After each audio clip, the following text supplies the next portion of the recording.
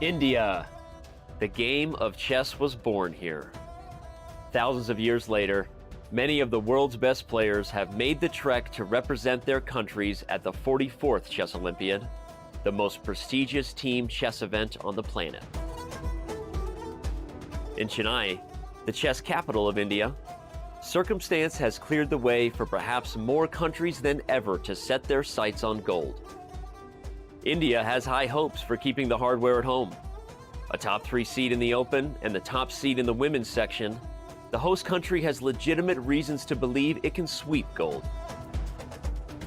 The United States are the top seed in the Open section. Fabiano Caruana and Team USA have come to Chennai saddled with heavy expectations of gold or bust. Norway has never medaled at the Olympiad. Led by the best player on the planet, Magnus Carlsen leads a squad looking to change all that. While medals count, some accomplishments won't be measured in gold.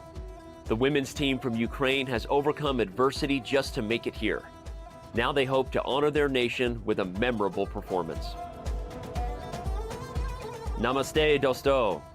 In one place for the first time in 4 years, these Olympians are together again. The 44th Olympiad has brought the world's best to the place the game of chess began. And with that, let the games begin.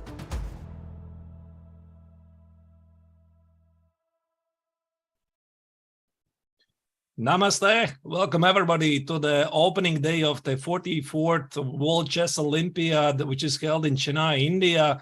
And really exciting day ahead. Your host today will be two Grandmasters. I'm Grandmaster Arthur Nations, and that is the legendary Yasser Servan himself. Yasser. Hello, Arthur. It's such a pleasure to be with you, and welcome everyone as well on our coverage. It's a great honor. Absolutely, and we are about to start to look at the games, which is going to take something like 10 minutes, maybe slightly less. We have prepared for you some very nice slides about the format of the tournament, who are the favorites. So let's I guess have a look, right? Absolutely. The Olympiad format, traditionally, it used to be a round robin that was kind of qualifying. They separated into sections. Not so for the modern Olympiads.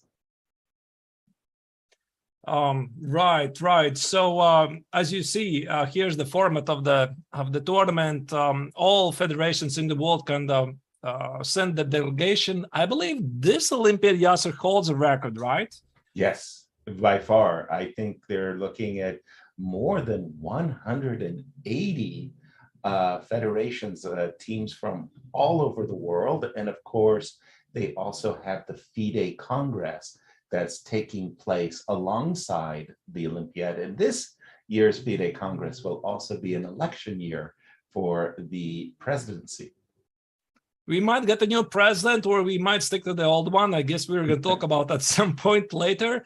But about the teams, you see there are 4 players in the team, and that's what makes it really, really special. I mean, World Chess Olympiad is not just a team event. It's a very special gathering of all of the chess players in the world, 4 players and 1 reserve player.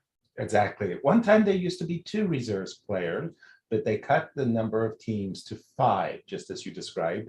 And the reserve player basically jumps into board 4. You can't drop your first player and then say to your reserve player, go and play on board number 1. So the reserve player always comes in on board number 4, and everybody's moved up.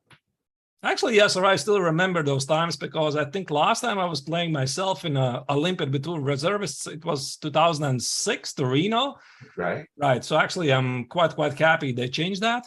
Yes. Yeah, and I think it was 2006 or 8 they changed it, and yeah, that's what we have right now. So I mean, open tournament, I'm not really sure what was the year, Yasser. Do you remember when they changed it from the men's tournament to the open tournament? Because the open tournament allow also for the women players to participate. Exactly. And I have it in mind, it was 86,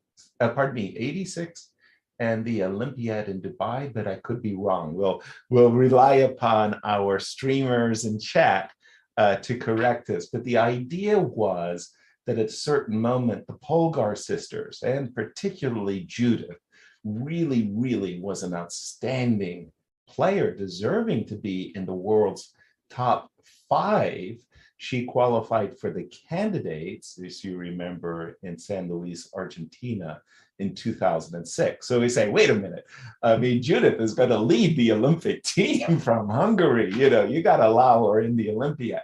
So I think it was 86, but I could be wrong. And again, I have our chat window open in Twitch. So a big shout out to everybody who's joining us. I'm going to try my best to monitor your questions. And well, we've got so many people here to help us. We've got a real production team here at Chess.com. I can't believe how many assets we have. And they're also going to be feeding us top questions, Arturs. Right, and also they have prepared us a very nice profile for the Team India, who are the hosts of the event. This is truly historic moment for India. I mean, yesterday I was watching the opening ceremony on YouTube. It was just impressive. I really, really regret I was not there. I know. Right. So I just enjoyed by watching the video, and we have for you a small video about Team India. The host nation, India, also happens to be the top seed in this year's Women's Olympiad. Surprisingly, India has never medaled in this event, but the time to do so is now with their top women's squad, Team A. 2011 World Championship finalist Humpy Koneru leads this team. She's the highest rated player in the entire women's event. Because Koneru will be favored in every matchup, Team India's success likely depends on a great result for her on board 1. But India's chances by no means end with Humpy. India has one of the strongest second boards in the event as well, Harika Dronavalli. A 3-time third-place finisher in the Women's World Championship, Dronavalli is likely to be a key contributor to success in Chennai. Vaishali Ramesh Babu is the third board for India and is by far the youngest member of India's top women's team. For playing board 3, Vaishali earned some bragging rights over her brother, Pragnananda, who plays a 4th board in the open event. On this team, the 4th board belongs to commentator extraordinaire Tanya Sajdev. In fact, Sajdev has represented her country in every Olympiad since 2008. In 2012, she even won the individual bronze medal for her board. The experienced Bhakti Kulkarni completes the tournament's highest-rated roster. A medal may be unprecedented, but with a squad this strong, gold is clearly the goal for India's women's Team A.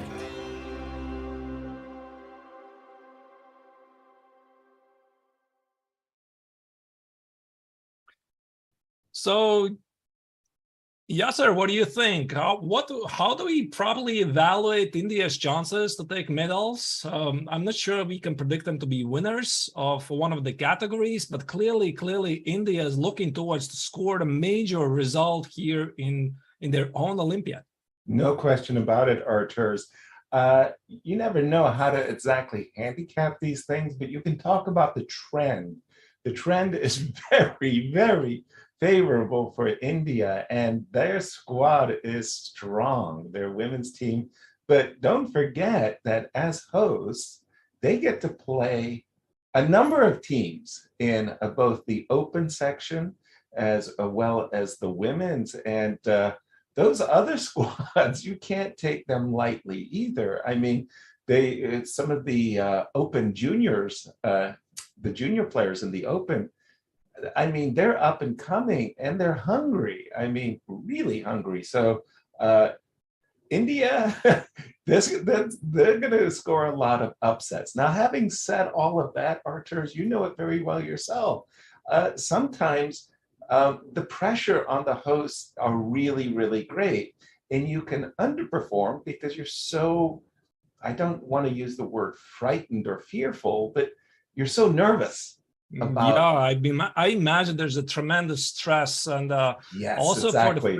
Yeah, for the first team of India. But Yasser, I'm not really sure who is going to perform better, because also the second team of India has a very, very strong lineup. And I think even the world champion Magnus Carlsen said that he's more afraid of the second team because there is young players like Domraju, Gukesh, Prague. Right? And impressive. Absolutely. And just talking about that pressure for just a moment, I mean, there's no question that Viswanathan Anand deserves all the accolades we can heap upon him, including being just a great ambassador for this Olympiad and kind of the overall godfather, if you will, of the teams, and to encourage them.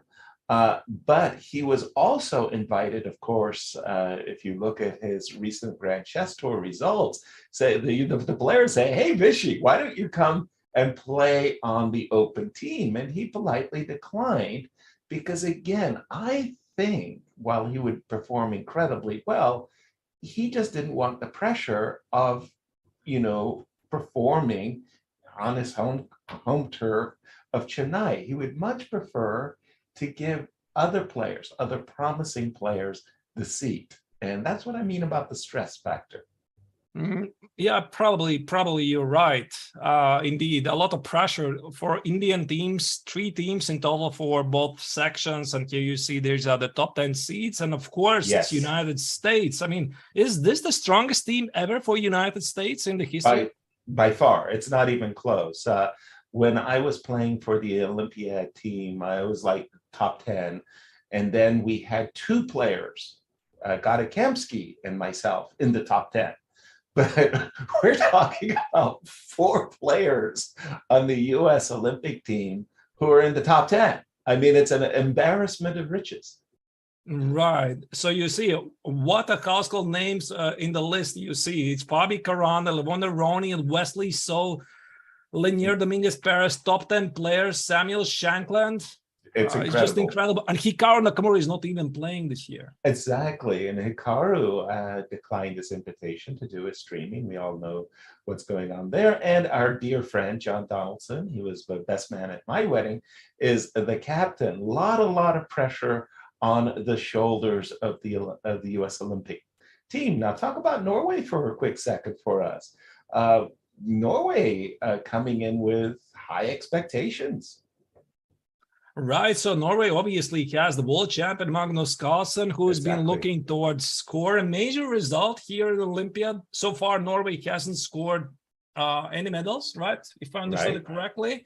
But this time he has help. Aryan Tari is climbing to 2700. Jon Ludvig Hammer also, he has tasted 2700 level before. Then the young guns as Christiansen, Urkedal. This could be really a very good team to fight for the top 3. No question about it. And these team events, by the way, team events are very different from individual events. You just keep, how do you say it? You keep your nerves, you keep your calm. You really want to succeed, not just for yourself, but for others, for your teammates. And when you have a guy holding down board 1 and scoring the points like a Magnus Carlsen, it lifts the whole team and everybody starts gaining rating points. It's like a spirit. The competitive expectation, spirit. right? Yeah. Everybody's making photos. Everybody wants to see the world champion. Right. And you feel that and you get caught up with it. Trust me on this one. I played in 10 Olympic teams, 2 world team championships, and you get caught up in that team spirit. So getting off to a very good start. People laugh about first rounds, we got to walk over here or there, whatever. They don't really tend to take it seriously. But trust me when I say the teams are taking it seriously. They want that 4-0 score so that they do play their top competitors as early as possible. Right. So indeed, this is a very special gathering for all of the chess players. So in case, dear viewers, you haven't really followed what is the World Chess Olympiad all about, it's held every 2 years. This is the biggest team event in the history of chess. 44th edition already is here due to pandemics. We had some changes. We had the online Olympiad organized, and finally people have gathered. Basically, what was the last time? I think it was in Batumi, right? Yes, it's Georgia. 2018. Yeah, I played it myself. And then, of course, we had it online. Right. So, I mean, it really feels special also for the players to come back, greet familiar faces, play in this spectacular atmosphere. You know, Yasser, I looked at some of the pictures coming from Chennai. I'm just stunned, really. I'm just stunned. So this opening ceremony was just awesome. Then they have this chess bridge. Did you see that? They even painted a bridge as a chess coloring. Right. Well, I mean, I've got something to look forward to there. I saw a graphic of the early kind of 2000s, and that the Olympiad was being dominated by two countries in particular, the Ukraine and Armenia, from 2004 to 2012. Those two countries were winning the gold, and really quite a surprise, I would say. Of course, Armenia was always one of the top seeds, but once again, what I had said earlier really applied. Levon Aronian, he was the anchor of the team, and he dragged those players with him to the gold medals. And, you know, Levon played out of his mind in some of these Olympiads. Really, really impressive, not to take away any of the performance of the other teams, but I'm just saying those gold medals, you know, you can really chalk up to what was happening on boards 1 and 2, of course. I also see there's a very nice key factor for which might contribute to the success of Ukraine and Armenia. It's the great team spirit. Yes. And Armenia and Ukraine, they have an awesome team spirit. And this is probably going to be a key element, because it's not a single event.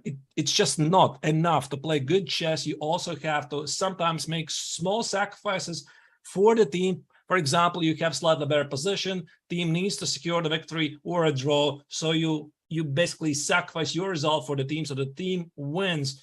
And maybe Norway could have really good team spirit among all other teams. So yeah, and then you saw the more recent, the last 5 editions there, where China, you talked about team spirit, and in 2016 the US wins.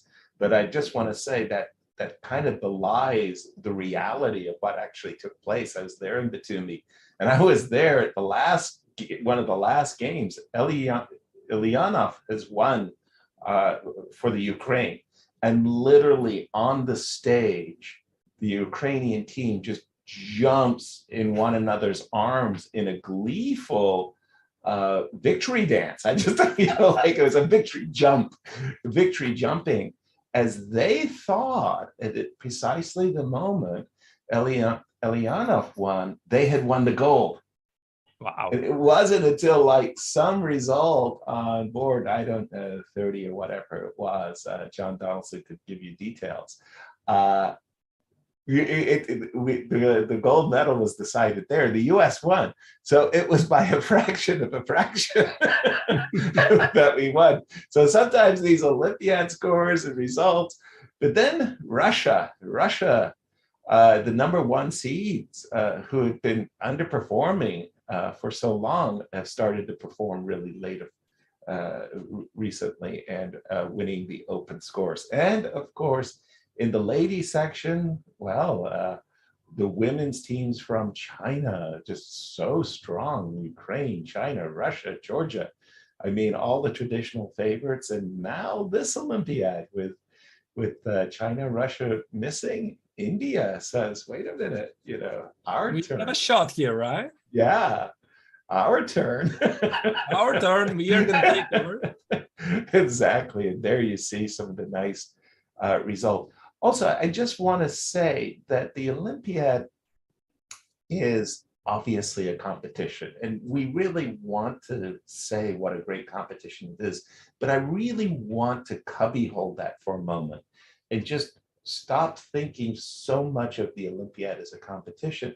It's really more a spirit of friendship and meeting people and teams from all over the world. And it's not just teams from all over the world, it's organizers who are coming and saying, in the Bundesliga, I have this team and I would love for you, Prague, to join our team. And I come to invite you personally. And I am the organizer, Beal.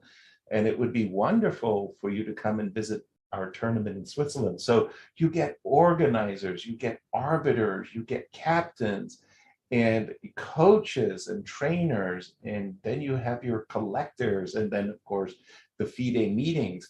And throughout all of this, you're taking pictures with everybody. Yeah. You're on a bus, and I'm not joking. You're on a bus and they're taking photos.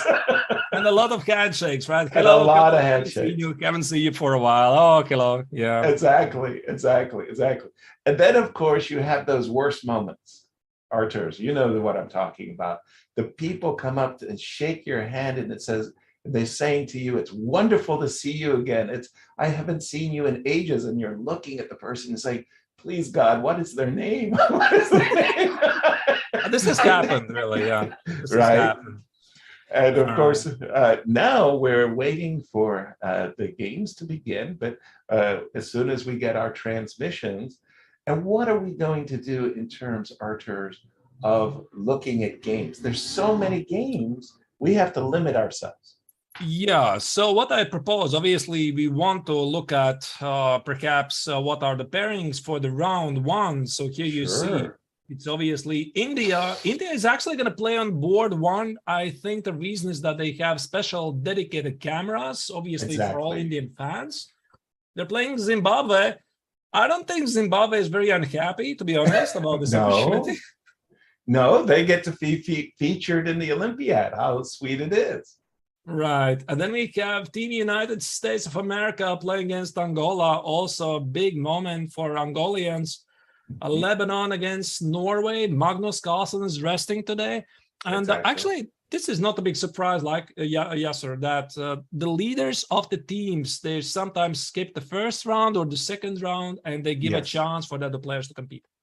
Exactly. I think for the team captains, it's kind of nice to put the reserve in and just to kind of get a gauge of how the reserve is doing. Also, I want to say that oftentimes board one is missing on day one, game one, from jet lag. Don't forget, India is quite a trip. It's a journey.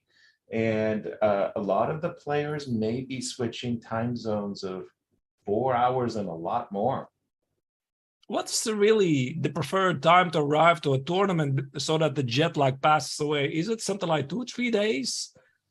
It varies for most people. For me, I'm terrible. I've always been impacted incredibly negatively by jet lag. And a lot of the scientific studies I've read have suggested 1 day per hour. So if you're going to go somewhere which has a 2-hour time zone difference, you're going to go there 2 days early. If I'm going to India, I might have a 9-hour time zone difference from, say, if I live in Seattle, right? So I'm sitting there going, but I can't go 9 days early. I just can't. Why not? It's impossible. I mean, I stay at the hotel for 9 days, and so I get, on the right normal hour. That's just tough. I remember playing one time in a tournament in Lugano, Switzerland. I was coming from Seattle. And it was the flight from hell, missing connections, everything. It was really, really, really terrible. Long story short, I arrived 24 hours late. So literally, the organizer picked me up at the train station in Lugano and took me to the game. Wow. That's it. Right. On game 7, I woke up literally at the board and I was playing Viktor Korchnoi for first place. And I have no recall of what happened in the first 6 games. That's terrible. It was terrible. It was like, I finally, arrived, and I was like, what am I doing playing Victor on board 1? Like what happened before, right? What happened before? It was like a blank. So I've always been hit by jet lag very, very hard, and others are less affected. How about yourself, Arturs? Did you feel impactful by jet lag? Well, I haven't really crossed so many continents. I flew once to Australia, once to United States. Oh, sorry, twice. Yeah, usually I recover very quickly. Okay, good. Right. So, yeah, I mean, I would say I arrived something like 2 days before the start of the tournament, and I think most of the players in India have done that. I know my team, Latvia, for which I'm not playing this year, they arrived actually 2.5 days before. They had a very rough schedule to get there. They're there, they're playing, they enjoy everything. So yeah, 2 days should be enough. Cool. And of course, again, everybody, just bear with us. We've had a lot of teams, a lot of assets, I want to say, on the ground in India. And as you could expect, in day one, with so many games, we're now getting the transmissions. And I see we've got Angola, USA on board 1. And the Angolan players are clearly going to be terribly overmatched. But that doesn't mean, Artur, that you can't play good openings. But that doesn't mean you can't enjoy the game, right? Exactly. I'm sure they're enjoying it big time. Yeah, you can compete. This is a once-in-a-lifetime opportunity for them to play against some of the best players in the world. I mean, obviously, Wesley So it requires no comments, and I think Miguel Sergio is going to enjoy it, and he's going to fight. Yeah.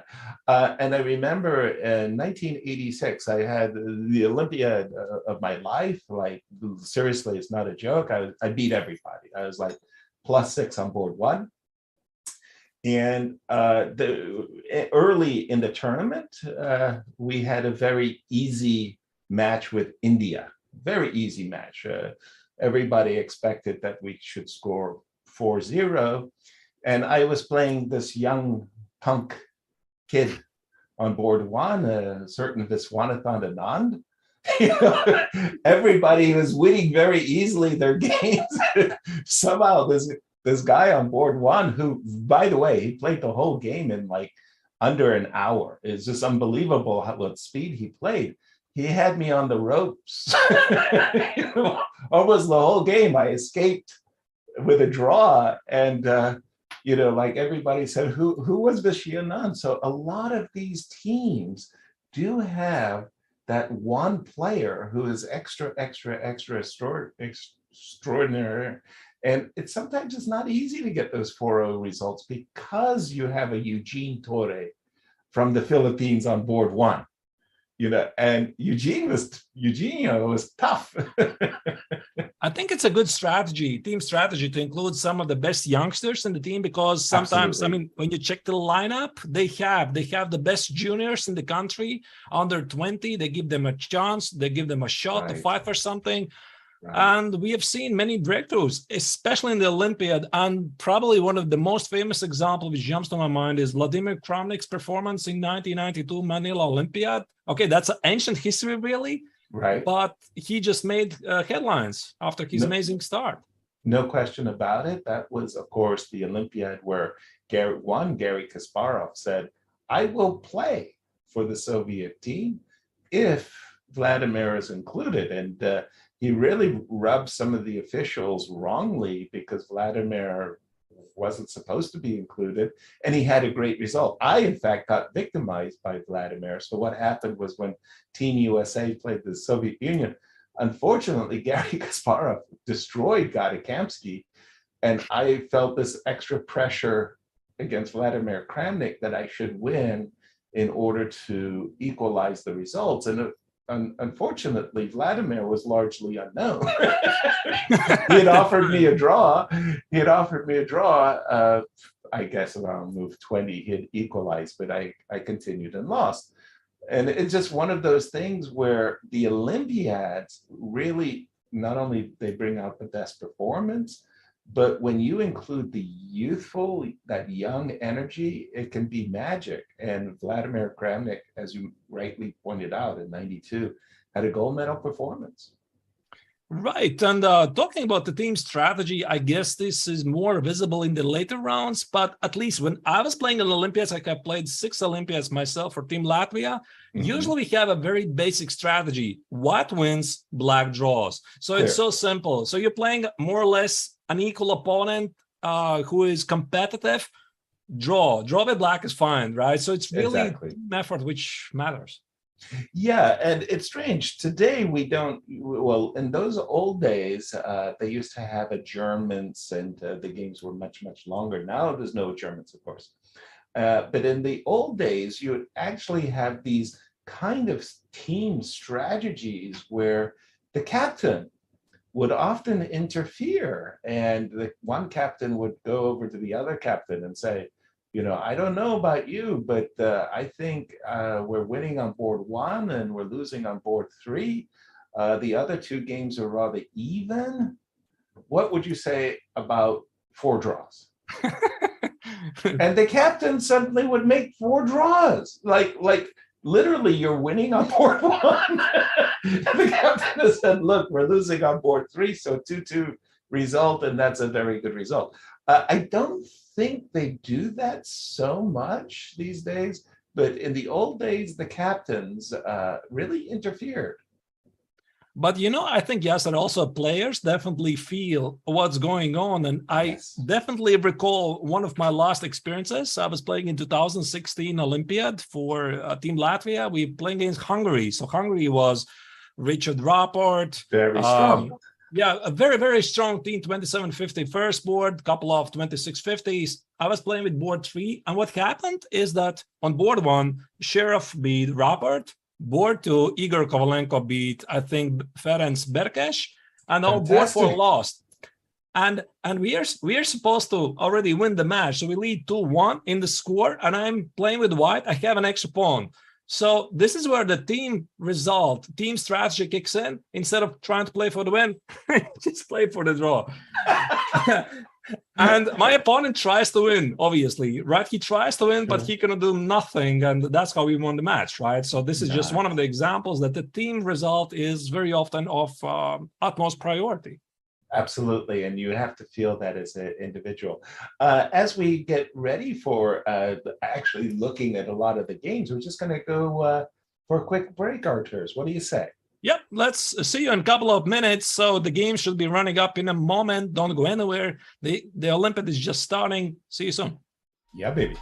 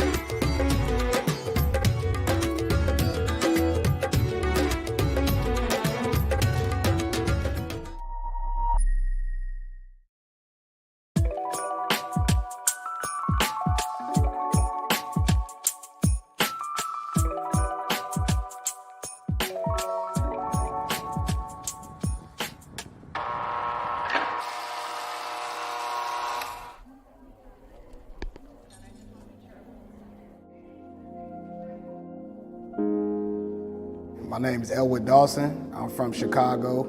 I'm Secret Blackman, My name is Roberto Beza, Jr. and what I want to share is I love tacos. Tacos and chess. So, yeah.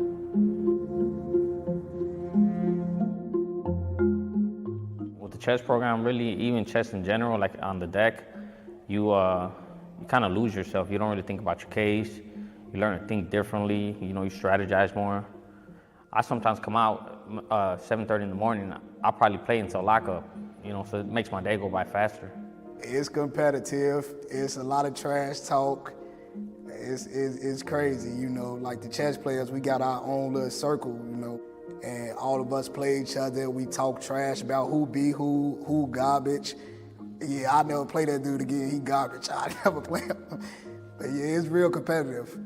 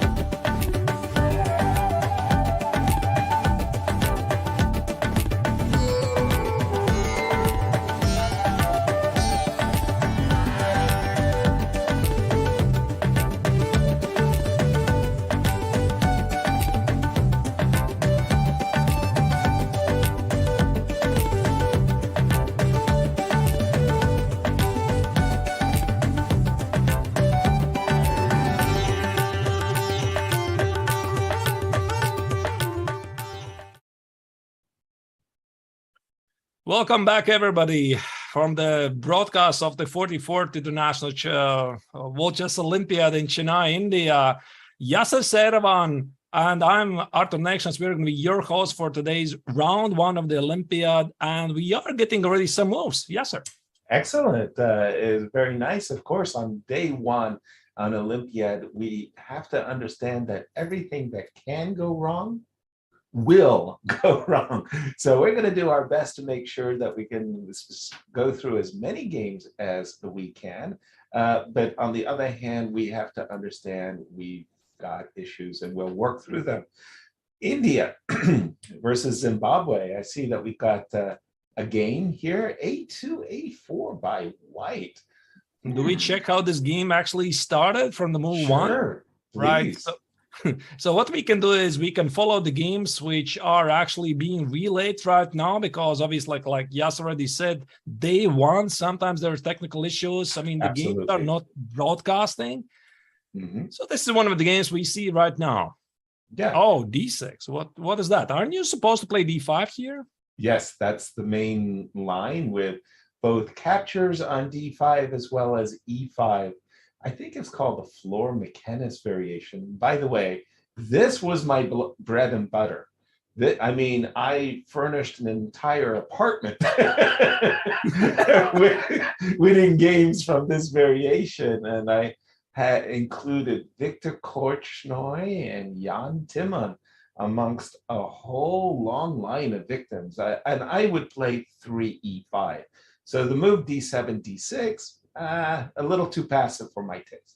Right, E5 and switch to the English opening, right?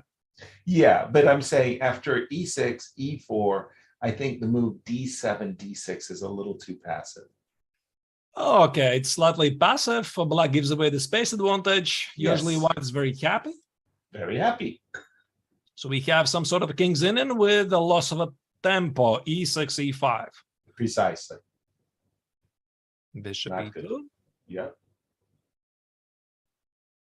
This is actually interesting approach by Vidit, because he's not closing the structure with a move something like D5, which is right. common approach against the King's Indian. Yep. Although this is not King's Indian, is it? I mean, what is this really? This is an old Indian.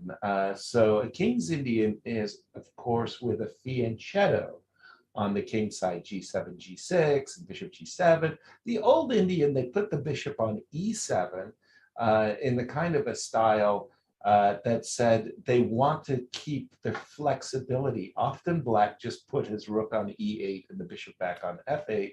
But again, this loss of tempo, that's a no-no. All right. I mean, Black is not doing terribly, of course. No. A5, A4. Yeah, you already mentioned, yeah, so this is a mysterious slightly move, weakening the B4 square. Absolutely. I guess in some old books, it would be slammed. This is a terrible move, right? You weaken the B4 square, you weaken the C5 square, but with the development of the modern engines, they say, hey, this is an awesome move. The other point, I don't know about awesome, that's pretty good. Awesomely bad. Yes, A4, as you mentioned, and that is the key thing that you said. It weakens the B4 square. Now, if that knight on D7 could magically drop onto the B4 square, then it's okay. But now the move A2, A4, without the knight coming to B4 isn't that terrible. But the difference, of course, it's all about you're not able to play B3, A3, B4, ponderously slow, of course, but you can deny Black the C5 square as well. What has happened after after A4? Sorry. After A4, I believe there's no more moves. At least we are not receiving any more moves. I see. Might as well be played 10 moves. Okay. I don't really know, but that's the position we have. Yeah, so Vidit is enjoying his space advantage. I guess he's not going to play D5 anymore, is he now? No, I think he's just going to play Rook D1 and put pressure on the E5. And oftentimes, if you're, and this is very important, if you're going to play the move A4, you're probably going to go bishop to A3 in order to put pressure on the D6 pawn, just as you've shown it there. And again, to our audience, a big shout out. Thank you, each and every one of you, for joining us and sharing your day with us. We're going to do our best to navigate around the various boards, and we probably want to go through as many games as we can, but we can't always promise you that we'll be able to show you the matches because, again, day one, a lot of glitches can be expected. But we're going to have fun, regardless. We're going to have fun. We have some games, actually. It's not so bad, because the next game I see, it's game number 10, which is a different team. Let's do it. Maybe let's jump in so that we have actually some positions on the board. That is one of the Norwegian chess players, Johann Sebastian Christiansen, who is actually nicknamed by Bach, as far as I know, between his friends. Yeah. I kind of like Johann Sebastian Bach, right? I like it. I like it. Yes. We have here in Holland our own Benjamin Bach, spelt differently, B-O-K, and not B-A-C-H, but Big Ben. Right. So what do we have? A symmetrical English. Oh, sorry. I think I jumped somewhere. All right, here we go. That was King's Indian, was it? No, not King's Indian. Benko Gambit. Benko. Different game. Yes, sir. What is your relationship with the Benko Gambit? Is it a playable opening? Up to what level can you play it? Very, very difficult. My experiences have been with the Benko Gambit. First of all, I think it's a superb weapon as Black for Swiss events. In Swiss events, you simply have to score 80-90% to win a decent prize, which means you can't just rely upon winning with White and drawing with Black. You got to win with Black. And to my mind, when you make a gambit with Black, you're risking your life because you're applied behind. But the Benko Gambit is one of those extremely rare gambits that you can play as Black, and you have not just dynamic play, you have long-term strategical play. It's an extremely unusual gambit that I think is totally valid. I played it as black myself. I do much better on the white side than I do the black side. And I remember playing with against Valery Salov. Valery Salov, famous grandmaster from the Soviet Union, he actually became the #3 player in the world at one time behind Kasparov and Karpov. But I chose to play against Valery Salov the Benko because I couldn't find any games of his where he had played against it. Then it turned out that it was Valerie's favorite weapon is black. Yeah, that's a problem. It's like I was trying to surprise him. Today you would open chess base. Obviously, you would also check what your opponent is playing also with the other color, right? I mean, exactly. we We made a draw, so I mean, somehow I managed to escape with my life. But I remember surprising my opponent in a bingo gambit that went terribly wrong. Here we see some wonderful camera feeds from the Olympiad. And by the way, I always, as a player, look to see that the players have rooms on their boards. In other words, they're not elbow to elbow or jowl to jowl, but they could, breathe. And it looks very good, the playing hall there. You see there's plenty of space for the players to walk around the games. Yeah, there's a huge call indeed. But this particular game, Yasser, I think we chose not a very good example because I'm fairly sure that the last move, knight c6, as much as I'm for sacrifices, that was not played. Pretty sure it wasn't played. So I'm going to simply switch. Relay error, please. I'm going to simply switch to Sam Shankland, one of the United States players. We do have a game from Sam against Domingos Junior. Okay, I'm hoping from that look there that Sam was on the black side. Yeah, Sam is playing with white. Bishop b5, the Moscow Russian. Okay. This brings warm feelings to my card, Philip, because I've played Moscow Russian so many years. Okay. 97, very aggressive. I mean, 97 is usually the aggressive approach. Bishop d7 is the positional approach. All right. And c3. Well, it wants to grab the center. Right. I see in a lot of times after this move c3 that the games almost seem to transpose into what looks to be, anyway, a Ruy Lopez. The bishop ends up on c2, the pawn ends up on d4, and it looks like a Chigorin Ruy Lopez. For example, something like this, right? Precisely. A6, a4, maybe. Okay, right. I think I forgot to make a move. Yeah, a6, a4, maybe d5 at some point. Then actually, knight on d7 is feeling rather well because usually it's stuck somewhere flexible. Here. Yes, precisely. So it looks a lot more flexible on d7 than on a5. Oh. Right. So bishop d3, this is slightly mysterious move, but that's actually one of the common ideas. What wants to cut the bishop here in c2 to protect the pawn on e4, then push d4. And knight e5 is a very, very committal move from black, which engines don't really support, but it's difficult for white to break through. Okay. We'll go quickly through this position, and we'll just take a quick break.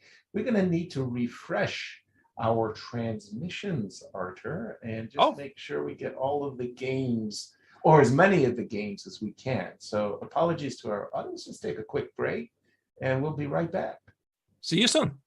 Yes, indeed.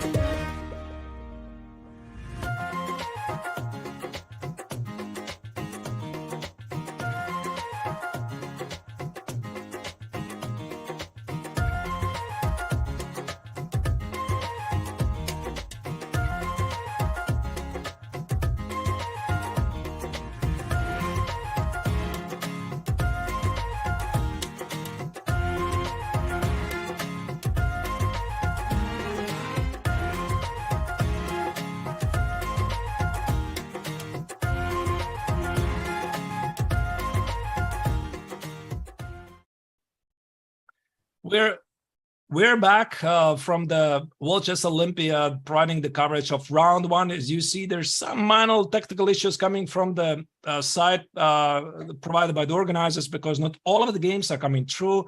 Right. However, we do have one game of Samuel Shankland against Junior Domingos being played right now. Your hosts today are going to be Yasser Servan, and I'm Graham Stratton Actions.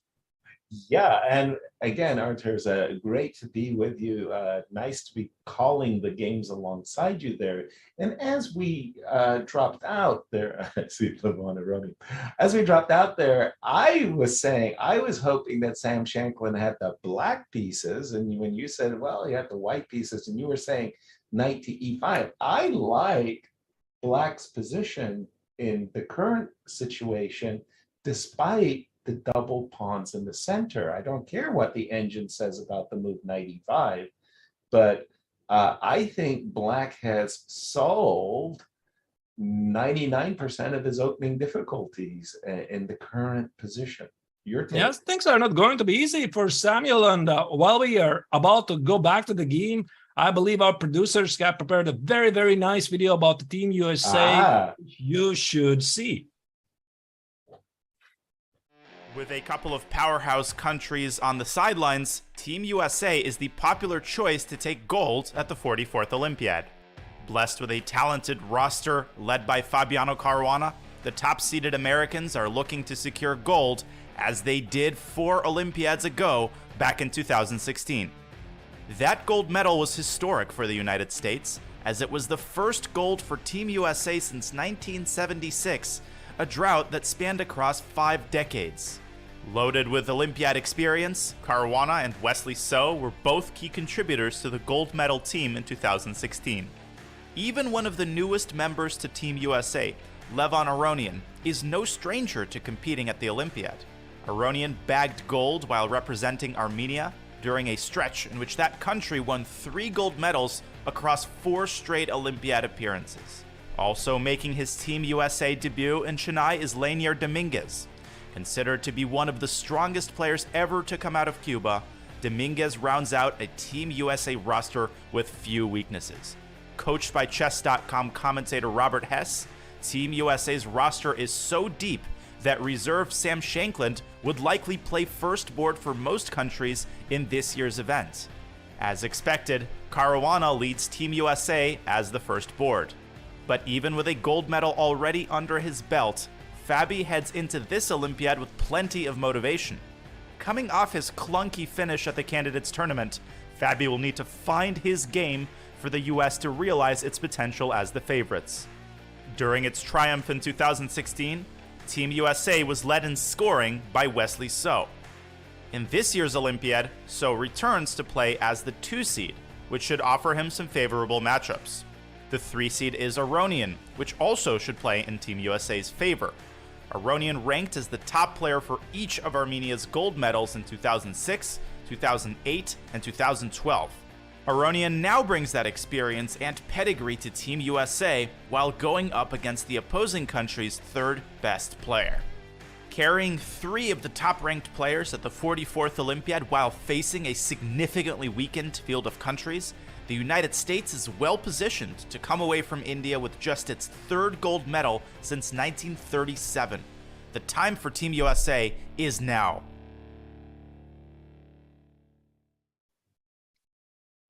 Well, that was a lovely profile. Wow, of, it was just US. stunning. I mean, how do you stop Team USA at all? I mean, they're just huge favorites in this tournament. True. But just looking at that history, it was kind of funny. I just had to smile. You go back to 1937 and the gold medal. In those days, the teams from the Soviet Union didn't play. And I remember they had these cable matches. And when the United States first played against the Soviet team by telegram or telex, it was a shock to America when we lost. I mean, and the Soviets had like Botvinnik, Smyslov, Bronstein, we had like Reshevsky and Charles Kalnay, I don't know, Nicholas Rosslin. I mean, we were really, really overmatched and we couldn't believe that we lost. then in that clip, that profile, we were told, and yes, it's true, in 1976, we have won the Olympiad in Tel Aviv, Israel, which was a very funny situation. So first of all, we very barely won it. We squeaked out ahead of Holland. I don't know if it was tie breaks, but the crazy part was if you go back to the 70s, the FIDE was dominated by the Soviet Union, that is to say, their General Assembly. So you had these socialist nations, and it very much reflected, it was a mirror reflection of the United Nations. And in the United Nations, the Soviets in the General Assembly had the votes, full stop, end of story. So there was Israel, who had put in their bid to win the Olympiad or to host the Olympiad, and everybody understood that Israel would never be able to host the Olympiad. I mean, politically, it was impossible, full stop. All the Arab nations, for example, would vote against Israel, et cetera, et cetera, et cetera. And somehow it was a secret vote, and Tel Aviv won. It was like, what? Nobody could believe it. And literally, like half the nations immediately boycotted, including the Soviet Union, did not send teams to the Olympiad.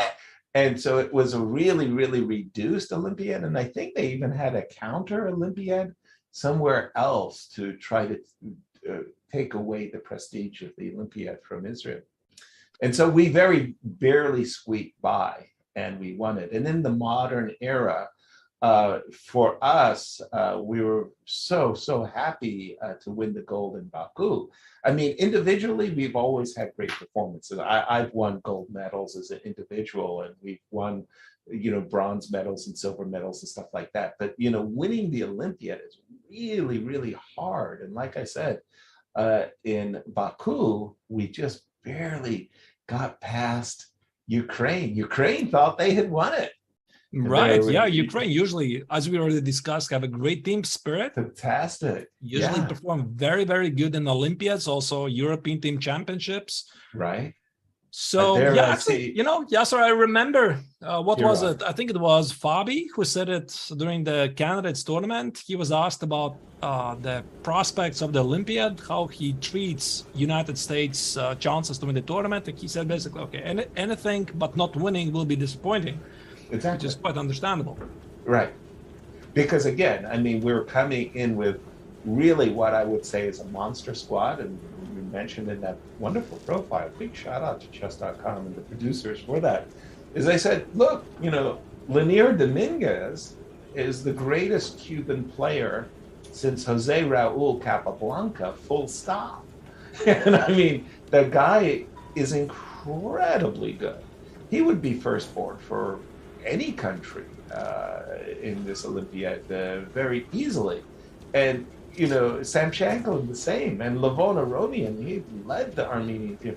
So you could take our first three players, I think, Wesley and Levon and Fabi, shake them up, and whoever came out 1, 2, or 3, that's good enough. Right. Lanier, I think, would be very happy to say, okay, you three guys determine the first 3 boards. I'll anchor fourth. And it's just, what can I say? This team of the United States is awesomely strong, and there's going to be a lot of pressure on their shoulders. I can tell you, a lot of pressure. Yeah. I think so. There's indeed a lot of pressure because when you are a huge favorite to win the tournament, their rating gap, average rating gap from the second seed, it's about 75 points. That's huge. Wow. Right. So you feel this pressure. You feel that you have to prove it. All of them are hardened professionals, the best players in the world. However, I mean, still, it might just take one match, one misstep against direct competitors, and that's it. So they know the stakes are high here. Exactly. I'll go back, pardon me for harping on this point, but I'll go back to Baku for just a moment. And in the last round, I mean, Canada coming out of nowhere. just nowhere. Canada. I can tell you where they came from. I I can tell you directly where they came from. They beat Latvia in the previous round. Yeah, I was playing and I lost. Yeah. Oh, I know where they came from precisely. Well, Team Canada comes to board one in the last round against the United States out of nowhere. And it's sort of like, oh my gosh, the gold medals are at stake for us. And for Team Canada, like this is like one of their greatest performances ever, full stop. And Sam Shanklin lost to Eric Hansen. And that was like, that could have cost us the gold medal. And just like you said, I mean, if Sam Shanklin makes a draw in that game, there's no discussion about it. We win the gold medal, absolutely 100% for sure. Sam loses that like one key critical game and suddenly tie breaks galore. Yeah. It's like, oh dear. What game do you have on the board? I see this very interesting King's Indian with white having a knight on e4. Yeah. What is that game? It's some sort of a King's Indian. I don't know. One of the games relay that is incoming. Maybe we can very quickly check. Barkham Maksudlo. Yeah, he is one of the brightest young stars from Iran. Very strong, 27 Congress already. Yep. I believe he was training. He was working on chess something like 10 or 12 hours per day, which is just about crazy. 10 or 12 hours more than I do usually every day. You got that right. I was never really what I would call a professional. I worked with Viktor Korchnoi for about 18 months. And there was probably a 30-year age gap between us, and he exhausted me.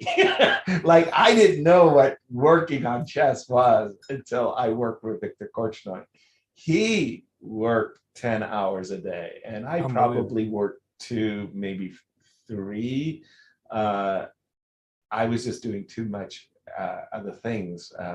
But yeah, when the Iranian player you just mentioned said in an interview that he's working 8-10 hours a day, I just went, maybe it was 8. Yeah. Wow. Just 8. Yeah. That's hard work. I got to tell you, because working on chess, it's a very, very individual sport. So you really need this motivation. You have to feel it inside you. Like, okay, let's look at another position. And nothing as difficult as working on your endgame muscles. So you see all of these rook and pawn endgames that you just have to know inside and out. Like you just have to assume you're going to get a rook and pawn endgame where you're a pawn down and it's an Armageddon game. You really have to imagine that you're black, you're a pawn down, and you know it's a theoretical draw. And you have to just play it like in 15 seconds with absolute understanding. And playing online doesn't really count. No, it doesn't. If somebody's watching this and thinks, oh, but I am training like 4 or 5 hours a day playing on Chess.com. This is, for fun. You have to understand that, right? That's just exercising some kind of tactical muscles. That's not a technique that you want to learn. But once you do that and you say, okay, I've mastered this position. Absolutely, I got it. Then you say, okay, now I'm ambitious. Let's go to the next one. Give me another rook versus pawn ending, and let me master that. Again, I'm seeing some really, really nice camera views from the playing hall, and I'm looking at the players walking around, and I'm not seeing a crowded hall. So I'm thinking the players are really happy. I think I saw the hall in the pictures. It's huge, so it can fit in a couple of thousand people. Wonderful. So it's not divided like in Batumi at the last Olympiad that was being held on site. We had 2 halls, right? It was still great, but you could feel that this unity of everything under the same roof is missing. And now, the Indians have provided this amazing hall, and it looks great. Yeah, Vishy Anand, we had done an interview with him on the Grand Chess Tour, and he was explaining that he was so pleased with the hall that they had found in Chennai.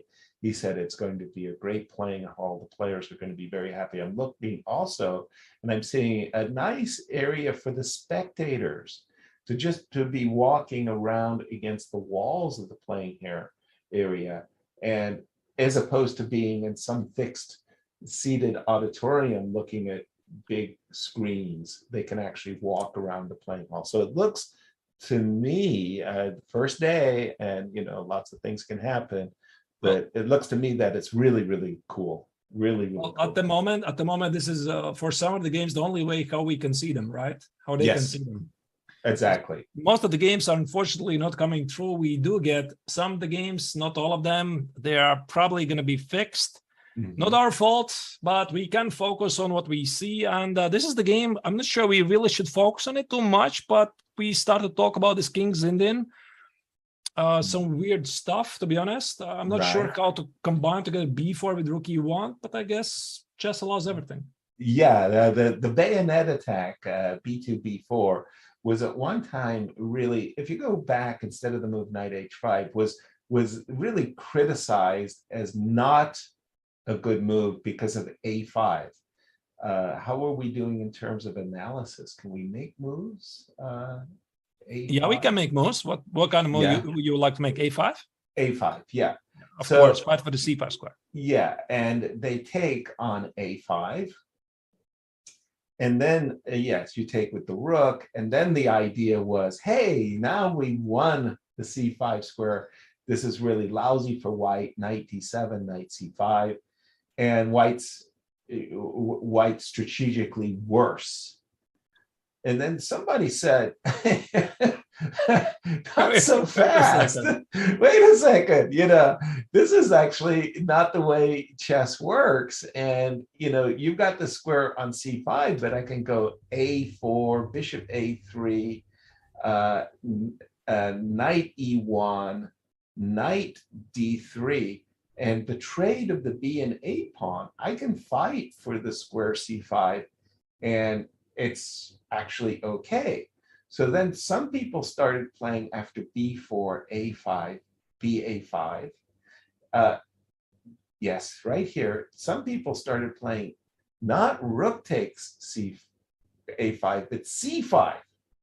Right. And it was like, oh, this is a great way to shut white down on the queen side. You'll play rook takes A5 and rook A6. Oh, And yeah, very, very nice.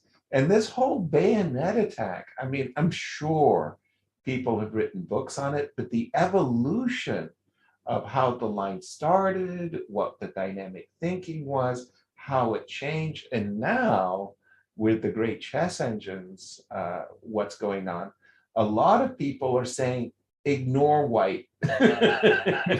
don't play A5, don't do anything. Go ahead and play knight H5 and get on with business on the king side. So right. but this evolution of ideas, I just love that aspect to chess. It's just great. Yeah, it's just great.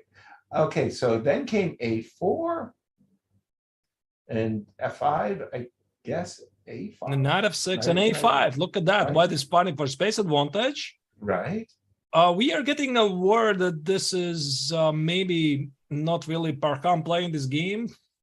Well, This at is least four- it's a four, game, maybe. right? Yeah, it's a game. It's a game of Very- Iran.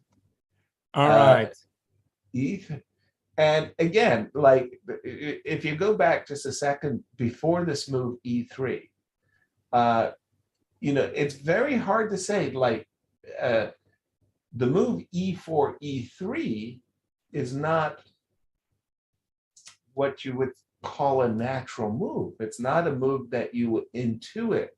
You would think, oh, you go knight F5 and knight D4 and bishop F5. You don't think about playing the move E3, right? But Right. it goes to show how computers have impacted not just opening theory, but it's impacted players throughout the whole world. Players are getting stronger and stronger and stronger thanks to computers and databases. The engines are teaching us and training us. I mean, 10 years ago, I would have never even thought of the move e3. I would have thought of bishop f5. I would have thought of knight c5. Maybe Right. on a crazy, no, bishop h6 I couldn't think of, sorry. Bishop h6. Okay, that's a bit No, right. that's asking too much. But I'm just saying the move e3 is not an intuitively obvious or natural move. But I'm getting that this is indeed not Barham's game. It's his teammates' game on board 4. And this is actually what is being played in Barham's game. So maybe I can show you very quickly. Having mentioned his name. Yeah. We'll actually get his actual. Bogo Indian bishop e4, knight d2. Yeah. And e4. Oh, wow. Okay. e5, knight e. So this is a very sharp line. I assume that Black is doing all right. Right. Yes, it's a very, very major line. And h4, I think, is actually invention. Probably I'm wrong, but I would like to give David Navarra credit for throwing it out there. H2, H4, and the idea is very obvious. White is ready to play bishop takes h7. Like, please play knight c6, so I can go bishop h7 and knight g5 and checkmate you. Yes. Somehow this is checkmating, right? I believe we even have some puzzles level, starting level at chess.com. This is how you checkmate your opponent. Exactly. That's exactly right. If you get a success, I'm saying this to our audience, if you get a success from Puzzle Rush, be sure to give Artur and Yaz credit. I didn't invent it, really. I mean, I've done a lot of Puzzle Rush runs, so yeah. G6, very nice. That's very interesting. I like this approach. And Queen C2, Knight f8. This is what's been played. Yeah, especially with the inclusion of h6. And the move bishop b1 takes great impact, because as soon as I make the battery with the queen, you can't play g6. h5 is splat. It's just made over there. Right. Yeah. That's how you feel the consequences having the pawn on h6? Absolutely. This is a splat. So this is what was played in actual game. I believe that we still can switch to some other game. I'm not really sure to which one. We did talk about Shankland's game, and now they have a different opening. Yes, sir. What do you make of that? For Sam Shankland's game? Right, because we checked, they had the Moscow oration, and I said it brings warm feelings to my card, etc. And now suddenly it's open system. Yeah, and I said I didn't like Sam's position, so I was really hoping the transmission was wrong, and I got my wish. Let's switch this game as well. Okay. Pretty sure knight c5 also didn't happen. Also did not happen. Did not happen. By the way, I remember it was very nice in the old days. The digital game boards were hypersensitive. So it was this very nice move. You could go bishop on c1 as white and go bishop to h6. Bishop c1, h6. But, and this was very important, if you went bishop c1 and lifted the bishop and then put it on h6, it would go to h6. But a lot of players like to slide their piece across the board, right? So the move could be recorded as bishop d2, bishop e3, bishop f4, bishop g5, and bishop h6. That's not legal, is it? So you can imagine a lot of transmission errors. And as we get started in this, the first round of the Olympiad, we just have to say that we should gird ourselves that we will have some transmission relay errors. So we'll do our best, of course. I think they're going to manage it. Definitely. They have a very dedicated, huge team in India. They really want to make it as the best Olympiad ever. Right. And I think there's a lot of techs already working on these issues as we speak. We can only show you what we are getting, right? So sometimes we get the wrong relay. Well, what can we say, right? Yes, exactly. So again, shout out to our chat. Thank you so much for joining us and sharing your day. And I do see some of your comments, and we would love to go, for example, to Magnus Carlsen's board. In this, of course, Magnus is not playing on day one, but we would love to go to a lot of games, and we just don't have that ability at this moment. But I do expect that as the Olympiad continues, we'll have much more. Okay. All right. I'm just getting a good news that we've got better transmissions. Archer, Yes. take us around the stage. Start with board one. Board one. Let me just find him first. All right. Yeah. Board one. And again, India being the host, they have a dedicated table to the Indian Open first team. Right. So what do you have for? Well, the closest one I have here is Levon Aronian's game. Let's do it. Let's do it. Let's jump to that. Right. And Levon is doing great for black. Is this the game that we wrongly attributed to Sam Shankland? There's a very good chance. Yes, there's a very good chance because I do see it's Moscow. Yeah, I think you're completely right. And you praised black for playing really, really good opening, and unknowingly you praised Levon's choice in the opening. I wanted to say that I like black's position a lot after this move, Queen D6, and when you said to me that Sam Shankland had the white pieces, I was like, oh my God, I'm gonna have to go to India and talk to Sam about his opening. I'm glad I don't have to do that. Phew. I mean, all right. He knows what he's doing, definitely, right? Excellent. I won't book my travel agent. But in a nutshell, I mean, this idea, 95, probably, Yasa, you know it a lot more than I do, but I have written quite extensive analysis on this variation with from the white's perspective. And 95 is really tricky because black allows doubling the E pawns to stop this D4 push. Otherwise, if you don't play 95, and there's many good moves. There's moves like E6, there's G6, maybe even B6. White simply plays bishop C2, D4, and gets the center. And Aronian plays 95 and crushes these ambitions for white. Absolutely. And also, just stop here for just a moment. So the resulting position is these doubled pawns on E5 and E7, as you say. But if you look at from white's perspective for just a moment, white, we understand, is going to have to make a break, a pawn break somewhere. And you only have 3 places to do it. You can play for F4, you can play for D4, and you can play for B4. Now, playing for B4 is not going to get you all that great success. You can imagine you play B4 and there's a trade of C pawns, and then what? You've got an open C file that black is able to contest. No, you're going to have to play for D4 and F4. And in that case, the pawn on E5 is perfectly within its rights to be fighting for the control of the D4 and F4 square. So that's double pawns is actually quite useful. And as we'll see, Levon uses the space to improve his pieces. That is to say, the pawn on D6 is on E5, and he improves his pieces very nicely. Right. Yeah, indeed. So actually, the G6 is quite tricky because sometimes black plays bishop H6 before white can touch D pawn. I think this is the reason why white played D3 to stop it. Bishop E3, B6, and I guess white is thinking about at some point to play something like knight E2, knight F3, and D4. But as we already see how the game progressed, it never materialized. Let's see how it progressed.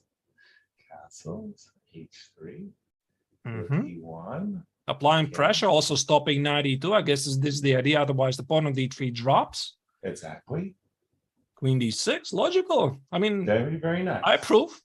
Agreed, completely. It was at this point that I felt that black was even for choice, that all of his opening challenges are behind him. And let me be very clear as a commentator with my audience when we talk about the openings for just a second, because a lot of people get confused about the opening. And here it is. It's very, very simple. What are you trying to achieve in the opening?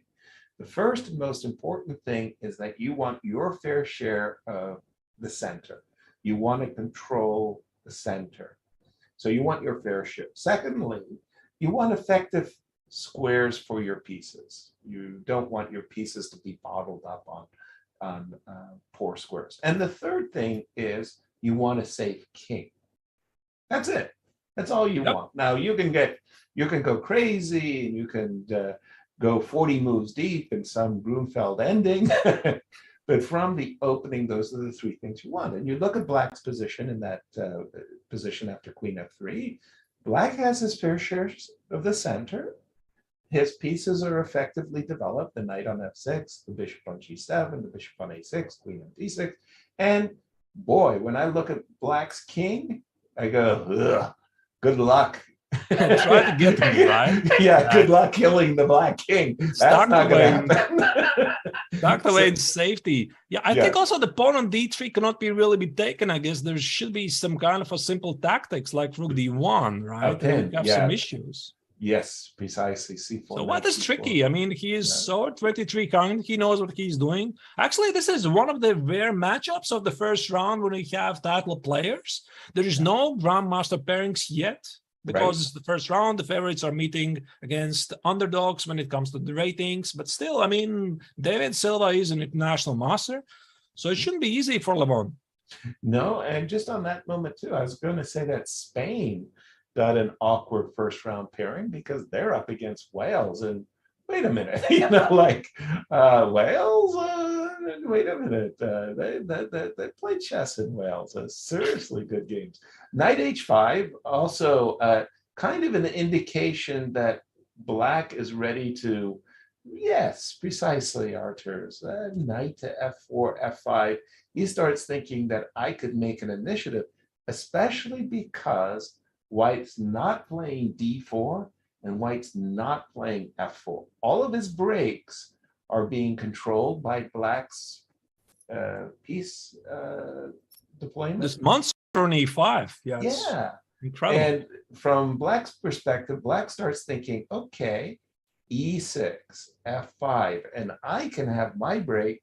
And if I seize more space on the king side, that could lead to, well, I'm not going to say promising attack, but it's always nice to have the initiative.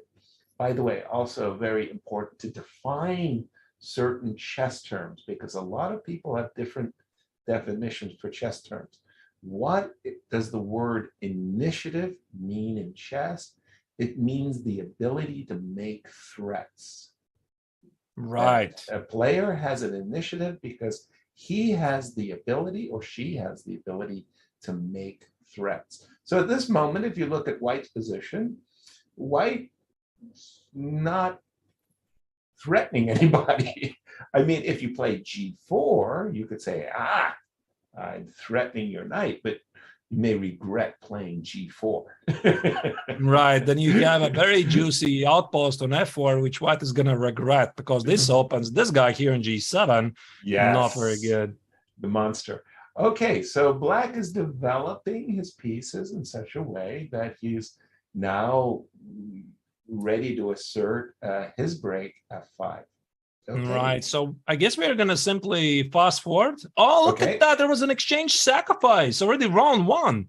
Yeah, well, I mean, in the spirit of Tigran Petrosian, the great world champion who was formidably well known for his exchange sacrifices, Levon is feeling the spirit.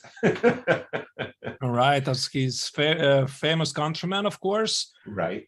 I love this choice, actually, because in pure mathematical calculations, so what does it mean? I know that it's a scary thought for many club level players. I mean, usually the thought process is like, I'm giving up the exchange, right? So in case I'm not going to checkmate my opponent, I'm going to be in trouble. But think about this. Exchange for a pawn in the professional circuit, it's being evaluated as something like, I'm not sure, Jesse, you're going to agree with me here.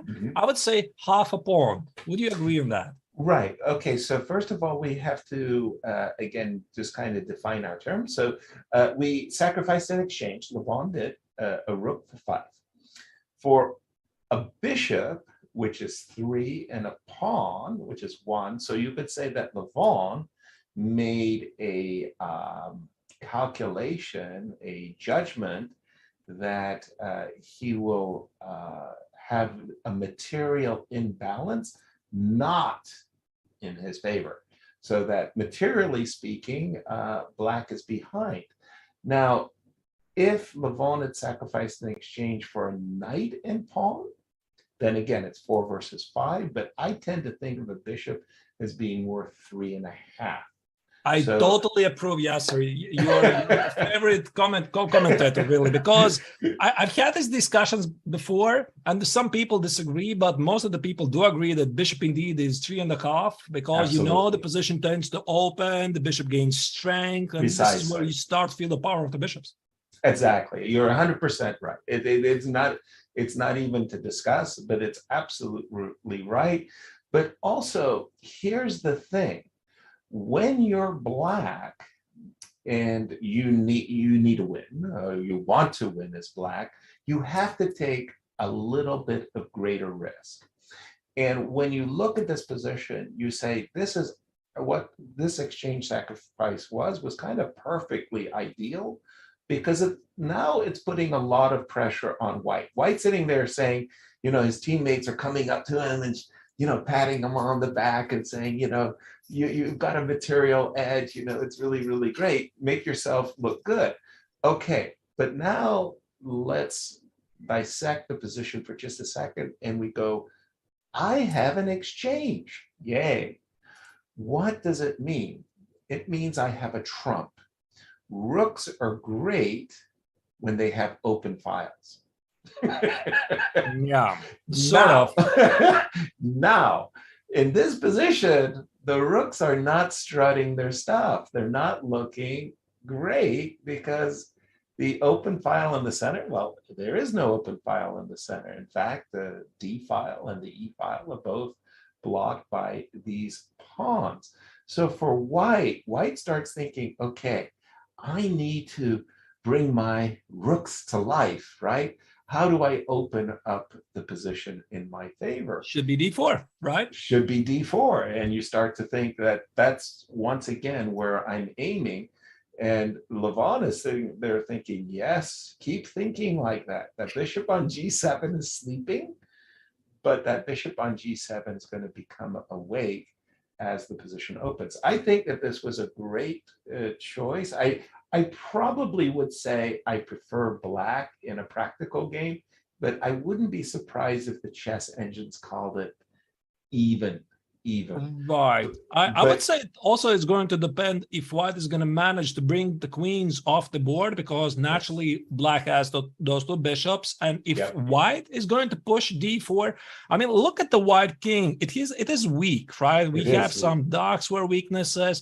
And D4 is a very responsible move because, for example, you have to account for Black at some point, maybe even pushing E4 and just exploiting the weaknesses of the White king. Exactly. We have to be very careful that White doesn't have a counterpart to the bishop on B7. So, this awareness that diagonal could cause, your feelings to get hurt. So be careful with that diagonal. What other games? Let's jump around the stage and treat our audience as to the various games we've got. Yeah, maybe we have to find another game, and I'm thinking, can I find Fabi is not playing here today. No, he's taking. We talked about the jet lag. Yeah, the jet lag. Yeah, the jet lag impact. So we have Wesley So. He's playing with the white color against Sergio Miguel. And I do believe, Yasser, we had this position correct at the start because that was one of the very first positions transmitting the correct moves, assuming this is the correct relay. Should be. Yeah. It was a Nimzo. Right. The Rubinstein Nimzo with E3, and recently I want to say that Wesley has really adopted or taken to White's setup. with the bishop on d3 and knight on e2, and even the bishop on d2, which is kind of interesting because it really is an echo of previous world champion Michael Botvinnik. Botvinnik used to like those setups with the bishops on d3 and f3, and he would go rook a2 and g4 and swing the queen's rook across. And Wesley kind of picked up the spirit of Botvinnik. Yeah. So Nimzo indeed is a source of many sharp games. F3 ideas like g4, rook a2, as you already mentioned, maybe e4. This bishop on c1, it doesn't appear to be doing much because at the moment it's just staring at the pawns on e3 and a3. But strong players, they're thinking ahead, and obviously Wesley is a very strong player, and he knows the position is going to open. And this bishop here on c1 could become easily one of the strongest pieces on the board.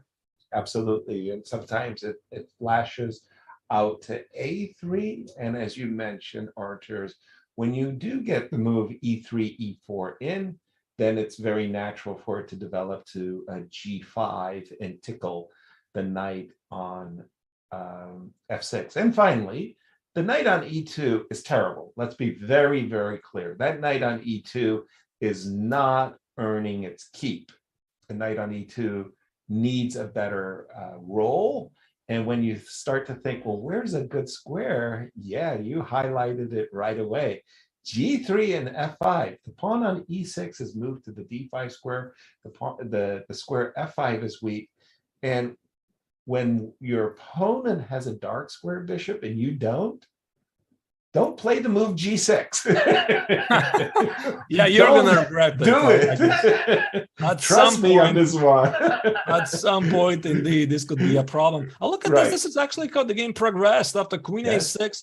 I find it interesting that Wesley didn't mind to trade queens. So he treats, queen trade. It's fine. It's fine. I get to fight for some central squares. A4. Well, this is really odd, right? You play g4, a4, and according to the bar, white is simply better. Excellent. Yeah, it's crazy, right? Because you're thinking your structure c3, d4, f3, e3, this structure is lending itself nicely to a kingside attack. And we're told that when we're attacking, we should be keeping pieces on the board. And that usually involves the queen. So with the elan, the grace that Wesley just agrees to trade queens, it like confuses us, right? Aren't we supposed to be attacking, especially with the move g4? No, I mean, Wesley's done a lot of work on these endings, and he definitely recognizes the structure. Yeah, he loves the space, and the move g2, g4 was trying to control the squares, and he's going to I think he really cares about his bathtub structure, because unofficially this is known as bathtub. Okay. This pawn formation. So you see here after c takes, obviously e takes is impossible. The knight is hanging after c takes. He keeps the precious pawn structure. But jokes aside, I believe there is a common understanding that you want to have as few pawn islands as possible, because you look at the white's position, you have one island. This is the second island. For black, he has one more. So that's 1, 2, and 3, which might become targets. Precisely. And by the way, the worst chess book ever written was Pawn Power and Chess by Hans Kamak. And this book tries to give names for every pawn structure there is. So was the guy in it? I don't think bathtub was in it, but I actually like bathtub compared to some of the things that he invented. I mean, he mentioned every terrible pawn structure and gave it a name, and it was just sort of like, kill me. The guy was so off the mark. But I hadn't heard bathtub before. Right. And so it's always fun doing commentaries with this has been our first, right? So I pick up some new terms. So I mean, when I just learned it this year, to be honest. when my wife asked me what did you do today, I'm going to say, well, Archers and I took a bath together. You know what? Right. To say honest, we took a bath. Okay, we have a bathtub after night. Now Wesley is looking at knight c2, and he's saying, I got to avoid the fork. Also, rook c8, rook c2 could be an idea. So I'm not really Exactly. sure. I feel that, I mean, I see the bar, I see the evaluation. By the way, we probably have to mention, yeah, so that we are not using engines here, right? Just No. our pure brain power. I Which see the is very bar. sad for our audience who are seeing the Chess Engines evaluation. Yeah. I see the bar. The bar says 1.4 for white, and actually I'm quite impressed. It's so big. It's so big advantage. Obviously, black is about to suffer because of this weakness on d5. Should it be something like knight f4 g5?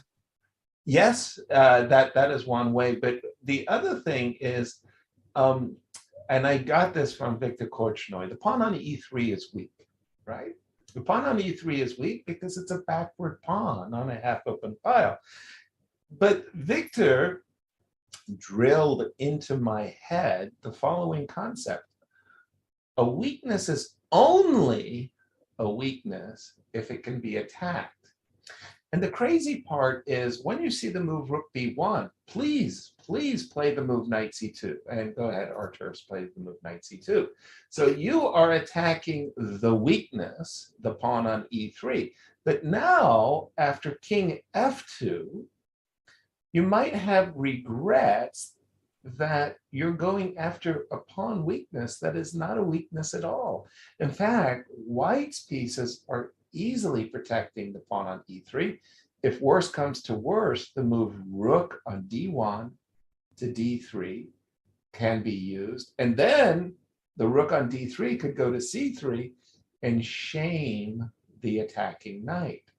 Conversely, just what you were saying, white is ready to play moves like h4, knight f4, and g5 and attack the pawn on d5, which is really weak and not so easy to defend. So this pawn on e3 has this appearance of weakness until you drill down and you start to say, well, it's not really weak.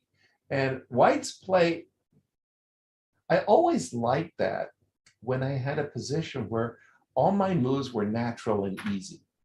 Right. King f2, h4, knight f4.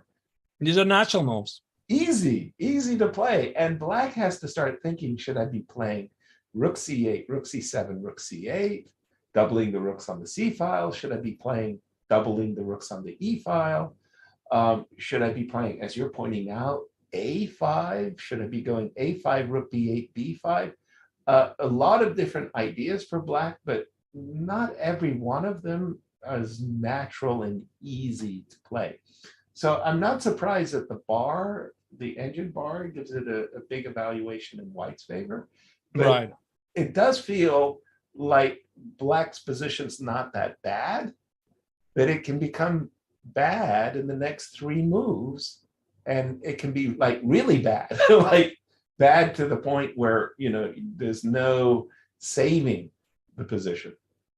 I think we also need to jump on, check some other games. Otherwise, Let's do it. Of course, we would love to check all the United States games. I would. Big favorites. You would. I would. But we also need to check what else is Sure. happening here. And I think would be a shame to miss what is happening in India match. And I think we could jump in. India playing against Zimbabwe, and they desperately are looking to score a big result in round 1. Exactly. This also has a kind of bayonet-like features with the move b4, but also a same-ish-like features with the move f2, f3. So Right. a kind of a mix of Bayonet seems to be a hot topic right now, right? right. Already second game already been played. A5. We talked about this. Not Yeah. your c5. No, You suggested c5. Yeah. Makoto says no, it's not going to happen. right. and knight b3. This is really odd, right? This weakness on c5. White says it's not a big deal because you can always play bishop a3, bishop b4. And if black plays, for example, b6, you still need to reckon with ideas like a5, because in a nutshell, what King's Indian is all about. I mean, white, if we go back from the starting position, so white is supposed to attack at the queen side, expand, gain space, get to some of those weaknesses, and black wants to checkmate the white king. So he goes totally crazy, f5, f4, g5, g4, and somehow there's a mate. Correct. That's the dream. That's the dream, anyway. Yeah. That's the dream. And from White's point of view, just as you said, it's easier for White's dream to come true. White is not looking for checkmate on the queen side. No, White is looking simply to open up lines on the queen side. And that usually involves c4, c5, and knight on c3 to b5. So while black's goal is to checkmate white, white's goals are much, much smaller, just opening up a line. Just smaller. I love that. Yeah. Yeah. And for the moment, too, by the way, in this whole wonderful explanation, the knight on e7 again, you know, this is a mule that's not earning its keep. The knight I guess black is going to play here something like this: f4, g5, knight g6, g4, and try to make a good use of this knight. Or how do they usually play it? Maybe knight g8 even. It's too slow. G5, pardon me, f4, g5, g4. It's too slow. You're not going to get there. Probably you should be thinking about bishop h6, bishop e3 check, and bishop to d4 in order to slow white down from knight b5, c5, and captures on d6. Also, I think you were just about to suggest knight g8 to f6. What happened in the game? I don't think there's any more moves because bishop a3 is the last move. So black is thinking about his choices. I wonder if he still has time to play something like c5. I mean, maybe, but then again, you're probably gonna agree with me because this is where black doesn't want to play. He doesn't want to play at a queen side. He doesn't want to create more targets for white. And c5, it's a very responsible move. Exactly. You will have to analyze en passant. c5, d takes c6, knight takes c6, knight b5 very, very carefully because the pawn on d6 could be how do you say, seized? Could be paid attention. Yeah. Right. Yeah, so the pawn on d6 is weak. And I think if black could play like c5 and for one move exclude the en passant rule that you're going to take on c6, he would just play it in a heartbeat because this would essentially kill the counterplay for white at the queen side. Exactly. And again, you know, the rook would drop back to the a6 square and cover the d6 pawn so that you could play responsibly knight on e7 to g8 and queen h4, and you could give your checkmate very deliberately and carefully. Yes, responsibly. Very responsible checkmate. Very nicely done. Once again, a big shout out to our audience. Welcome to Chess.com's coverage of the Olympiad. Olympiads are very, very special. And again, having participated in 12 and been a spectator in another 12, I've always enjoyed them so much. And I think that for a lot of countries, it's special just to make the Olympic team. You know, it's just like, yeah, I want to play on the Olympiad. And I was talking to Jeffrey Zhang, a young player from the United States, a very top up-and-coming grandmaster. And it's sort of like, I want to go to the Olympics and I want to play for the United States team. I want to make the Olympics. And the first time I broke through and made my Olympic team, it was very, very special. And so countries all over the world, you're seeing a lot of very bright faces. They're very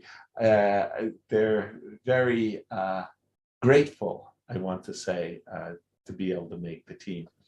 So I think we're ready to make a break. Yep, Arthur, let's what do you make a think? short break. I think we definitely want to continue following at least one game per top leading players. Please, Also, probably want to go back to the women's event because this is also happening in parallel. There's so many games. We simply have to choose what to show you. I mean, just don't go anywhere. Make a cup of tea or coffee and see you in a couple of minutes. I'll do it. Okay, we're ready for a small press conference. It is something that has never happened anywhere in the world before. To have correctional facilities all around the world playing at once in a chess tournament. Armenia is very proud to participate in this tremendous event. It will be an honor for us to be part of any of your future undertakings. Last year, we organized the first international intercontinental online championship for prisoners. It was 31 countries participating, 40 teams, 5 female teams.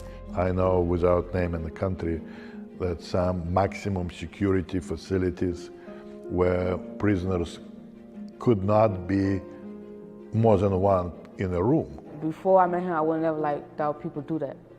I think, yeah, it's chess competitions, but all over the world, online, throughout the jails, playing against each other, that's a whole different thing. Like, he opened that up. There was an incredible level of anxiousness that was neat, that reminded you of how athletes would be before the big game, before the kickoff.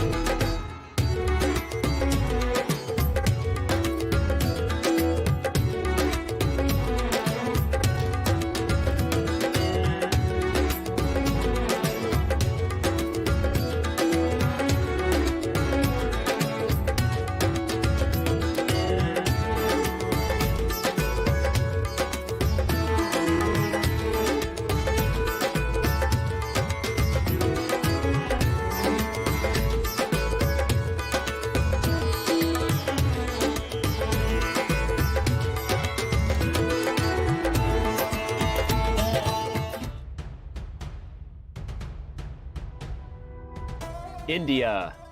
The game of chess was born here. Thousands of years later, many of the world's best players have made the trek to represent their countries at the 44th Chess Olympiad, the most prestigious team chess event on the planet. In Chennai, the chess capital of India, circumstance has cleared the way for perhaps more countries than ever to set their sights on gold. India has high hopes for keeping the hardware at home. A top 3 seed in the Open and the top seed in the women's section, the host country has legitimate reasons to believe it can sweep gold. The United States are the top seed in the Open section. Fabiano Caruana and Team USA have come to Chennai saddled with heavy expectations of gold or bust. Norway has never medaled at the Olympiad. Led by the best player on the planet, Magnus Carlsen leads a squad looking to change all that. While medals count, some accomplishments won't be measured in gold. The women's team from Ukraine has overcome adversity just to make it here. Now they hope to honor their nation with a memorable performance. Namaste, Dosto. In one place for the first time in 4 years, these Olympians are together again. The 44th Olympiad has brought the world's best to the place the game of chess began. And with that, let the games begin.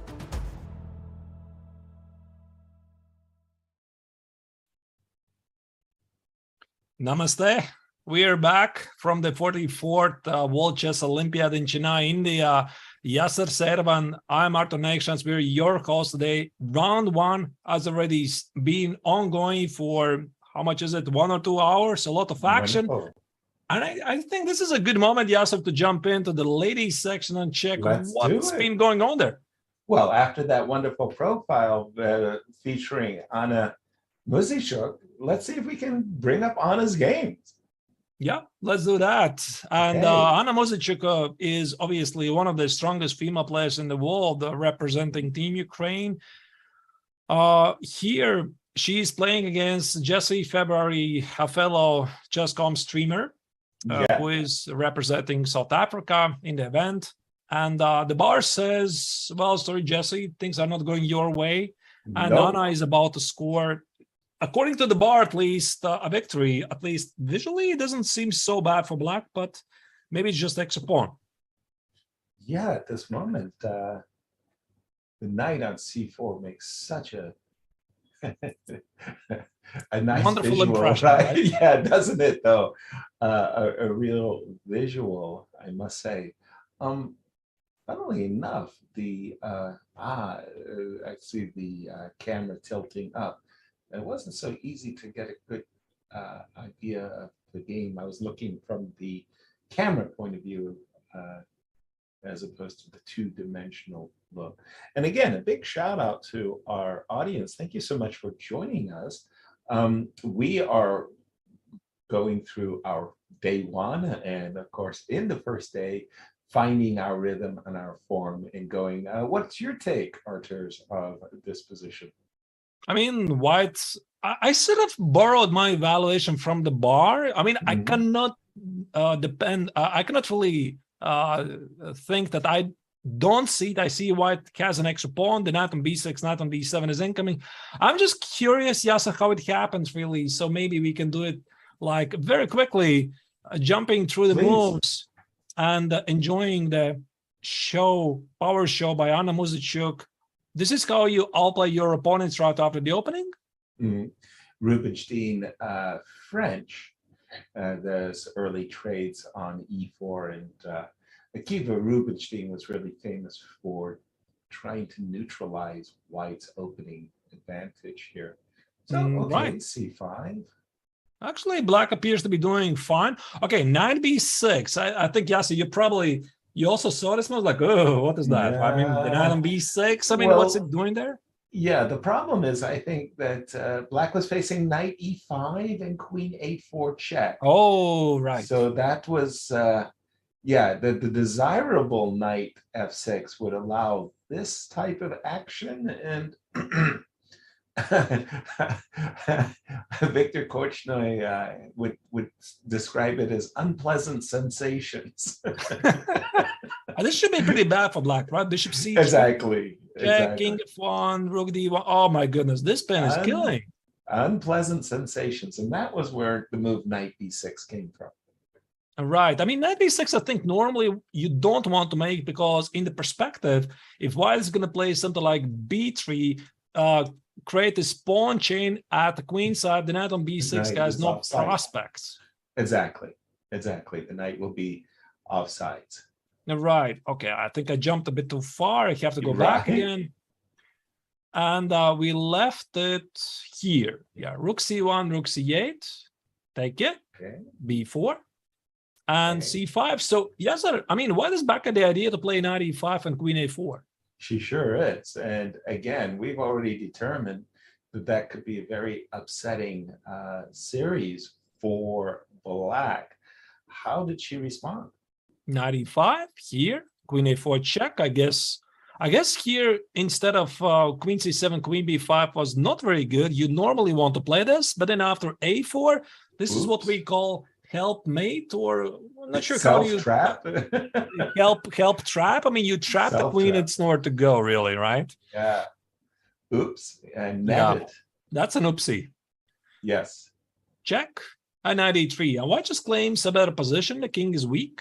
g6 gonna be played. There's gonna be bishop h6 check, and black decided to give up a pawn. I'm not happy with that decision of black to give up the already, it's sort of like your king, you've lost the right to castle. So there's something a little bit trashy about your position. But, a trashy position where you can somehow bob and weave and cover up. So let's imagine black had played the move a7, a6 for just a second, and then white plays castles. And you play g5. Just crazy g5. Oh, that's G5. very aggressive. Very aggressive. You stop bishop h6. And you suffer. and then you suffer. And then you suffer. And that's okay. And you suffer okay. But when you suffer and without you're not material down, it's a different type of suffering, right? You actually took the words out of my mouth. This is it's a different kind of suffering. Right. But when you have a bad position and your material down, then you feel like your opponent has material advantage and the compensation, and it's kind of hard to fight back from that. So I'm not sure I like black's decision to just toss away the a7 pawn. That's a useful pawn. Yeah, definitely. Also for Anna, this was a good choice to take the pawn, go back, because now she has the pawn, a healthy position. He has the pawn and the compensation, like you said it. Yes. Queen b3. The king is still not feeling safe. Right. Rook d1. Just normal moves. Yeah. Knight f4 maybe was not the best decision, because g3, some love for the king. Knight c4, and now Jesse's thinking. I also look at the clock. I mean, Anna is not spending too much time here, because to remind you the time control of the tournament, they get 90 minutes for the first 40 moves, then they get extra 30 minutes after move 40, plus additional 30 seconds per every made move. Yeah, every move you get that 30-second increment. And, also I'm looking this position and I'm saying, oh, wow, white's really, I don't want to, heap the praise on white's play or something like that. But what I do see is knight b6, knight d7 check, followed by queen g8, and catastrophe is going on here. Let's just show some sample line. Let's say black goes totally aggro at the king side. Yeah. Okay, something like rook, I say c6, which is not good, but I just want to prove my big point here. Yeah. And this is how it could end. That's the catastrophe, yes. So again, white's with the pawn and the initiative, and that's really enough for Anna. She's such a powerful player in the women's game, and she's been doing it. I want to say her and her sister, actually, Maria, have been doing it for 15 years. I I mean, she's got this game in the hand already. Even though it's still early, it looks overwhelming. What do you think, Yasser? We move on. We check Yes, please. perhaps Konaru's game, because she is the top board today for Team India against Nadezhda Antonova. Team Tajikistan. He has a very tough task trying to stop the top seed India, which has gathered such an impressive lineup, as you already saw it before. Absolutely. One of the things, I actually got a chance to meet Konaru for the first time at the Cairns Cup in St. Louis. And I got a chance to talk to her and ask her, what's it like being a top women's player and playing in India and all the rest. And I must say, I was really stunned by a lot of the answers that she gave me. I would not have expected her answers in any way, shape, or form. First of all, I find her style to be one of maturity, showing a great understanding in strategic play. And in fact, she's such a good strategic player, she very oftentimes does not play tactically because she wins so easily her game. She has this great, I want to say, mature style. So I said, hey, who taught you to play like that? She said, my dad. Oh. And I went, what? She goes, my dad. And I go, oh, wow, is your dad like a grandmaster I am or something? No, he's just my dad. Oh, like, okay. So, and who's your trainer? Did you get a chance to work with Vishy, Anand, or Hare Krishna, or any of these really, really great grandmasters from India that you have? No, I never worked with a coach ever. Okay. I was getting shut down on everything I was asking her. It's quite an interesting topic because India, obviously everybody knows those great players in the younger generation like Gukesh and Prague and Erigaisi, but they have also wonderful coaches, right? And probably one of the best coach in the world is Ramesh RB, right? Yes. And he is been preparing many young talents, so it's just impressive. And this is what we don't see every day. We see obviously those big names who are scoring those big results, but we don't see people who are making it happen. Exactly. Well, what I wanted to say in Humpi's case was this idea that she really was on her own. The All India Chess Federation, they've got so many challenges in India, and they've got so many talents, and there's so many ways that they want to improve themselves. It's not been easy for the women's game in India. And, Tanya and Humpi, for the most part, have fought and made their way, I hate to say it, individually. Not a great reservoir of support for the top ladies, including Humpi. And I was just really surprised because sometimes I think we in the West take it for granted that countries like China or India will have some government agency, writing a nice check, and you get all of the training and support that you could possibly want, and it's just simply not true. That it's tough. It's tough being a professional. Yeah, especially for ladies. So it's absolutely especially for ladies. Yes. Right. So let's maybe check very quickly. How did they get to this position? I think it was some kind of Italian game. It was, right? Yeah. Everybody plays the Gioco piano these days. I think we have to thank Vladimir Kramnik for that, right? He should be feeling a bit responsible. He was the one who came up with this Berlin in the Ray Lopez. Right? Yeah. I mean, he has a very, very bad karma, and he will be punished. So, I mean, those of you who don't know what we're talking about, Vladimir Kramnik in his year 2000 World Championship match against Garry Kasparov, he unleashed the beast, which is the Berlin system against Ray Lopez, and it proved to be a tough nut to crack for the now former world champion Garry Kasparov. And ever since, it's become so popular that people started even to avoid it. And Italian game is one of the reasons, one of the solutions. And Vishy Anand himself said that one of the things he learned, as a beginning player, was the Italians. Like all of the Italian Open, the Scholastics player all learned to play the Italian, and then somehow in the year 2000 onwards, a lot of the top players discovered that, well, far from being played out, the Italian system offered a lot of subtlety and nuance that was unexpected.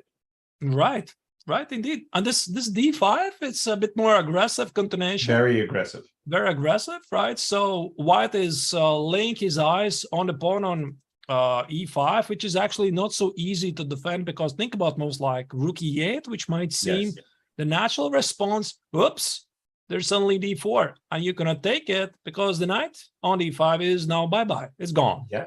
So we cannot do that. Right. So bishop g4 is necessary. And then also, if you end up playing a system with f7, f6, well, you have to be very careful with f6 as well, because look at what you're doing to the diagonal. Oops. You're making moves like b4 and queen b3 very, very attractive. So, indeed. Yeah, that looks very, very scary. I think I would be very scared to play that. I think from the Italian player's perspective, f6 sometimes is played when black plays king h8. And then he does play f6, and d4 is not so scary anymore. Right. And I've seen a lot of black players in this position playing the move knight b6 and offering the pawn in a way, and bishop g4. Yeah, and this is what has happened, bishop g4 included. Yep. So, yeah, again, I think there's a couple of continuations here. I seem to recall this idea of bishop b3, bishop c2, sacrifice the pawn on d3. Right. But, yeah, knight e4 was played. Right. All right. f5, I guess, is incoming. Yeah, being telegraphed, if you will. Yeah. Right, so knight g3, I mean, it's all about the f5 push, so White is getting ready for that. I guess immediately f5 is a bit risky. Yeah, h3, this bishop is something you don't want to give up, this powerful light square bishop, because then the pawn on f5 is weak, and g6, you have bishop h6 issues. This is just not how you want to play it. No, not at all. And not at all. So rook e3, knight h4. Oh, look at that. Knight h4. Yeah. Okay, that's a little bit of a head scratcher. Knight e4. So it's like, let's play a draw. And black says, no, let's continue. Queen d8, of course. No. Queen went back to d8. Yep. What? Okay. Yeah, queen went, and h3. This is what's on the board. Well, somehow in that whole series of back and forth moves, I think White came out with the upper hand. She got in her first, hit to the bishop and trying to drive the bishop to a lesser square. Actually, I like White's position here. Yasser, I look at this. For example, bishop d7, there could be even something like d4, and suddenly all of White's pieces look really good, targeting the black king here. That's precisely the type of move I would be very attracted to as well.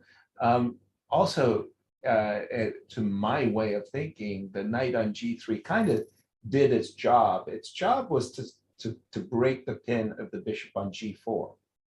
Like, you didn't want to play h3 and allow the bishop to go back to h5 and maybe to g6, where it would pressure the pawn on d3. But now that the bishop is going to go to the lesser square d7, I'm thinking that I want to play d4 like you suggested, Arturas. I think that's a very good move.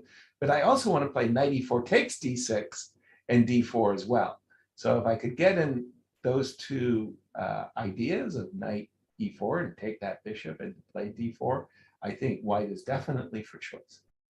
Yeah, I think we also probably have to go back to the open section, because I'm being told Aronian is in some trouble. Wow, that was the exchange sacrifice. that was the exchange sacrifice that we were both praising. Let's see. All right. So apparently there's something wrong. It's not so simple for him. Is this trouble? Nah. Is it really trouble? It's just maybe the bar slightly doesn't like it. I think somebody's been paying too much attention to the bar. When we left it, I'm going to say, wait a minute. Okay, we left it about these parts right here. We kind of, I was warm to Black's position. What did Levon do that we can be critical? We can criticize. He obviously was concerned about the move d4, right? For example, I mean, what do you do? If you play something like f5, you go for the king set attack, you need to properly evaluate what happens after d4, because I think the strategy, the structure of this position is that White is really interested into trading queens. So Aronian decided to put the queen on d6, I guess, with the idea to meet d4 with e4. I guess something like this. d4, c takes, e4. This must have been on his agenda. Yeah, his agenda. Suddenly queen a4 happened. And queen b8, b4. Look at that. Really interesting play by David Silva here for White. He's seeking. When we left, I said that one of the things that White is eager to do is open up a file for the rook. And we were looking at, I said that White actually had 3 breaks, if you remember. About F4, D4, and B4. And if White doesn't get in any of these breaks, he's the one who's going to be on the back foot. He won't have any active play. So it's nice to see the move B4, but I'm troubled by the decision to play queen d6. If we could go back to that position just before, I mean, to my mind, and again, I think every player should do this. Every player should be thinking strategically at all times, even when there are tactics, because tactics are like the watchdogs of strategy, right? And what I mean by thinking strategically is you ask yourself, you ask your pieces, how are you feeling? How are you doing? Is everybody happy? You ask your bishop on d7, are you happy? You're happy. To my way of thinking, the knight on h5 is the one piece that's not happy. If I could transfer the knight magically to the square f5, yeah, then the knight would be, I'm feeling good. So why didn't Levon play knight g3? Maybe it's something to do with the same idea of b4. Perhaps we slightly focus too much on the move d4. Maybe it's the b4 idea. Again, White is insisting on the queen trade. And for example, something like this. No, it's not really clear if Black is enjoying his pawn for the exchange because the position opens and this pawn chain on the king side, perhaps it doesn't really play a big role. If we just continue 1 or 2 more moves, so we go knight f5, for example. All right. We've achieved our redeployment of the knight, knight to f5, and rook to d8. So there is a peshki on the half-open d file that we want to tenderize. I was, by the way, in case the move rook c1 ever occurs, right? I was thinking that the bishop might end up on the a4 square. I don't know. It seems a little bit peculiar. Yeah, the bar also thinks so. It's very, very peculiar. But what I was going on in my mind was I was thinking that in a real ideal world, if I could ever keep my bishop on a4 and play rook takes d3, the combination of my rook and my bishop would dominate the knight on a3. So that was maybe a little bit of a strategic overreach, but that was the plan that I was counting on. Well, I but guess that wasn't what Levon did. What Levon did was very different from where I was heading with the knight. Right, so he placed the queen on b8, I guess, as far away from a potential trade as possible, because one of the unique capabilities of the queen on b8 is just White simply cannot trade the queen because it just runs away. Right. And after, b4, queen b4, rook e8. I have a feeling that it's White who is dictating the pace here because, I mean, look at this. pawn chain, it's just not moving forward, right? Yeah, a little bit. For sure, those pawns aren't going. And it really feels like Black, on the other hand, really needs to improve his piece play in a number of ways. Knight went back to f6. This is not what you play out of good life, I guess. Right. Well, the idea is to just say you don't play c5. Knight d5 would be marvelous for Black's point of view. So knight f6 is a kind of a defensive reaction. It's trying to stop. Maybe he didn't have the time for f5. There must be something he didn't like, because I imagine you want to play f5, knight f6, and then play e4 to open up this guy here on b7, Right. so that he can create some targets. And I guess Levon just evaluated, okay, f5 is just too slow. So I can only guess what was the reason. It must be c5. c5 tried to get here knight c4. I agree. I think that was indeed the whole concept that Levon did not want to allow, and that's Now this knight f6 actually stops c5 because you have now knight e5. Exactly. And now you get this bishop here, and you have a complete control. You have what you call it, total domination of bishops, because white we have no bishops, you have two. Exactly. By the way, that what for me was very interesting is Robert James Fisher, Bobby Fischer, called winning the two bishops a minor exchange. A minor exchange. Yes. So you have the idea that I sacrifice a rook for a minor piece, and you win the minor exchange. So after knight b5, what happened next? Yeah, after knight b5, knight e7. So this knight is rerouted somewhere to queen's side. Yeah, Right. a4, a5, queen b1, king g8. Okay, this already actually spells trouble for Aronian, because I mean, when you sacrifice an exchange like that on the exchange for a pawn, and then you have to play at some point later moves like knight f6, knight e7, king g8. This was not the original plan for Levon, so he has to change something here. Yeah, exactly.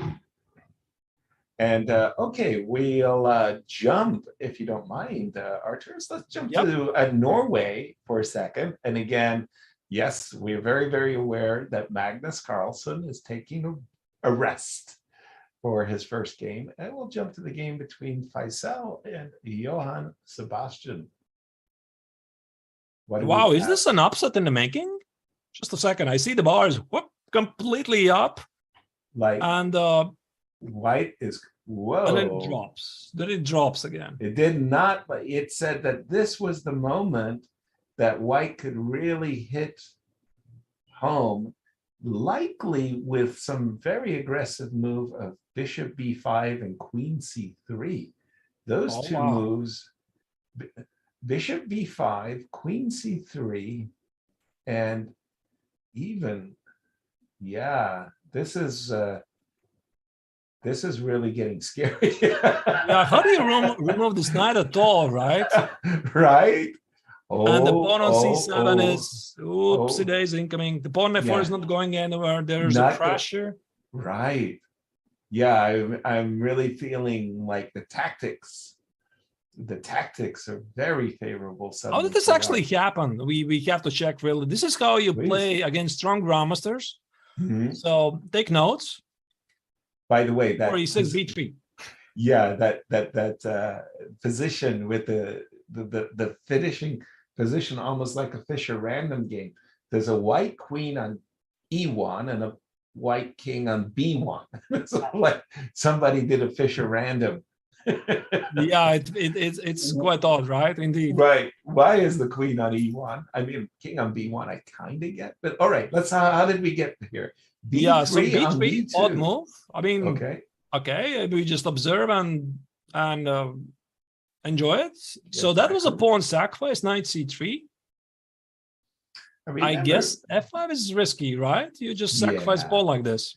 Yeah, they're very happy to sacrifice pawns this way. Right.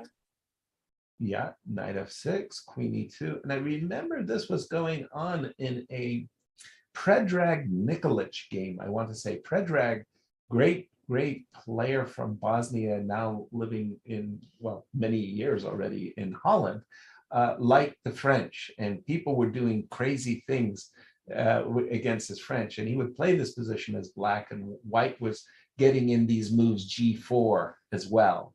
Once the knight goes to F6, you know. So G4 is still incoming, you're saying? It's incoming, yeah. Okay. So if you, for example, played a move like bishop E7, white's idea is not to play knight takes E4 and to allow trades, and black has a very easy game in those cases. But the move G4 and bishop G2 and H4, just as you're showing, Artur, and it's a very interesting. Yeah, exactly. Have some fun. Which begs the question: why I'm not playing it myself with white? you never get a chance to attack these guys. Trust me, Artur. They won't let you do this. They won't let you get away with it. So what happened after knight C6? How did it go? So knight C6 was played. It makes perfect sense to attack the queen. Sure. Long toss, knight E4, queen E1. This is how the queen got on E1, by the way. Okay, that explains that one. B7. Oh, look at that. I mean, he's not taking the pawn, so clearly he's playing according to what you recommended. I mean, except of G4, opening the position. Yeah. Brilliant sacrifice. I like it. Okay. I guess the idea was that this is risky. You look at this development here for white. This knight on D4 is a major target, and the king is going to be visited very soon. Yeah, for example, if you go castles, knight F3, knight takes F3, G takes F3. I'm a pawn down as white, but I'm feeling like I'm the one with the initiative. I'm going to play rook G1, the bishop on B2. Keep in mind, of course, bishop takes D3 check, the old discovered check sacrifice to win the queen for rook and bishop. Right. This is black on the back foot. Indeed. That looks very good. So what happened instead? Yeah, so E5 was played here. Christensen decided to sacrifice the pawn because this is what the experienced players do. They feel that, I mean, my opponent has prepared something nasty against me. I have to get out of here, right? I have to secure this knight on D4, take the pawn back, just let me live. Yeah. This is what happened. D takes 97, but white says, no, I'm going to continue. F4. Now that move I really like. That is... as they say, going for the gold. I mean, that's a very nice move. You want to undermine the knight on D4, and you want to play knight F3, queen G3, and as the Brits would say, get the bits out. Yeah, so far, this is really impressive stuff. I mean, look at this, knight E5, knight F3, and king B1. I mean, is this a move which would jump to your attention, Yasser? It would. Really? Seriously, it would. Because I'm a pawn grubber. I'm an old guy, and I like protecting my pieces and my pawn. And the move knight takes F4 is a kind of a move I always find attractive because that gives me the G3 square. But then I see a move like bishop G5, and I find myself compelled to play queen G3 and king B1 in those cases. So the move king B1 I would find attractive, but in this particular position, I probably would not play it because I'm feeling that with the king on C1, I want to stoke the fire. So if you put the king back on C1 for just a moment, sure. The moves that I would find attractive are immediately bishop C4, immediately bishop B5. Oh, that looks too good. Yeah, and if you're not, I like that people think of me as a positional player. So I try to frighten them, and I would say the move I find most attractive is G3. On G3. Oh, wow. G3. Open the G file, for example. Open the G file, and then people start to think of me as a tactician. And then you finish them off in a rook endgame, right? Yeah, exactly. And always I'm looking for the extra pawn in the rook pawn ending. Correct. Right. So I like to sacrifice your pieces, the pieces of the Norwegian team. Yeah, I definitely I can relate to that, Yasser, because I also love to sacrifice everybody else's pieces but mine. Exactly. So it feels really good. Really good. Really good. So what happened? This like a big result here could be making. Okay, but now I look at this position after the move bishop f6 and I go, gosh, if e4, e5 does not work for black, it's like black is going to get this incredible sense of relief if he could trade the dark squared bishops. It would be like, oh, my worst nightmare is that I was going to get checkmated on the g7 square.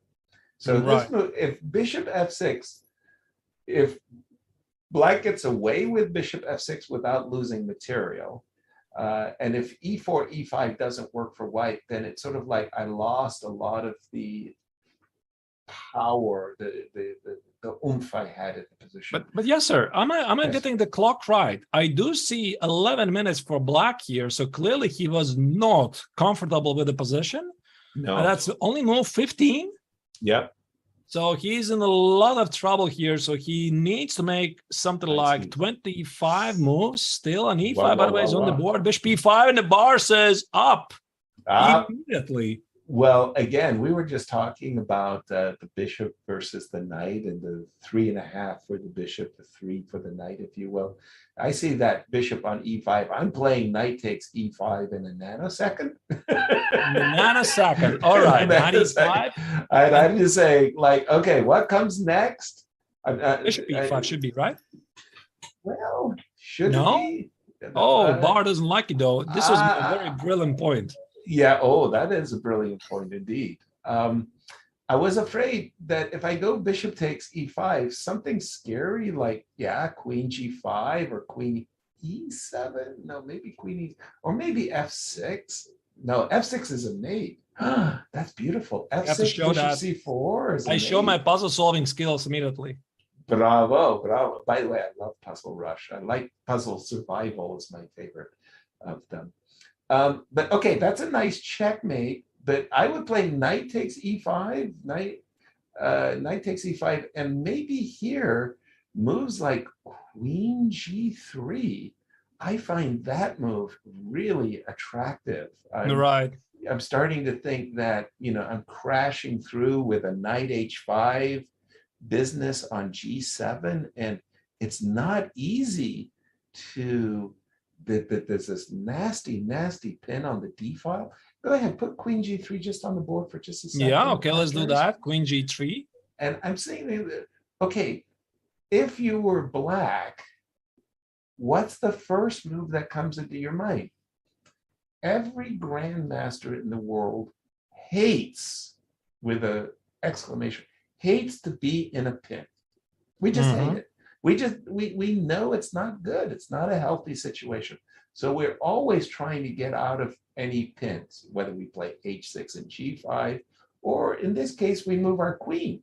But if we move our queen to e7 or f6, we're inviting knight d5. That's another pin, another issue here in c7. Yeah, exactly. Incredibly annoying. And we start to think that we're just getting killed. The pieces are coming out way too fast. So if we can't immediately solve a pin, we understand that white's pressure is really overwhelming. By the way, I'm looking at the webcam, and it's nice to see. Again, I think that the playing hall, that looks like one of the nicest playing halls I've ever seen. And I remember in Moscow in 1994, I was playing on plastic chairs that looked exactly what you would put on your back porch. Right, but these are not plastic chairs, right? These are looking like really nice, I won't say executive chairs, but they look like they've got good comfort.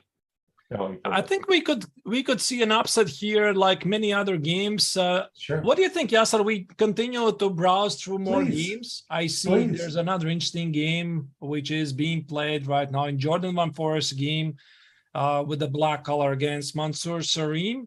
And here, what is this? Well, just black has an extra piece, right? Just counting.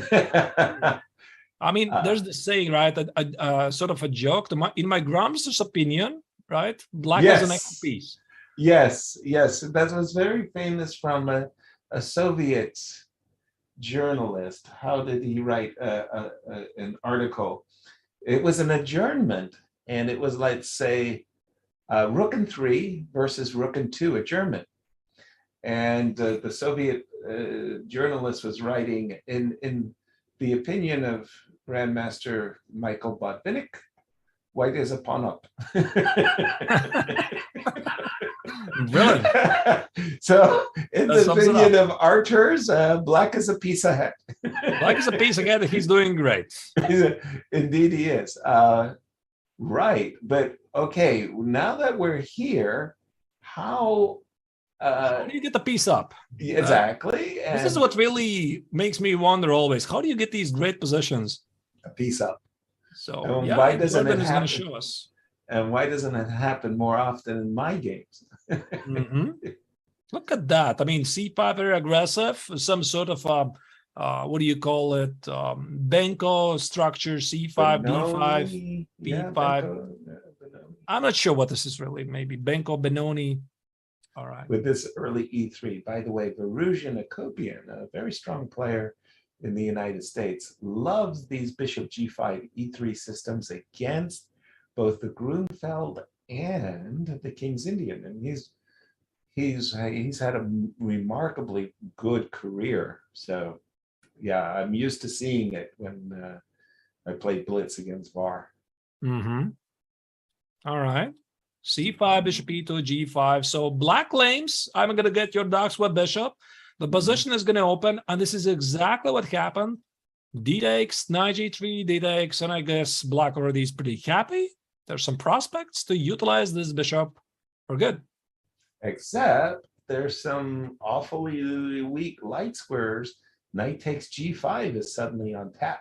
That is a brilliant point I was about to bring up. I see that you had already, how do you say, highlighted knight G5. Yeah, there's some issues here, obviously. Right. So yeah, that's why black defends upon a G5 with a queen.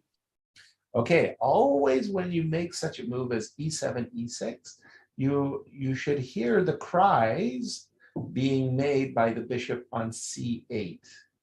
The bishop on C8 says, "Coach, what are you doing there, right? You missed some loft." Yeah. What's my role in the game? Okay, E6. What happened next? E6, knight E2. So I guess white is going for some aggressive F4. Ah, okay. So then this doesn't make sense what white did. I apologize. Go back for a moment. For a moment. Okay. So when you make the move knight to D2, exactly here, exactly now, it's obvious you want to castle long. You want to castle long so that your knight can then, the rook on D1 can hit the queen. Yeah, otherwise you don't play knight D2. In this position with the knight on F3, you would play rook H5. Why would you play rook H5? You play rook H5 because you want to double the rooks. Right. But no, you really want to take the pawn. You want to double the rooks and you really want to play knight takes G5. So if you could ever get black to play the move F7, F6, well, that would be hopeless. I mean, you're just waking too many. You're inviting queen G6 and rook H6, and God knows all kinds of horrible things it's going to be a horrible fate. So you play rook H5 with the idea of encouraging G4. So if you could go back for just a second, Archer, play G4. Now you play knight D2, and everything's that white is doing starts to make sense. You're ready to castle long, you're ready to double rooks, you're ready to play rook c5 and bishop g4. Oh, you're so opponent c5. Yeah. So you're ready for this. But you start with the move rook h5 with the idea of castling long. When white played knight e4 without castling, then something's wrong. Then he's not, I don't follow the logic. So clearly for white now it's going to be quite difficult to bring the other rook in the attack. Precisely. F4, king f2 maybe. Yeah. So this is how the game actually progressed. Okay, this is something else. That's a long route for the knight, right? Once again, knight e2, knight e4, g3, knight g3, knight h5. Black just plays one move. Bishop h8. There it goes. The quarry escapes. Right. Queen b1, bishop g7, a3, queen e4, and bishop d3. He run into f5. So clearly he anticipated knight b4 with queen h7 check. What he missed is intermezzo move. Beauty. No. Yeah. He was forced to sacrifice the piece. He has missed this nice move f5. Changes completely the tactics. Right. So this was played, so he got no choice really. So he actually blundered this. Queen h7, now long castle, but now it's too late, I guess. Exactly. Well, all right. So Jordan looks really in a great shape to win the game. I guess what you're supposed to do in these positions when you feel that your material advantage should be sufficient to win the game, this is what we call the simplification. You simplify. Yes, exactly. Trade. It's been working for 1,600 years. And it still works. It still works. Trade, queens, rooks, trade. Right. And as wonderful as it is to praise the organizers, and it is very wonderful, I saw in that profile that was created, India invented the game of chess. Not true. India invented the game of chaturanga, which was the precursor of the game of chess. In fact, chess, as we know, has been in a state of evolution.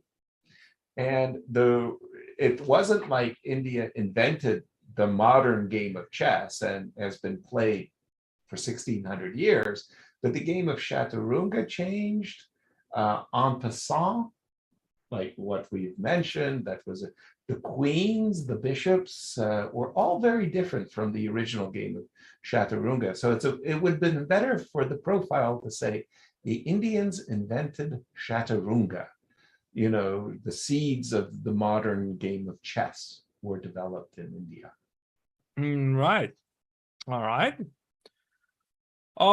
Yeah, so I think let's continue browsing through more games, and there is a very exciting game by the Eternal Fire on the board, Alexei Shirov, my former countryman, who now plays for Spain, and he has managed to conjure something amazing, and this really brings me some memories. Where have I seen this before? Right. At least the idea. Feels like a piece sacrifice in some super sharp Sicilian, but I'm used to seeing a pawn on a6. So now I'm confused. How did we get here? Yeah, let's just check that. Okay. How did we get here? So it's some sort of a Philidor. G4, look at that. Yeah, this is how you sacrifice a pawn right here. Aha. Very nice. So white says, I don't care about the pawn. I'm going to activate my rook g1. Open the G file. Obviously, long castle is in the cards. Knight f6, bishop c4. Obviously, this is theory, so that you're not confused. Knight g5 ideas start up here. And black has some issues, you know. Defend his pawn on g7. Easier said than done. Yes, exactly so. For Philidor defense players, I think the move g4 should be met by h7, h6, and not knight takes g4. I think knight takes g4 is just asking for trouble as black. Well, he got it. he got a world of trouble. He was asking for it. He got it. But yeah, I think you're right. h6, maybe it's more modest continuation. However, then again, you look at this position after moves like rook g1, and the question is, how exactly do you want to meet white's continuation of bishop e3, queen d2 long castle, because if you're going to try to hide your monarch at the king side, hello there, there's g5. It's not going to work very well, but I mean, they have developed systems for black against rook g1, which involve early captures on d4, followed by knight to c5. And they try to slow white down by saying, protect your pawn on e4. You know, these types of things. I meant with the inclusion of h6 and rook g1. All right. Sorry. Yeah, sure. Yeah, I meant h6, rook g1. You take, and you go knight c5. And now it's a little awkward for you to play bishop to g2. Well, you know, you just put your rook on g1, and so on and so on. But let's see what happened in the game, because knight takes g4 maybe allows Alexei an opportunity to strut his stuff. Yeah, he knows absolutely he's best how to play these sharp positions, because Alexei is widely regarded as one of the most creative and sharpest players in the circuit. Yep. Queen d3, b5. Actually, you know, I was already looking here at some potential sacrifice on b5. Maybe not just... You know your Paul Morphy. Yeah. You know, yeah, exactly. I was looking at this and I was thinking, is this Morpheus game or what is this? Right? Exactly. This is modern 21st century game of Alexei Shirov. Okay. Yeah, the opera game, as it is known in America. Right, the opera game. Right. Yes. Okay, bishop a6, knight e2. The bar says it's completely equal, nothing to see here. Wow. Yeah, c5. That's asking for c4. That's what's also very offensive to me about the chess computers today, or ever since, is you get some position like this. Like, this is crazy position, right? Yeah. I mean, material imbalance, the king's in the center, my gosh, white's king is under pressure, and it goes 0, 0, 0, 0. And like, you go, no, this is the sharpest position under the sun. I don't know what's going on. And then the computer gives you this evaluation that you think. I think actually the engines sometimes take the easy way out. They just find some kind of a perpetual check or something, repetition. They're just like, hey, listen, people, you just figure out yourselves. Right. I'm tired. I'm tired. I don't understand this. That's why it's equal. Well, I mean, you show this to a chess player, and it's obviously, wow, this is so sharp, right? It's because crazy. black could develop the bishop. There's going to be rook takes on g7 and c5, c4 was a big idea. Apparently, okay, the bar says no, black is slightly better. Go figure. Right. I feel like I'm offended. Crazy. So bishop b7. Bishop b7. Okay. In these you positions, did not trade the bishops. I guess there were some issues with knight c7 check at some point. Right. But and every tempo is so critical. I would think that this was the right decision, is to trade down and go queen b4. You know, if I would play against Shirov here, I would love to trade all the pieces. So yes. it's lacking them to attack me. So, exactly. And keeping them on the board, this is dangerous thing, because he knows perfectly how to make good work of them. And bishop b7 keeps those pieces on the board. Mm-hmm. Bishop d2, queen c5, bishop b4, queen c8. This is what's happening right now. You know, I don't know, Yasser, what is this, but it's asking for some direct shots in the center. Agreed. I'm not sure how do you do that. Right. And I'm starting, I think, with the move bishop a5, because what I'm really thinking, I'm one of those very strange players where when I totally misjudge a position and I put all my pieces on really, really profoundly stupid squares, I try to justify my decision.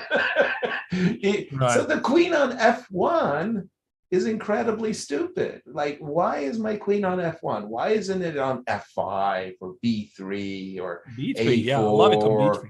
Yeah. So, I understand why the queen is on f1. The queen is on f1 because I want to play f4. Yes, I see it now. The vision is clear. If I play f4 and I open up the f file, I'm a genius. But wait a minute, I don't want to suffer the consequences of bishop takes d5 and bishop takes b4. So I'll play bishop a5, try to gain a tempo so I can play f4. So I think if I'm in Alexi's shoes, I've got f4 on my brain as well as knight c7 checks, and I'm trying to.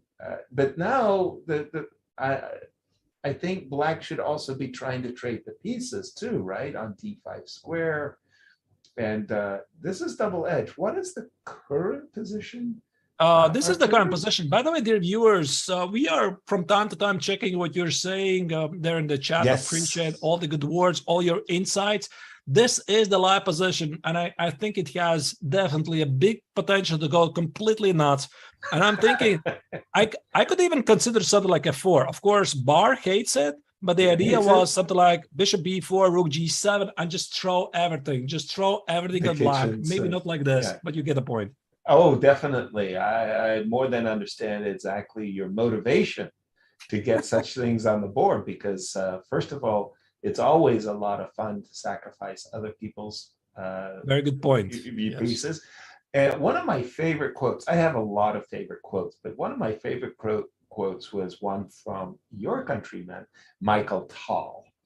And Tal was asked to explain, he was no longer world champion. He won the world championship in 1960 against Michael Vidit and lost the return match. And he said, the interviewer asked Tal something along the lines of like, are you upset or sad that you're no longer world champion? He said, no.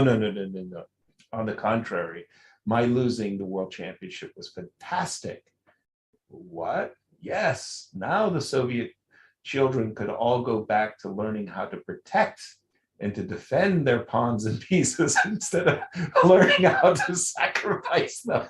And I had this vision of like 200 million children in the world going, oh, I'm so happy I don't have to sacrifice anymore.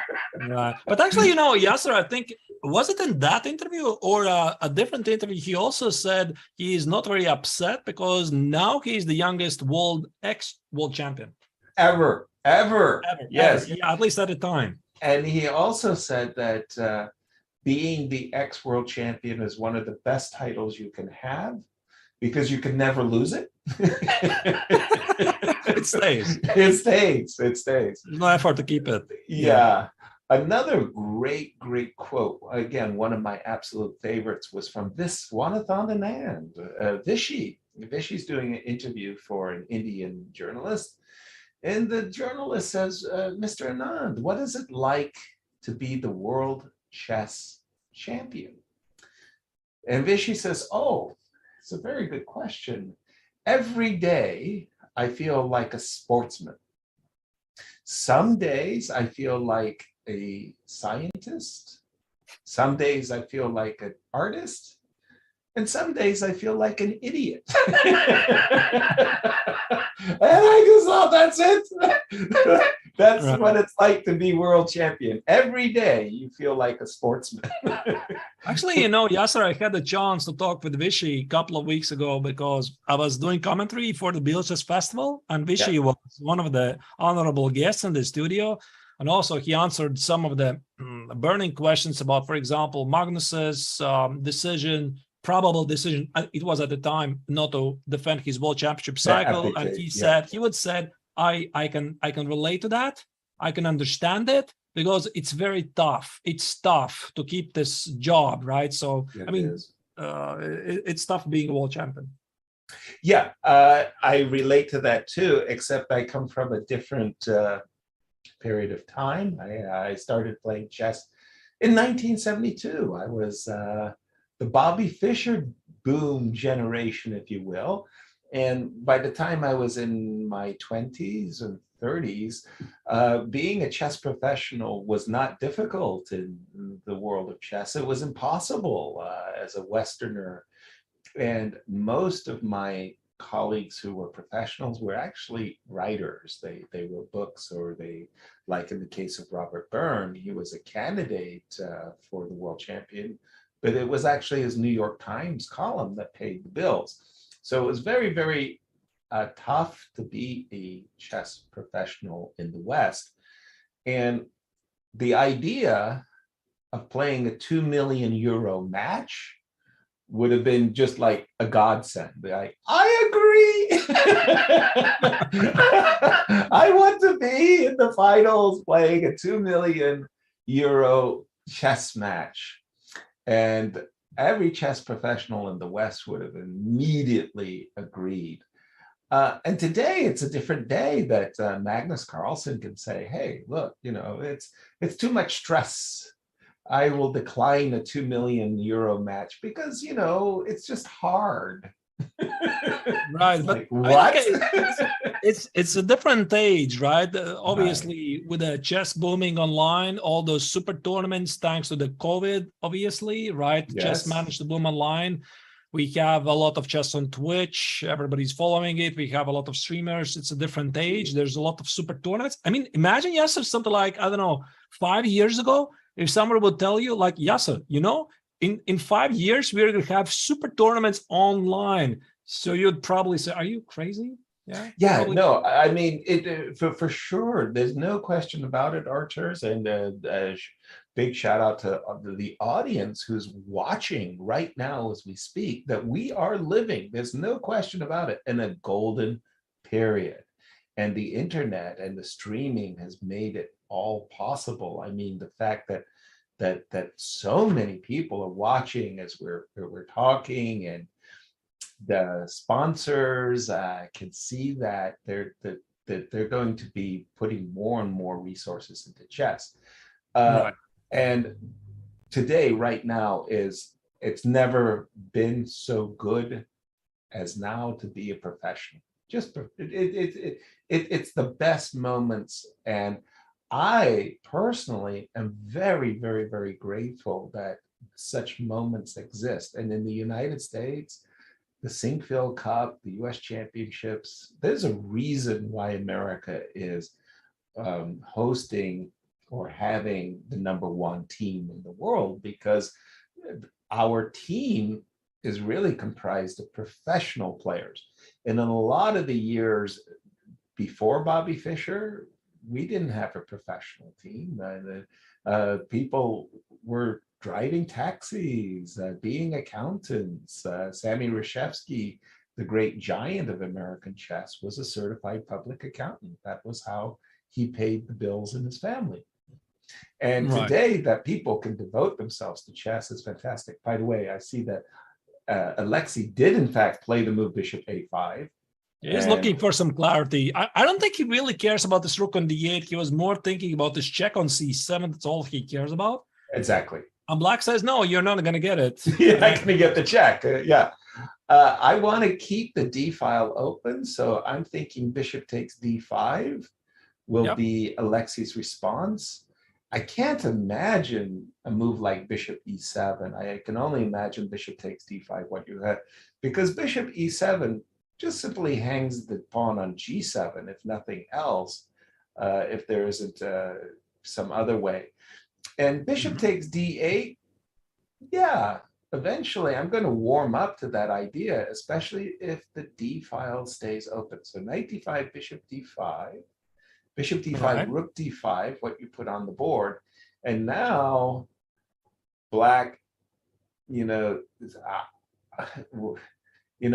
b6, queen b5 check is going to hurt my feelings, but a lot. A lot. Because, after queen e5 check, there's just no way to properly defend it. This guy has to walk already, and rook e5 is just killing the game right there. Exactly. So I'm seeing Alexei, and I'm looking at the webcam. It's hard to tell from his face, but I think in his heart of hearts, he's saying, I got this game in the bag. Mm-hmm. Sure, it looks like that. And it's difficult to tell, of course, from the Black's perspective where exactly he went wrong. Right. I think my gut instinct says that this bishop b7, keeping more pieces on the board, allowing Alexei to conduct even more dangerous attack, was probably not the best choice, but the bar says, it was still a good choice. Something here went wrong. I guess they didn't like the bar, our favorite bar. Evil bar. as I Yeah, call the it. evil bar did not Evil like bar gives evil thoughts. Yeah. bishop takes d5. Maybe what Maybe else bishop could- d5. Yeah, maybe bishop d5. Yeah, but what's the next move, right? Exactly. I mean, If you gotta play one day bishop c5. You gotta develop, but it doesn't feel right to give up the g7 pawn. Although the bar says there's something wrong with rook takes on g7, I don't think. That's a good news then. If something's wrong with rook takes g7, what could it be? Maybe take, and some sort of just king of fate, maybe. And black claims there's no attack. Wow. And the rook That- escapes, by the way. That's interesting. By the way, I think that has been underestimated by people at large, players at large, is when they say what has been the greatest impact that computers have had on the game. And chess engines, I meant to say, not computers, because databases have had a huge impact. But chess engines have taught us the art of defense. In my day, Garry Kasparov was just, like beating people like bowling pins with just one idea, just crushing them with just a single idea. And now today you see that the people are defending incredibly resourcefully. Right. I mean, you cannot really compare how it was Wow. before. Yeah, it was a lot of one-sided games. Now everybody knows how to defend. Right. So and they get skill is themselves, incredible. they get themselves out of the most difficult, horrendous messes, and they find, especially for me, Hikaru Nakamura is something extraordinary. He really, really is. And what a lot of people don't appreciate about Hikaru is he just defends so incredibly well. I was really surprised he lost his last round game with Ding Liren in the fashion he did, because he's such a resourceful defender. He finds ways of saving his skin time and time and time again. And I think that that's just true across the board with these great players of today. They're wonderful attackers. Magnus Carlsen can attack with the best of them, but his defensive skills are extraordinary. Everybody's universal play is just great. And I think chess engines have taught us that positions that we thought were just bad and undefensible were actually not true. They're not bad at all. And that's been an extraordinary insight for me personally. Well, probably we have to still continue to switch the games. Please. I'm not sure. I think Alexei's going to do very, very well from this position. It feels to me like he's got this game. That's how it looks. Yeah, he's got this. He has a strong attack. He's about to take the rook on d8. Not really sure which game next I should check. I could check very briefly. Can we check some of the games of India? Because we've got to pay our respects to our host. Sure. If we have any of their games. Absolutely. I think we could go back to Vidit Gujrathi game against Makoto Rodwell. This game we had a look at pretty much right after the opening. It was King's Indian, Bayonet. A4, right. That was the strange line with A4 that we saw. Right. Yeah, this A5, we had a lengthy discussion how the modern theory is changing here, that white wants to expand at the queen side. Black says, no, I have an attack at the king side. Apparently, there's no attack, at least based on what we can see in the position. There you go, C5 was played. Okay, because we were thinking the en passant was going to be white's response as well.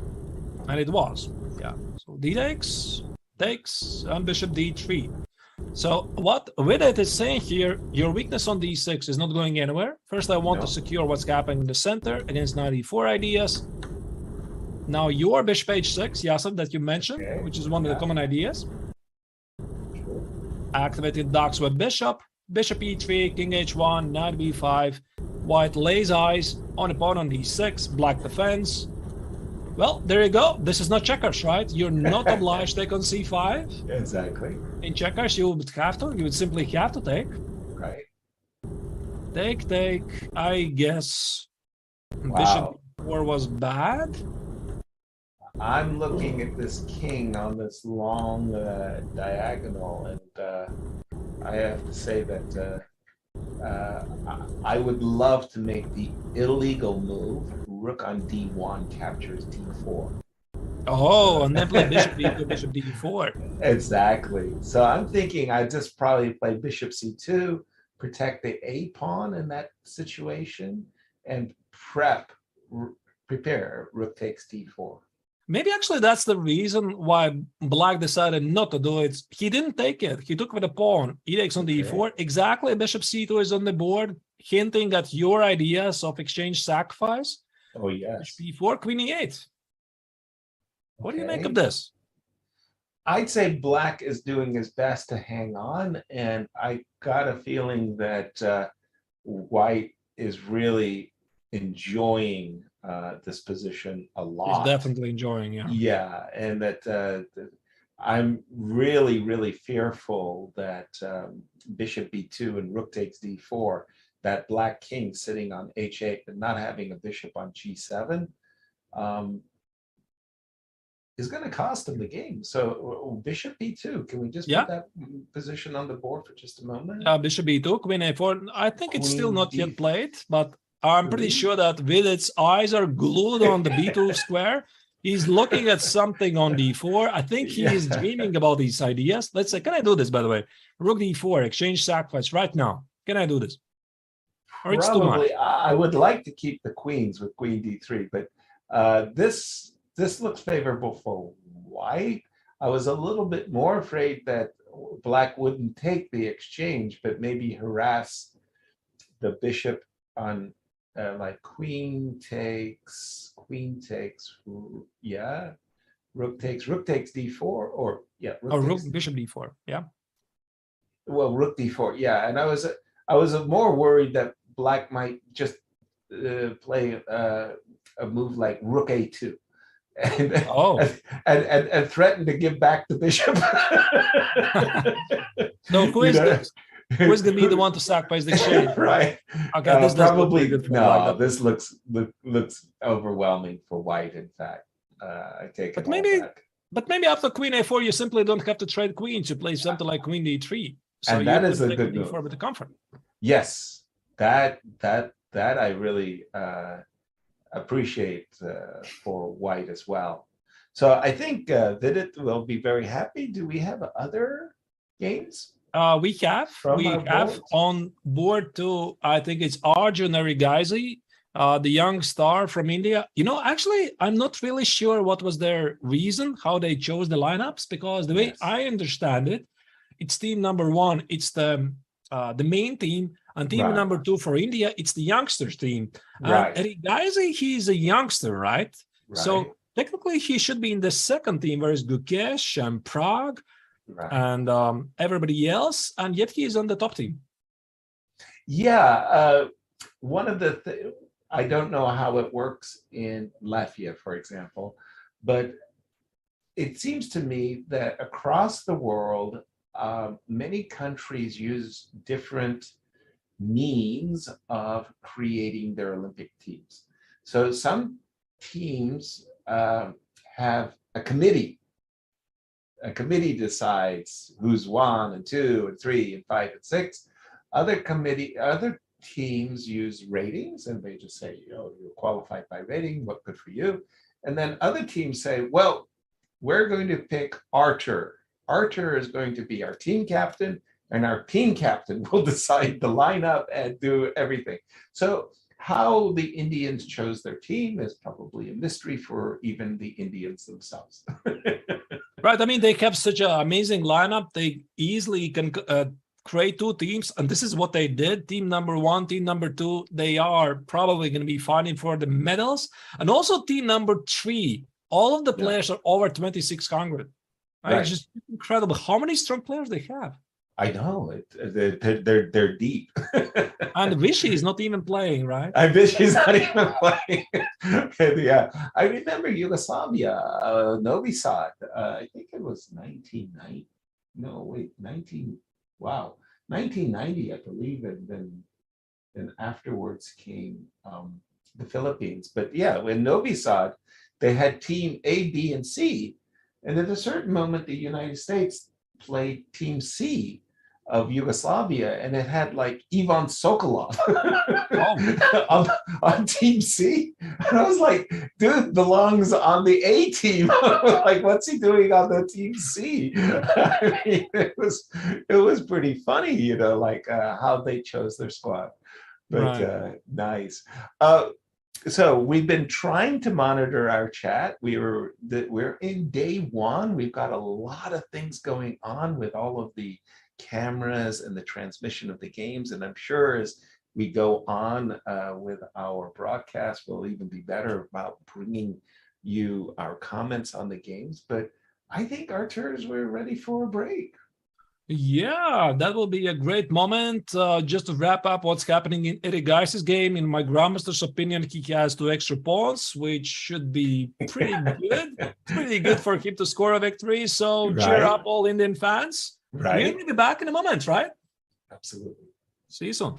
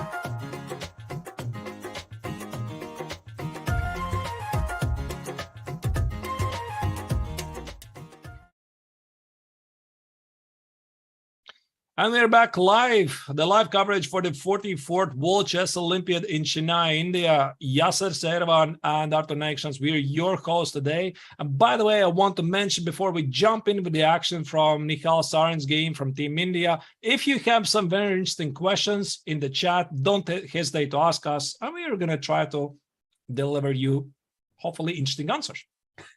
And that's the whole trick, right? The interesting question. Only only interesting questions allowed. Indeed. Hello, everyone, and thank you for joining us. Our coverage at Chess.com. Chess.com is going to be covering all the rounds of the Olympiad, and we've got so much material, I want to say, so many assets on the ground in India, and they made a very nice profile of our host country. Let's check it. All right.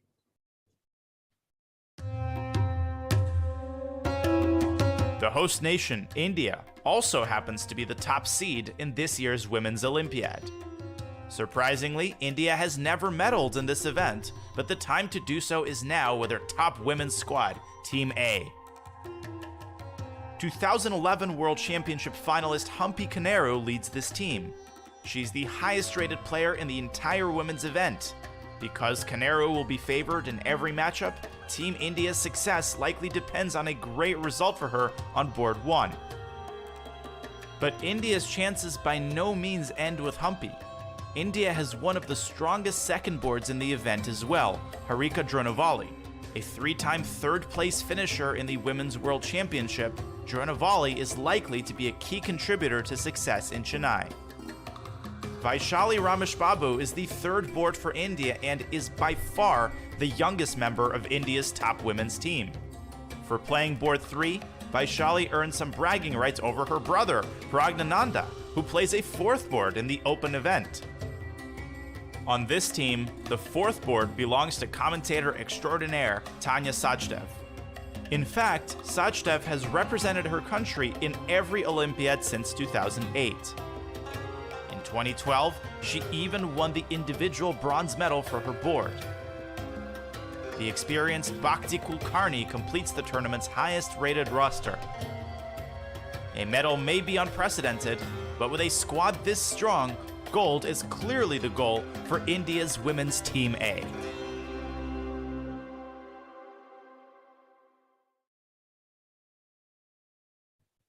Well, talk about that. Really impressive video here made by our producers about India's lineup here in Chennai, the 44th World Chess Olympiad.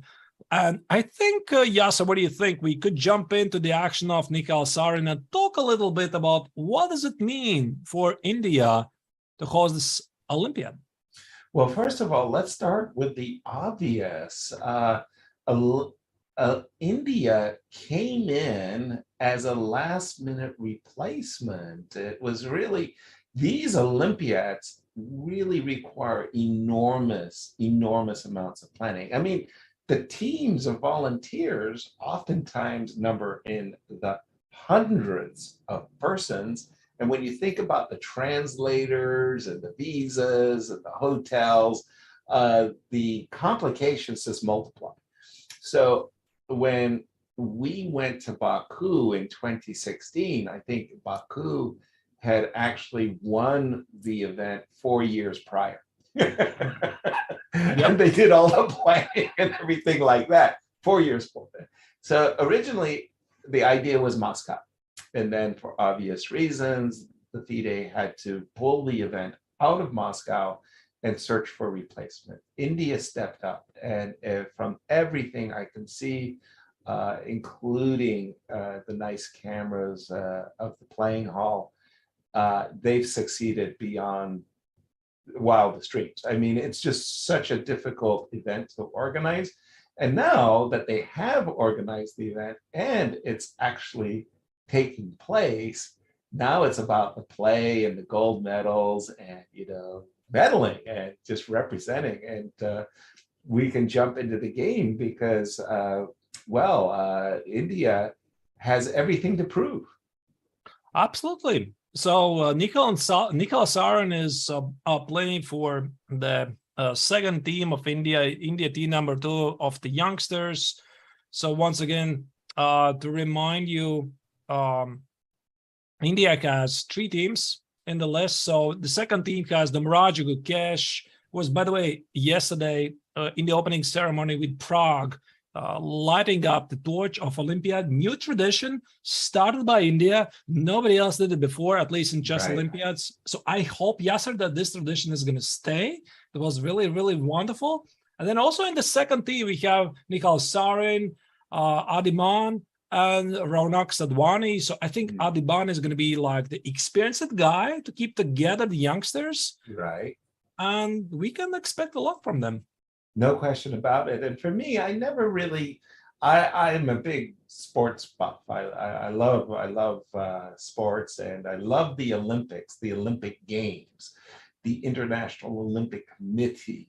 And I never really paid no mind, if you will, to the torch and the relay of the torch. Yeah, I had an awareness. Yeah. But then came a Barcelona, Spain, and Muhammad Ali, who was suffering from Parkinson's disease at the time. So he had shakes. He was the one who lit the games. And I thought, wow, that was just so cool. Muhammad Ali.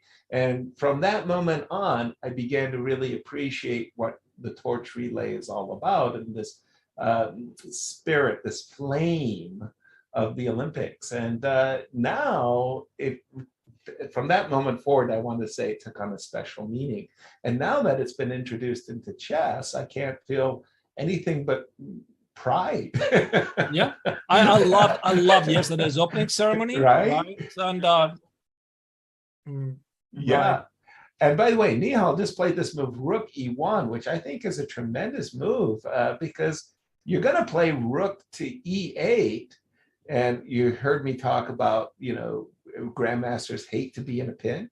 But when you go Rook E8, that bishop on F8, you're physically incapable of getting out of this pin. Now, if you move your king, you drop your bishop.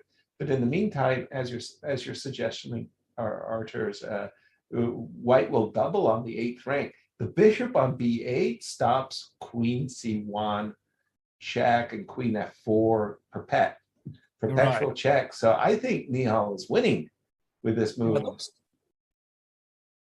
Right.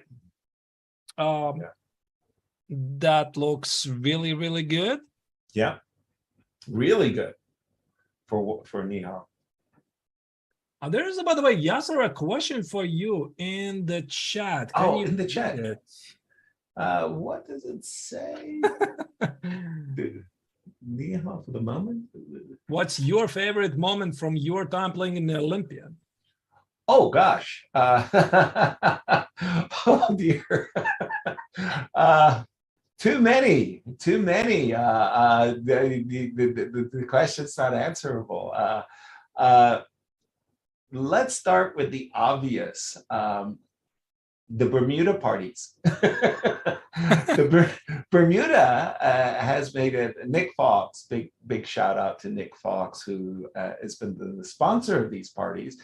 During the free day or the night before the free day, Bermuda has hosted a party, the Bermuda party, where all the teams come and just have a wonderful, wonderful evening of friendship, camaraderie, and so on. I will go so far as to say 20 marriages have occurred because of the Bermuda party, and it might be more. I mean, trust me when I say the Bermuda party is just a marvelous get-together. And I have to add, really, those of you who don't know what is Bermuda party, it's unofficial or official, unofficial event, a gathering, a big party of chess players, which happens all the time in Olympiads. Exactly. This is the Bermuda party, right? Right. And it's not just the weddings either. There's been fisticuffs. Right. People have taken exception at certain moments. And I asked Alexander Ivanov why he punched and knocked down Grandmaster Edward Gufeld during the Bermuda party. And he said it's a tradition. All the traditions have to be kept. I appreciate that. So Bermuda parties are great. If you're asking me as a competitor, beating Garry Kasparov on board one for the US team, leading the US team to a victory over the Soviet Union, 2.5, 1.5, that was definitely a highlight. Another one was maybe when I won a gold medal, individual gold medal in Moscow in 1994. And I refused to go to the closing ceremony because my team was not invited with me. I was invited individually to go to the Kremlin and have a palace meeting and da-da-da-da-da. And I said, only if my team, and they said, we are only inviting Olympic medal winners. So I refused to go. And when they called my name and I wasn't there, Grandmaster Vasily Smyslov got up and accepted the medal on my behalf. And I was honored that Smyslov did that for me, that a man of his enormous stature replaced me. Right. So I have some great memories, and it's impossible to say what's my favorite. By the way, now that there's a big upset in the making, right? Yeah, let's just take a look at the game of Levon Aronian. Levon Aronian is suffering against David Silva. He's down in exchange. He just lost the pawn. So, I mean, we probably don't have the time to check what happened before. All I see is with my bare eyes, the exchange is missing. It's not there. And also the pawn on e5 is gone. So Aronian is in trouble here. This could be a minor blow, I guess, for Team United States. If indeed this happens, I'm pretty sure they're going to win the match either way, but they need to score as many points as possible. And this could be a very early wake-up call. Things are not going to be easy for you, despite the fact that you're the big favorites here. No question about it. Wow. The rooks, we've talked about the exchange and the fact that White's rooks were on E1 and D1, where the rooks had no open files. Now we see very clearly the open B file for White, moves like Queen C7, Queen D6. I'm thinking Levon's in real trouble, and the problem is this light square bishop. Look at this light square bishop, and again, you think strategically, what on earth is your light squared bishop doing? And if you're exactly. If you're not playing E5 and bishop F5, or, you know, that bishop needs a life, because as soon as White moves his knight away, I don't care, knight D6, knight C7, I don't care where the knight moves, the rooks are coming off the board and things are getting scary. Knight D6, by the way, would threaten Queen F7. But there's still one trick that Levon might have hidden under his sleeve. It's he might always offer a draw. And this is sometimes that the players kindly accept, because imagine yourself, you're playing with White, you have this great position against Levon Aronian himself, right? And now he offers you a draw. Are you thinking, okay, probably I'm doing really great, but the question is, am I going to win him? Really? Do you ask me to win it? And then he offers a draw, right? Maybe this is just already a great result. I'm not saying this is going to happen, but I've seen it happen so many times. For sure, star power. And sometimes that's, a grandmaster has to reach into his bag of tricks and come up with something as absurd as that. That if Levon really thinks, oh my God, I've really gone too far. I've blundered. I'm going to pull the brakes and offer a draw. Hopefully my opponent will take it. But what I'm looking at right now is not good. I think that white is not good. Hugely favored. And if Levon was on the white side of this, it would never cross his mind in a million years to offer a draw as white. I remember that happened to me once in one of these World Cups. The 128 player knockout. I had won my first game against Vasily Ivanchuk, and I had made a move as black in the second game, and I got up to go to the bathroom, and I was thinking about the game, and it suddenly occurred to me that the defense I thought was his only defense had a flaw, and it actually was not a good defense, but that was the only defense I saw for him. And now I suddenly realized, oh, I'm just completely winning. I come back to the game, and Vasily makes the move I had expected and offers me a draw. And then instantly, without even thinking and hesitating, I accepted the draw. All right. And I was very proud of myself to accept the draw. And he said, well, you're winning. I go, yeah. And because that wasn't what I was there for. What I was there for was just to qualify to the next match. That's all. I mean, I could have won the game by putting in another hours of work, and who knows what will happen in my next match. But I just needed to qualify to the next match. And 1.5 did it. All right. So this game is definitely something we want to follow. Could be a major upset. Major upset. I wouldn't be surprised. I mean it seriously. I wouldn't be surprised if they would agree to a draw, because I've seen these things happen before. So agreed. Let's see what's happening here. And I think what we could do is mention some of the results that some of the games already have been finished. And actually, Team United States have scored already one victory, because it's Dominguez Lanier Perez. He has scored a victory with black against his opponent. Here you see this is the final position. A clearly dominating position. Also for Team Norway. Team Norway already leads 2.5 points, because Jon Ludvig Hammer managed to beat his opponent in pretty much flawless positional game. We didn't really have time to check what was happening there. Aryan Tari also beat his opponent in a spectacular attack. So it seems he was a significant ELO favorite. And one of the upsets that we actually thought it might happen, Christiansen managed to escape at a draw. And this is exactly what I was telling to you, Yasser, right? I think it was, this moment. They agreed to draw. You see, the bar is completely winning. Completely winning. Not even close. But you offer a draw at the right moment. You offer a draw, and you just ask the opponent, are you going to outplay me here? Right. And he just treats it like, probably no. So I'm down a pawn, so I accept the draw. It's great to have that. How do I gravitas that you can offer a draw from a completely losing position, and your opponent starts it. And it's really nice when you can do this, because Artur, so you have to set the situation. So imagine I'm losing. I have a very bad position, and I offer my opponent a draw. So my opponent does the very correct and proper thing. He says, I will consider it, right? Nice. So now that you've offered the draw, it's been acknowledged that the draw has been offered, you get up and you walk away, you get yourself some water, whatever, and you suddenly notice that your opponent is still thinking. It's 10 minutes later, and he hasn't accepted the draw. Eventually, when they get to the 20-minute mark, it's 100% that they're going to take the draw. Because now they convince themselves that the position is not as winning.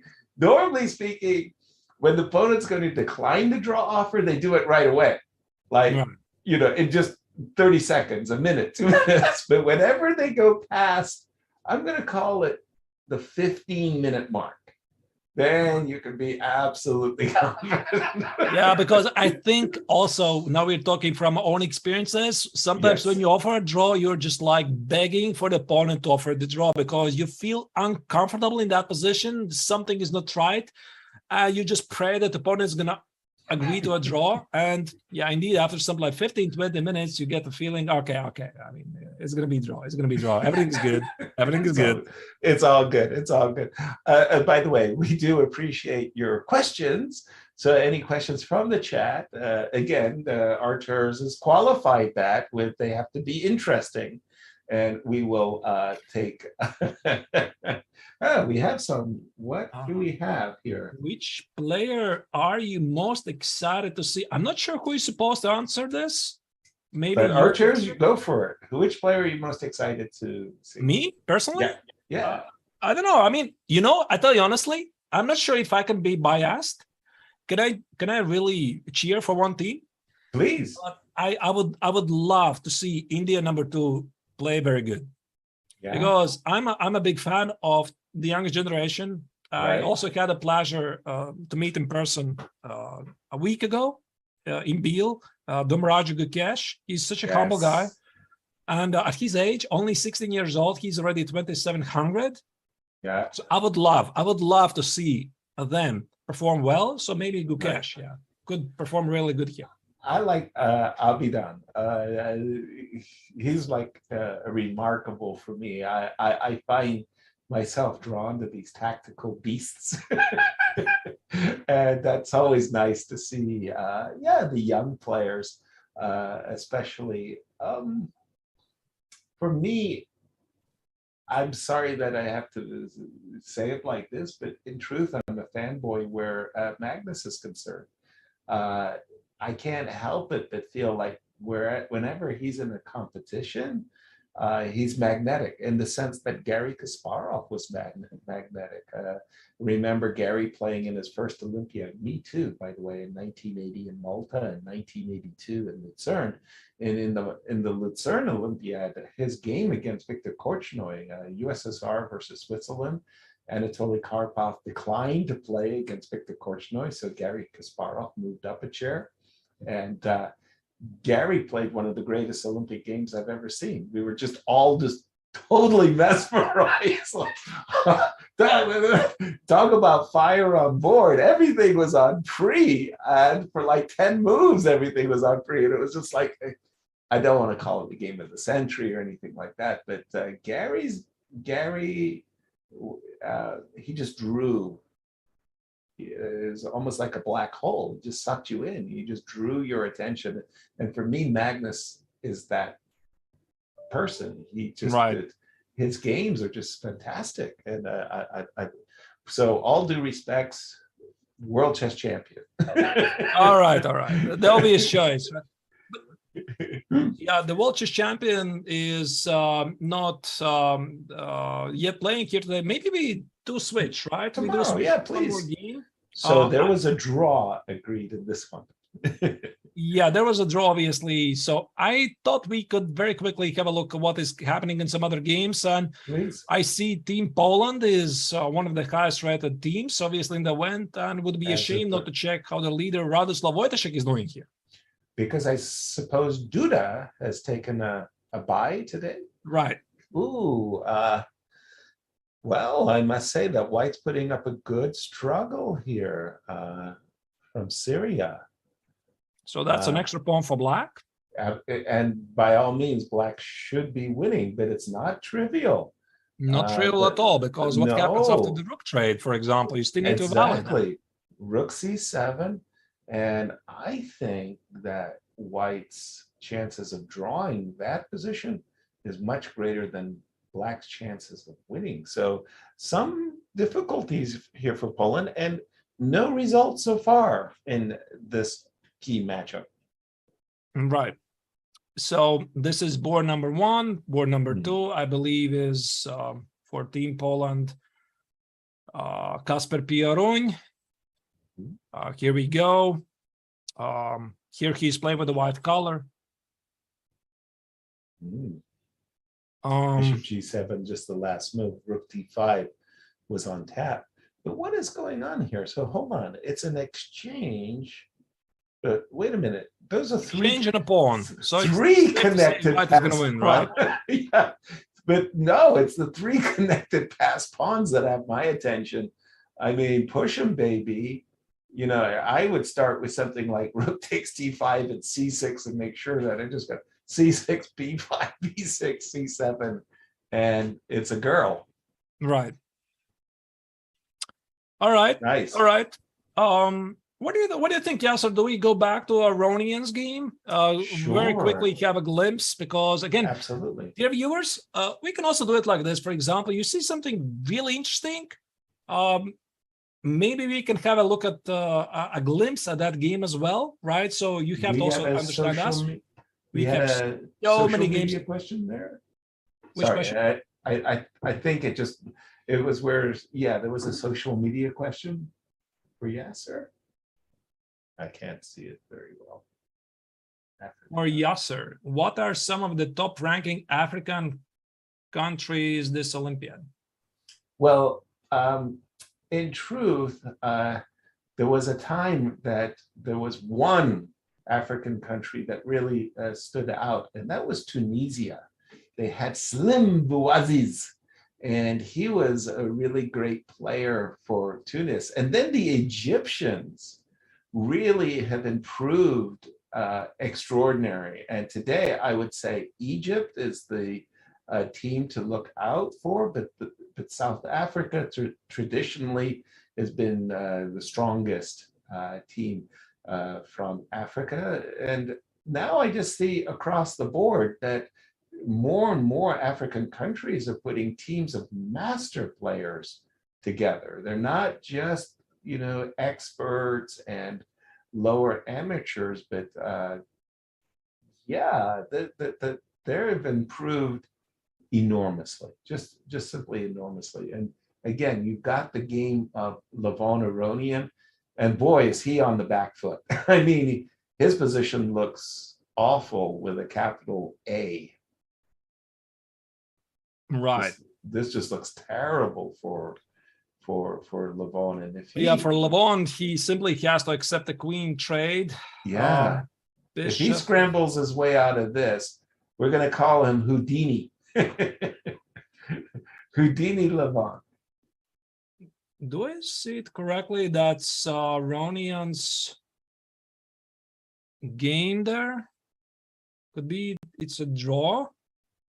Not really totally sure. It looks like I saw the kings in the middle. The pawn structure looked exactly the same. Again, I'm not totally sure that's the board we are seeing there. Mm-hmm.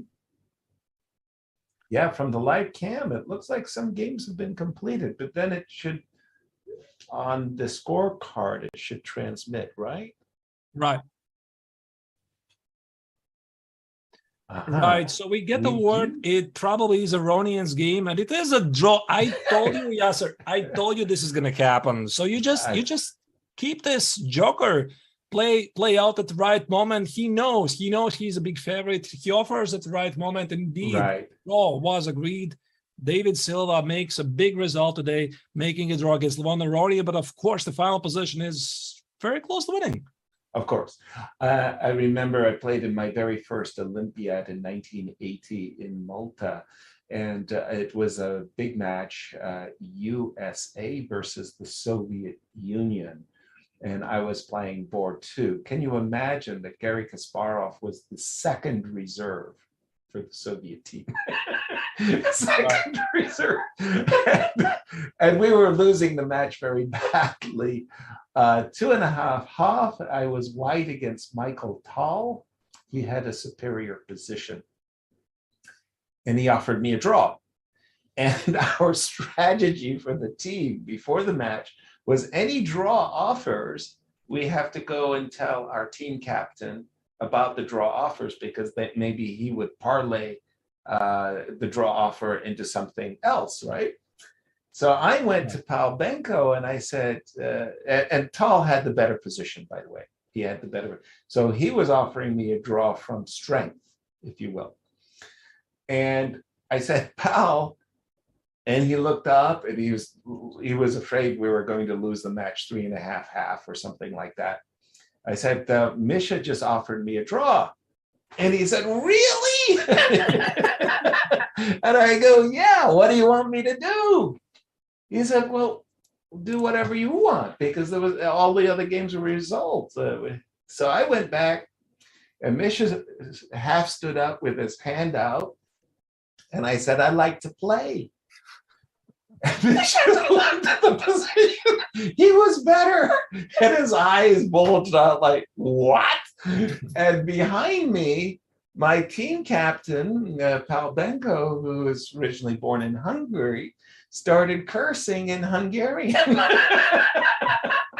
Right. He threw the bulletins in the air.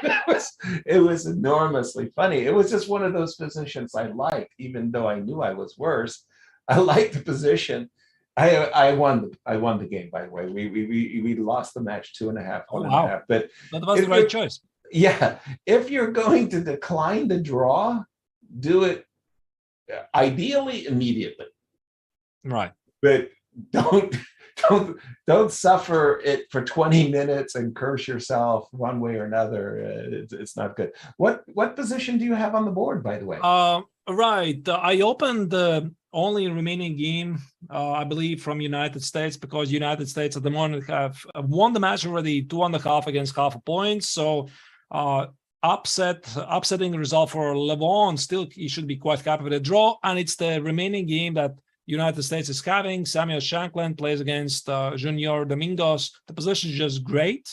Yes. Isolate the pawn on d5. You want to, I guess, somehow get the king on d4 and snatch the pawn on d5 and win the pawn endgame. The ABCs of chess, as you just described it, Artur. And I find the move rook b8 rather interesting, because you, just as you described it, you would want to play the move rook e8 check, in order that if you could push the king to f6, then you would play king d4 very happily. And again, as you said, ABCs of chess. So the fact that white didn't play the move rook e8, but played the move rook b8, undoubtedly after rook e8 check, black would have played rook e6.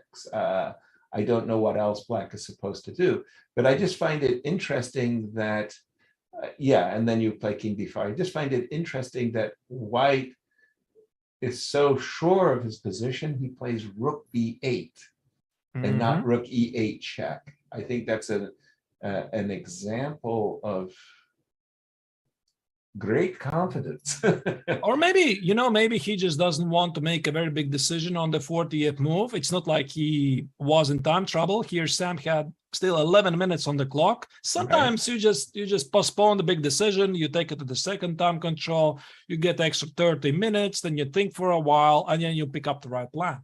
Exactly. And I think that's a skill that only comes with great experience, this idea of postponing a big decision until after the time control. A lot of class players, amateur players will not recognize that as a thing, but I think a lot of grandmasters, they think it's just part and parcel of being a strong player, is knowing when to postpone a big decision like that. Rook b8 on the board. Right. And by the way, another team, Azerbaijan, we haven't looked at any of their games.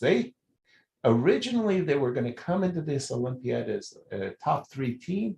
Unfortunately, Timur Rajabov, coming off a great showing in the candidates, caught COVID and had to withdraw himself, and Team Azerbaijan fell in the rankings. Yeah, am I right, Arturs, to number 6 position? Yeah, they were second seed. I believe they dropped to number 6. So there was some unhappiness.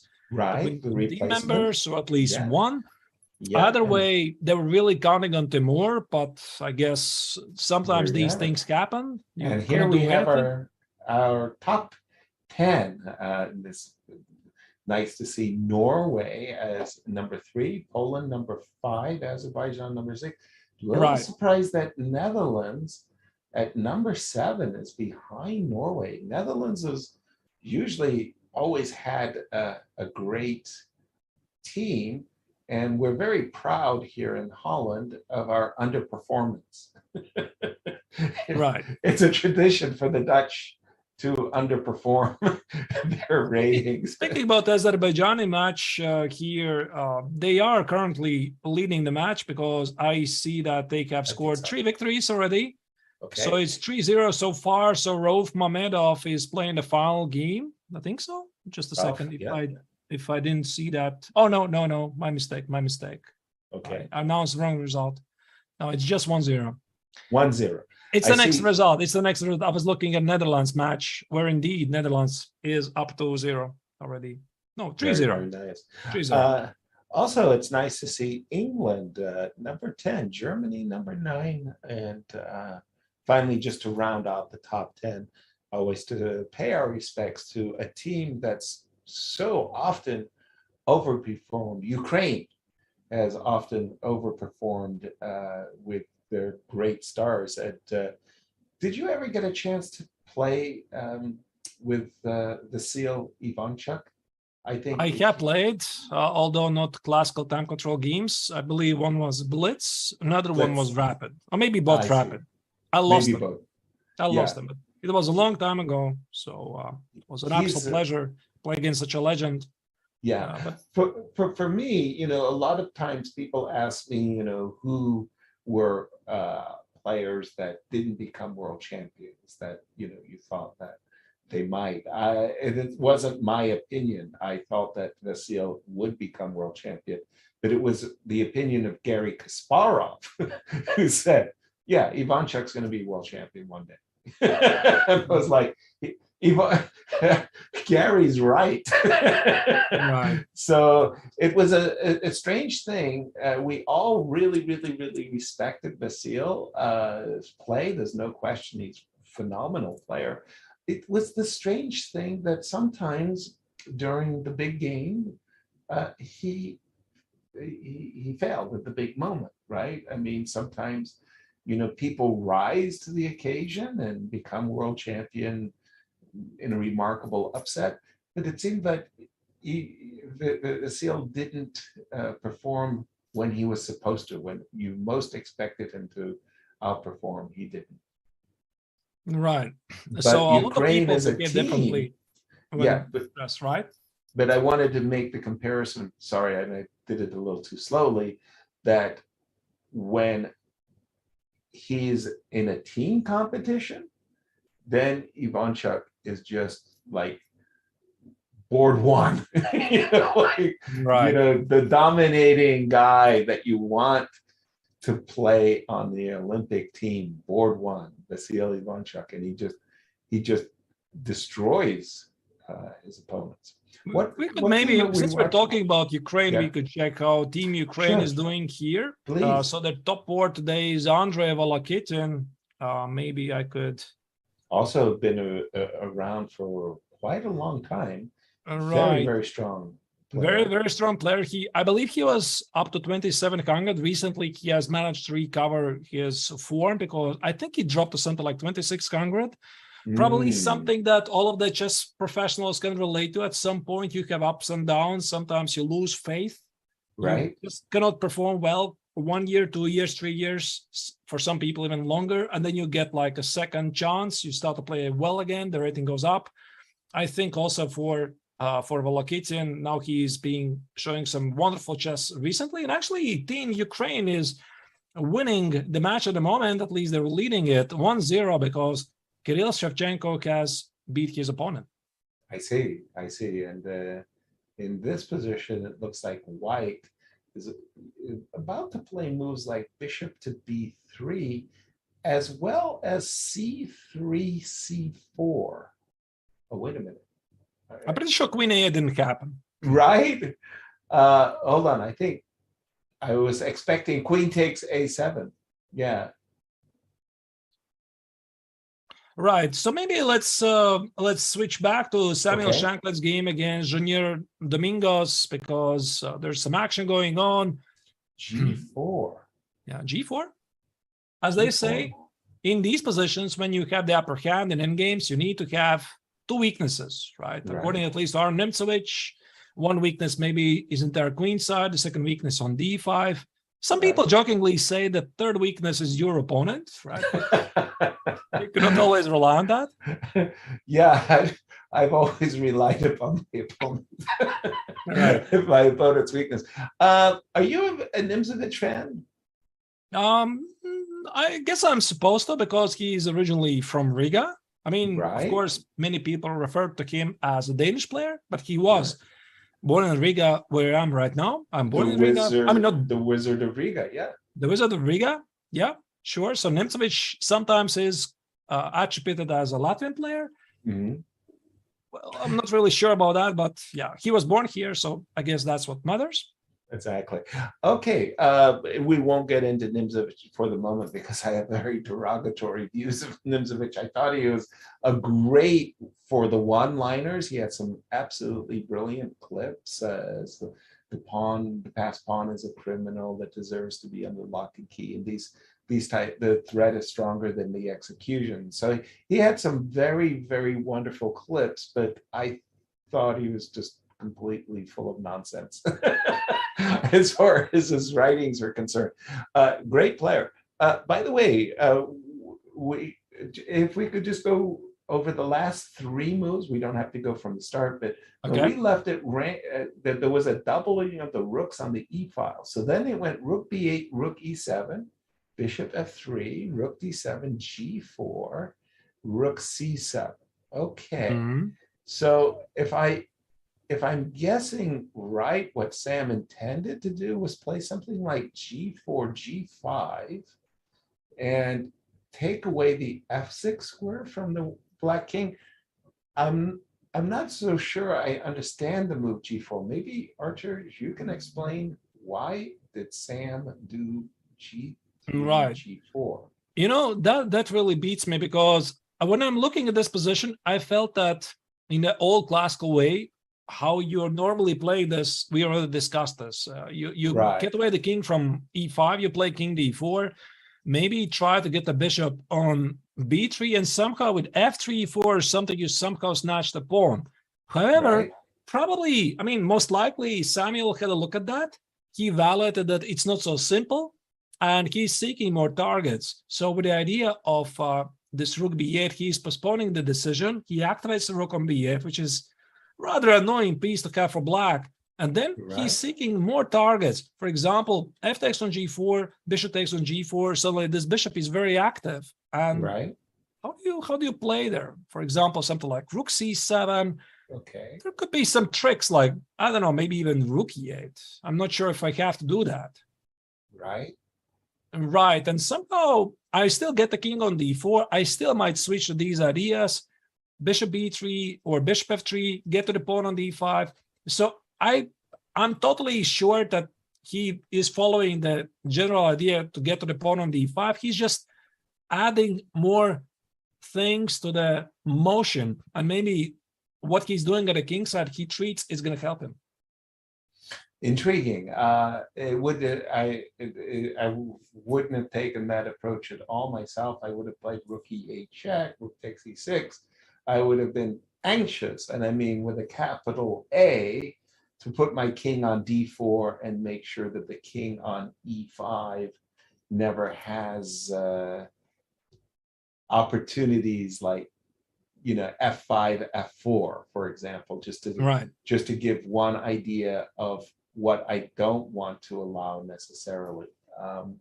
So, okay, a very, very different approach for me, but I'm hoping that Sam will enjoy and bring home a victory in this game as well. As he does have an advantage, I just don't know how big it is.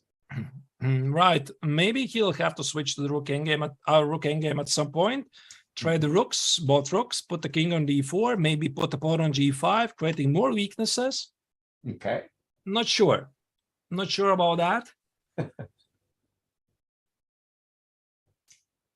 And by the way, just to remind everybody about our Olympiad format, obviously we're an 11-round Swiss. At one time, the Olympiad used to be a 13-round Swiss.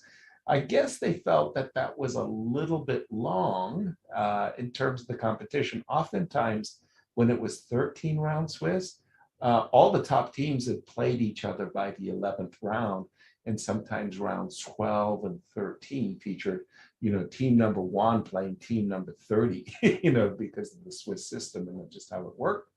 And there's the time controls, by the way, just to be very, very clear, 90 minutes plus 30 seconds. And then you get a second time control of 30 minutes to finish the game. I believe most of the games already have reached the second time control, because move 40 is when you get this extra time. So also Samuel Shankland's game has reached over 40 moves. It's move 43. Right.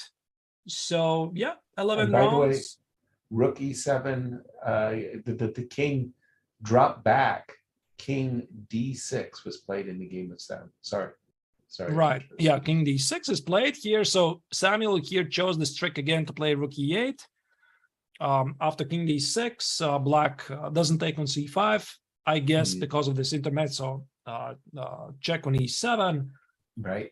And right. So now that the second time control has started, I wonder what we could do now, because we haven't really looked for a while at women's team.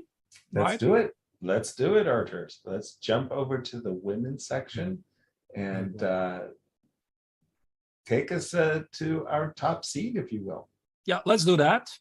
And here the top seed is obviously home team, Team India, and Conor Humpy. Remember this Italian game we looked at? Yes. Some time ago. Now, according to my calculation, Black has an extra piece. Should be good, right? Very good. The extra piece works for me. And any other results besides the fact that Black is going to win this game? Yeah, so Black is going to win this game. Also, we have a lot of results. So usually this is where a lot of results come in. End of the first time control. In average, the game ends in something like 40, 50 moves. So also we had a look at Anna Muzychuk's game against Jessie February. Muzychuk managed to score impressive victory. Right. We briefly talked about this at the start. I see a lot of very strong players here. Not really sure who to choose. I could maybe mention very quickly is that Jansai Abdulmalik from Kazakhstan managed to beat her opponent. Obviously, not a big surprise there. She was a big deal favorite. Right. Do you have a preference, Yasser? Which game would you like to check? Which team? Which country? Sorry that I'm so nationalistic and biased, but I would love to see how the U.S. women's, U.S. ladies are doing. Keeping in mind, I'm a little bit surprised by our U.S. women. I'm a little bit embarrassed because of what we did on board 1. We have a very good squad. We're pleased with our squad, but Begum has taken over Arena Crush's traditional board 1, and Begum is actually one of the lowest rated players, if not the lowest rated player on our team. It almost looks like we're stacking our team. It's like, what? Right. So I'd be very, very curious to see what America's doing. She already won the game. Begum did. Wonderful. She already has won the game, and also Arena Crush has won her game. Excellent. On second border with a white color. Those are the results. Very good. Let me check what else do we have here. Anna Zatonskih on the third board is still playing. Yep. She's here playing with Black. It's very traditional for Anna. I was the women's team captain in Baku.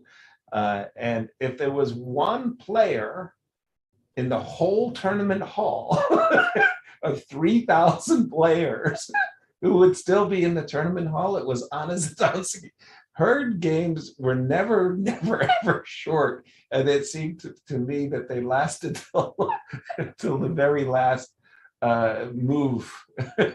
Right. I And don't also, know why we have those types of players, but we do. but this is the final game of Team United States because Tatev Abrahamyan has won her game.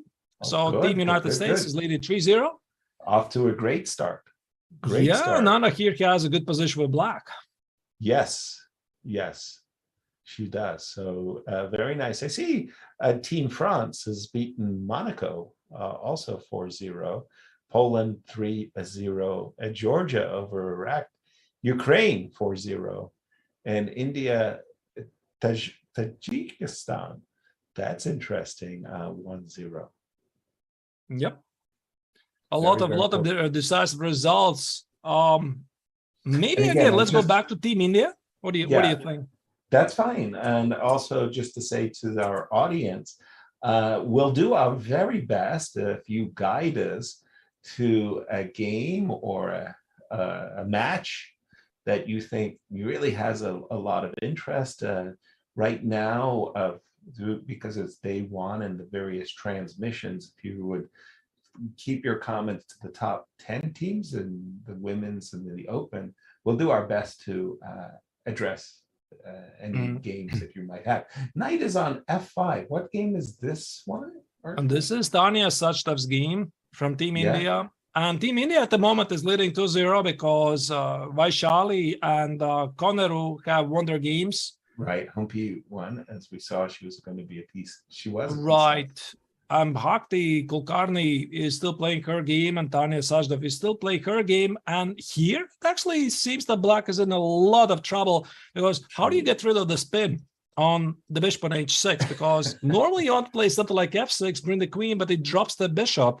Right. Probably queen g6. Yeah, and I'm thinking queen g6, queen h2. And that's what I was saying about grandmasters. We just so dislike being in these spins.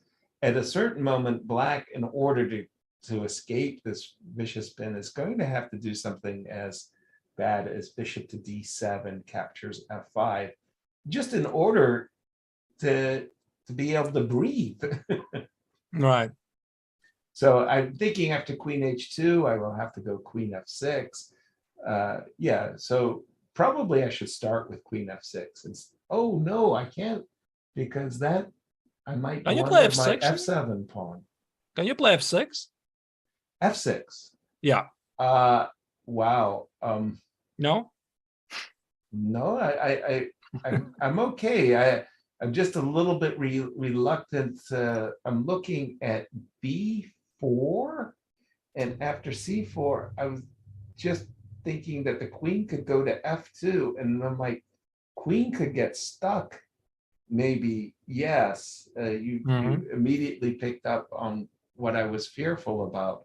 Queen a7, or queen b6, and my queen on g6. I might not be able to defend. But this knight on f5 is a monster knight. I think you're right. I think you're right indeed. After queen g6, queen h2 might be a move. And actually, also I notice what's even wrong with taking, because if you take it, king g6 is obviously a fork. Now after f6 and g6, also this needs to be evaluated for black, because those are weaknesses which are not gonna go away. For example, even knight e7, knight e5 could be unpleasant. Yeah, you could talk about a permanent weakness. Right. There's one thing that black can hang her hat on, for the moment at least, is that white's bishop on e2 is, I want to say, passive. And there is a fear that if I do play b4 and I mistime my move b2, b4, and my opponent shuts my bishop out of the game with c5, c4, that I'm crying that my bishop won't play a role in the future. So there is a hope from black's point of view that she might be able to create, on a good day, some type of a fortress. Right. Yeah, definitely. There's a room for fortress. After queen g6, I think the best chance for White is keep the queens on the board. Yeah. So Sachdev is suffering here, and she's playing against significantly low-rated opponent. Maybe doesn't mean a thing because not everybody has access to so many international tournaments. We have seen many underrated tournaments, by the way, especially from India. Yes. Right? I mean, they have a lot of sometimes 1800 level players who play amazing chess, sometimes even crushing grandmasters in open tournaments. But when the Queen G6 happened, it did happen. Yeah, Queen takes G6. I would have thought Queen H2, maintaining that pin would have, I would have been frightened to be black. But now after takes knight D7, okay, I have to play bishop to D7 or bishop to E8. She saw my idea, but I didn't say it's good. I mean, I'm you not only really took responsibility to say, look at this possibility. I mean, I would Nice. consider Queen G6, but I'm not sure if that's a good idea. I would love to keep the queens on the board for Exactly. more variety of options. Right. Well, okay. Very, very nice. And also in the top ladies, we saw Anna Musishuk. I just very quickly wanted to check the remaining Please. game of Bhakti Kulkarni. I mean, before we Yes. move on. Because Looks this is like the- White is just completely winning this. By the way, the White King on G3 makes a very beautiful impression. I can't say that she's in a bathtub, but it's a very nice pawn structure from White. By the way, talking about the bathtub, for those of you who are joined us late, we were looking at a game of Wesley So, and you called this the bathtub pawn structure. All right. So we have to, eventually we have to look at what's happening in the bath. Yep. Yeah, I think we are going to come back to the ladies section at some point later. Maybe Sure. now. Yeah, maybe before we switch on to the open tournament, maybe let's make a short break because this is still the second time control. Players get additional 30 minutes on the clock. Okay. No time pressure at the moment. So see you in several minutes. Hope you like it so far. If you have some interesting questions, again, I said it, interesting questions. Well done. Don't hesitate. Ask them in the chat. Stay tuned and see you in a couple of minutes. Excellent.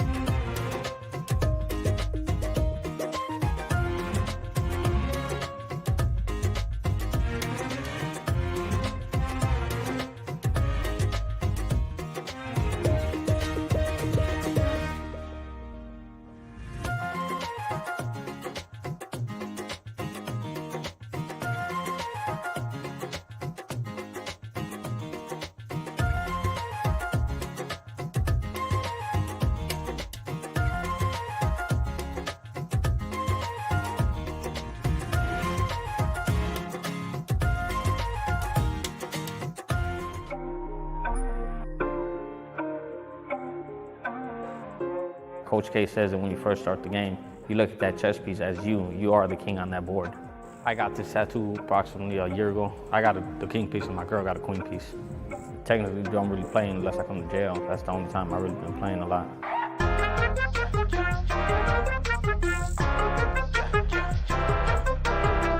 We talk trash about who be who garbage.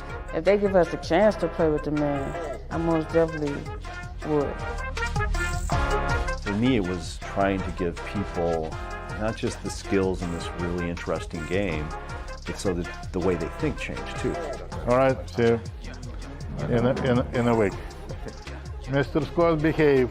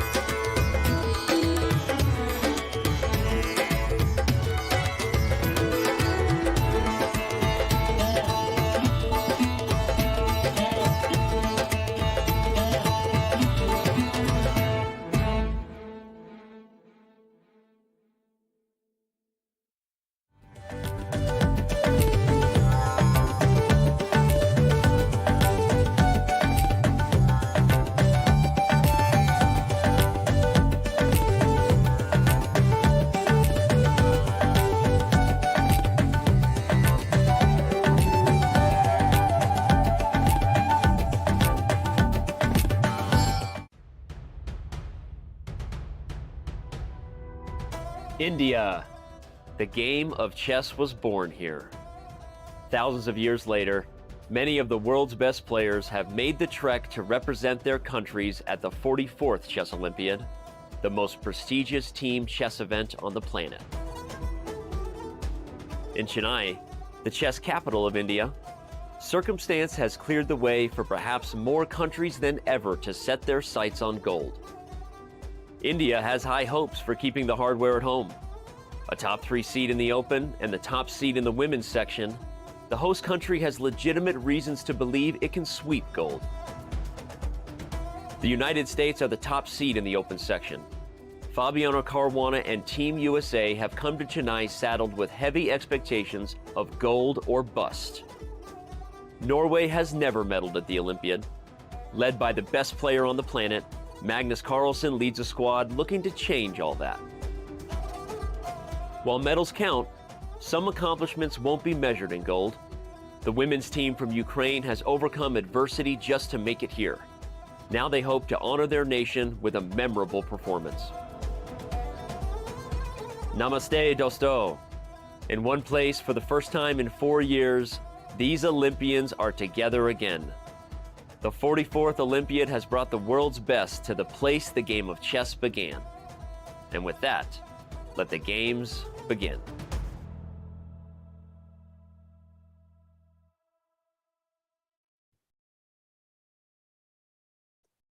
Welcome back, everybody. We are back live from the World Chess Olympiad in Chennai, India. Here you see the action in Dania Sachdev's game against Rukhsana Saidova. So one of the leading boards of Team India were top seed in the women tournament. A lot of exciting action ahead, right? So the second time control has been reached. Your calls today are Yasser. Yasser is smiling. Right. I don't think that was actually Tanya's game. I think that's a different game. I thought it was Tanya's game. Yeah, I'm quite sure. This is the game where the queen there's a king on g3, but it was a nice position for white, Tanya's game, and white traded queens, and still an advantage, but Tanya, I think, has great chances of saving that position.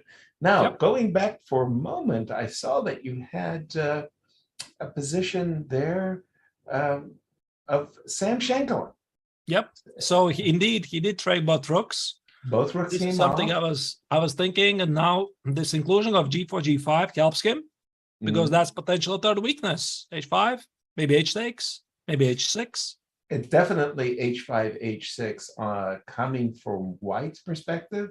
So the idea is that as soon as we can get our pawn to h6 in a very nice way, then we're threatening instantly bishop h5. That's nice. That's the killer. And yes. G6. So I guess it really depends where black keeps his bishop, right? So for that, I guess you want to play bishop c6, so that bishop h5 can be responded with bishop e8.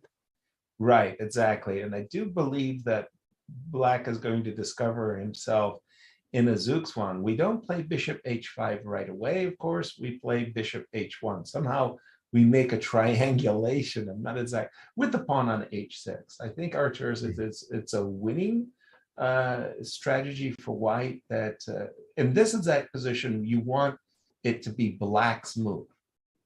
So h3. There you go. Yeah. And Zugzwang, no? Is Zugzwang.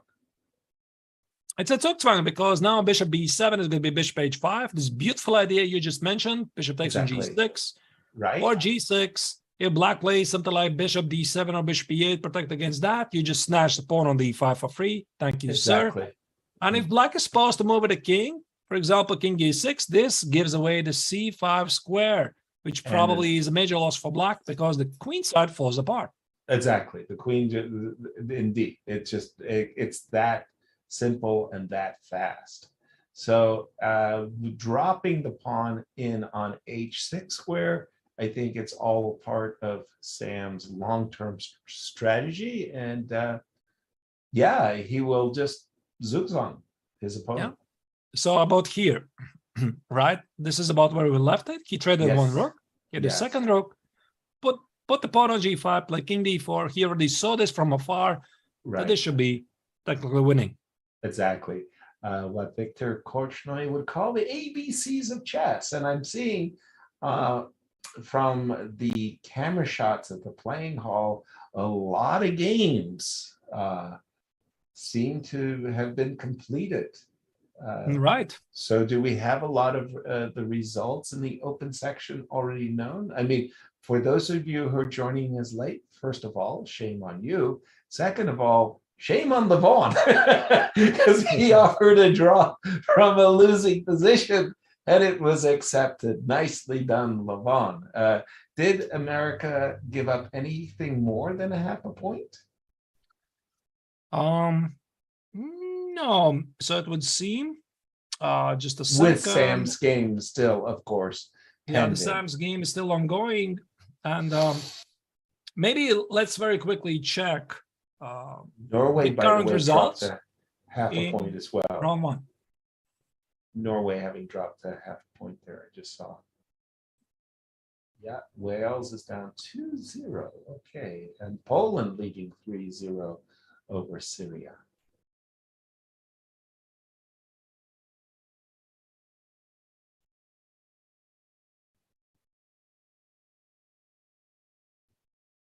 All right, and as we're just going through these results, I see Azerbaijan, that's what we're talking about. We always love hitting the trampoline 4-0 as the start. Jordan is also lost 3 games to the Netherlands, 1 game pending. Ukraine leading 2-0 over Thailand. Germany leading 2-0 over the Sudan, England 2-0 over Cyprus. So a lot of teams going for the big 4-0, but again, USA getting dinged so far a half a point, and Norway as well. So it was very, very difficult, Artur, to make a 4-0 result, because usually somebody on the other side has really prepared great, great preparation, and somebody's in trouble. Actually, Levon today had a good position after the opening. He made this very interesting exchange sacrifice, and then something happened. He started playing moves like queen to d6 to b8, and after this very pronounced and exciting exchange sacrifice, then king h8 to g8, he started wasting a lot of tempi, in my view, on moves that actually were a step backward. So it was strange. From a very promising position, he spoiled it. There's no other way of putting it. A win is a win. And then 3.5 points. It's perhaps very good. Not a perfect result that Team United States was hoping for. A small setback. I wonder really what it's going to mean for tomorrow's pairings, because usually they're done teams with 4 points and paired against 4 points. Exactly. So it could be some interesting complications there. No question about it. And again, a very big shout out to each and every one of you for joining us. And also do us a favor, tell your friends where you're hanging out. And we promise that our coverage is just going to get better and better as we get deeper into the rounds. We have a lot of profiles of the players and people in India who are going to be giving us great feeds and great comments. So we'll show you, for example, a profile that we created on the American team. Let's have a look. With a couple of powerhouse countries on the sidelines, Team USA is the popular choice to take gold at the 44th Olympiad. Blessed with a talented roster led by Fabiano Caruana, the top-seeded Americans are looking to secure gold, as they did 4 Olympiads ago back in 2016.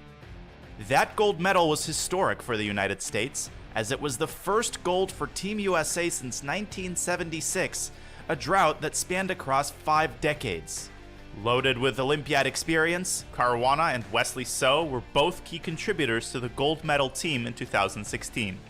Even one of the newest members to Team USA, Levon Aronian, is no stranger to competing at the Olympiad. Aronian bagged gold while representing Armenia during a stretch in which that country won 3 gold medals across 4 straight Olympiad appearances. Also making his Team USA debut in Chennai is Lanier Dominguez. Considered to be one of the strongest players ever to come out of Cuba, Dominguez rounds out a Team USA roster with few weaknesses. Coached by Chess.com commentator Robert Hess, Team USA's roster is so deep that reserve Sam Shankland would likely play first board for most countries in this year's event. As expected, Caruana leads Team USA as the first board. But even with a gold medal already under his belt, Fabi heads into this Olympiad with plenty of motivation. Coming off his clunky finish at the Candidates Tournament, Fabi will need to find his game for the US to realize its potential as the favorites. During its triumph in 2016, Team USA was led in scoring by Wesley So. In this year's Olympiad, So returns to play as the 2 seed, which should offer him some favorable matchups. The 3 seed is Aronian, which also should play in Team USA's favor. Aronian ranked as the top player for each of Armenia's gold medals in 2006, 2008, and 2012. Aronian now brings that experience and pedigree to Team USA while going up against the opposing country's 3rd best player. Carrying 3 of the top-ranked players at the 44th Olympiad while facing a significantly weakened field of countries, the United States is well-positioned to come away from India with just its 3rd gold medal since 1937. The time for Team USA is now.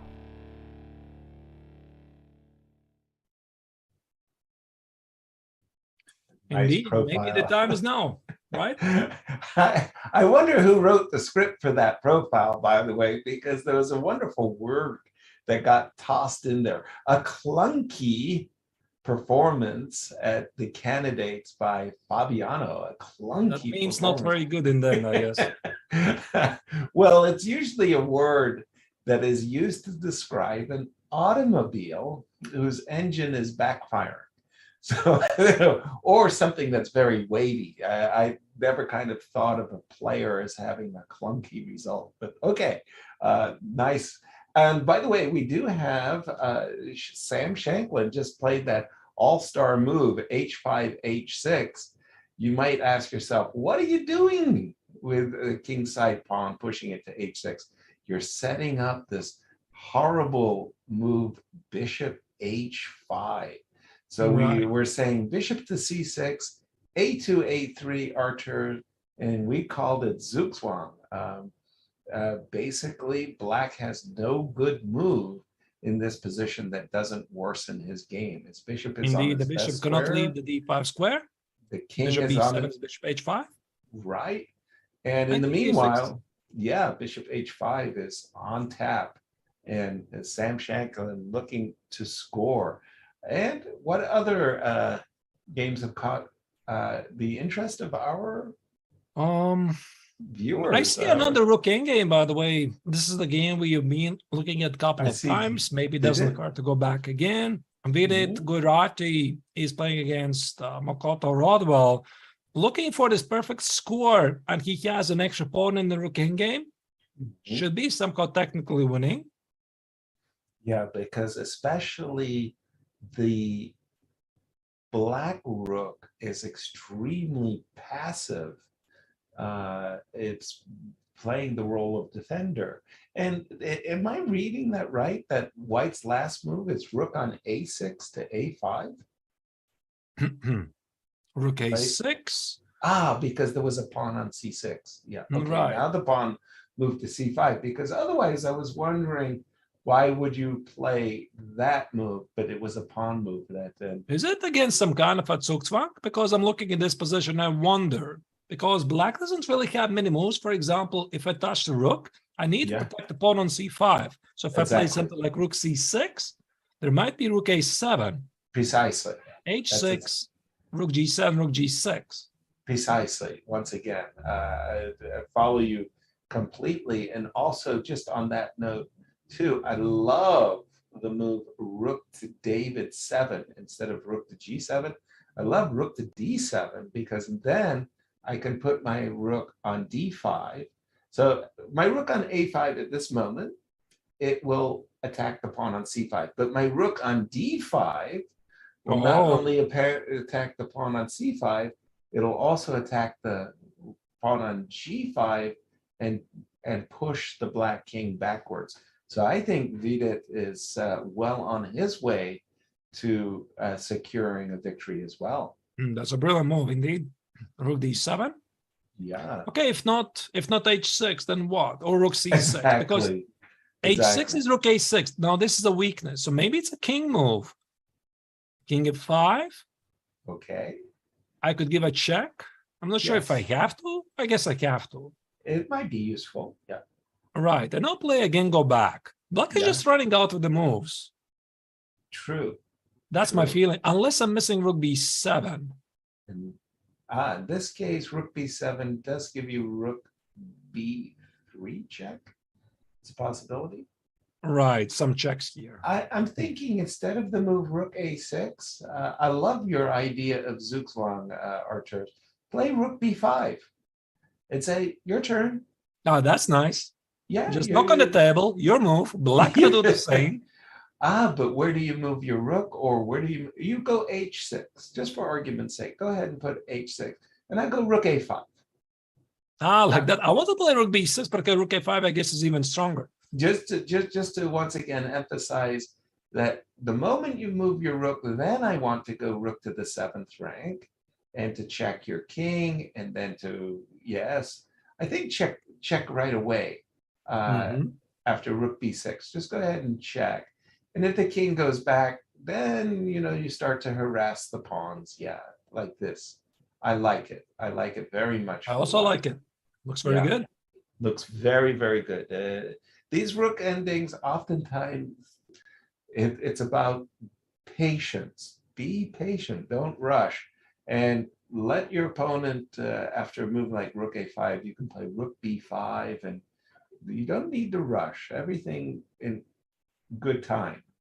Here's the thing. White is not spoiling his position by playing rook b5, rook a5. Black is spoiling the position because the rook on c7 has to stay. It needs to protect the 7th rank. It needs to protect the pawn on h7. Right. And just kind of like that Sam Shanklin position, every time you touch your king and you go king f6 and allow king e4, or if you go king d6 and allow king e4, king f5, it's all going White's way. Very, very nice. Right. Again, I just want to give a big shout out to the playing, to India and the host country in the playing hall, because more and more as I'm looking at the camera work and the players at the board, and the chairs are wonderful, the tables look good, the playing hall looks spacious.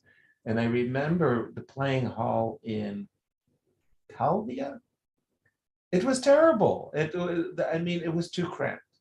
It was just too small.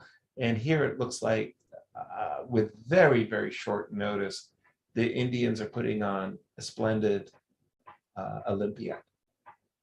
Indeed, they have. They have done it usually that other countries do in several years. Yes. They have done it in such a quick time frame. It's just stunning. Exactly. It's a real challenge. And I remember just so many of Olympiads that was just getting visas. Visas are, trust me when I tell you, they're a major effort. And so many countries, so many people from different countries have visa issues.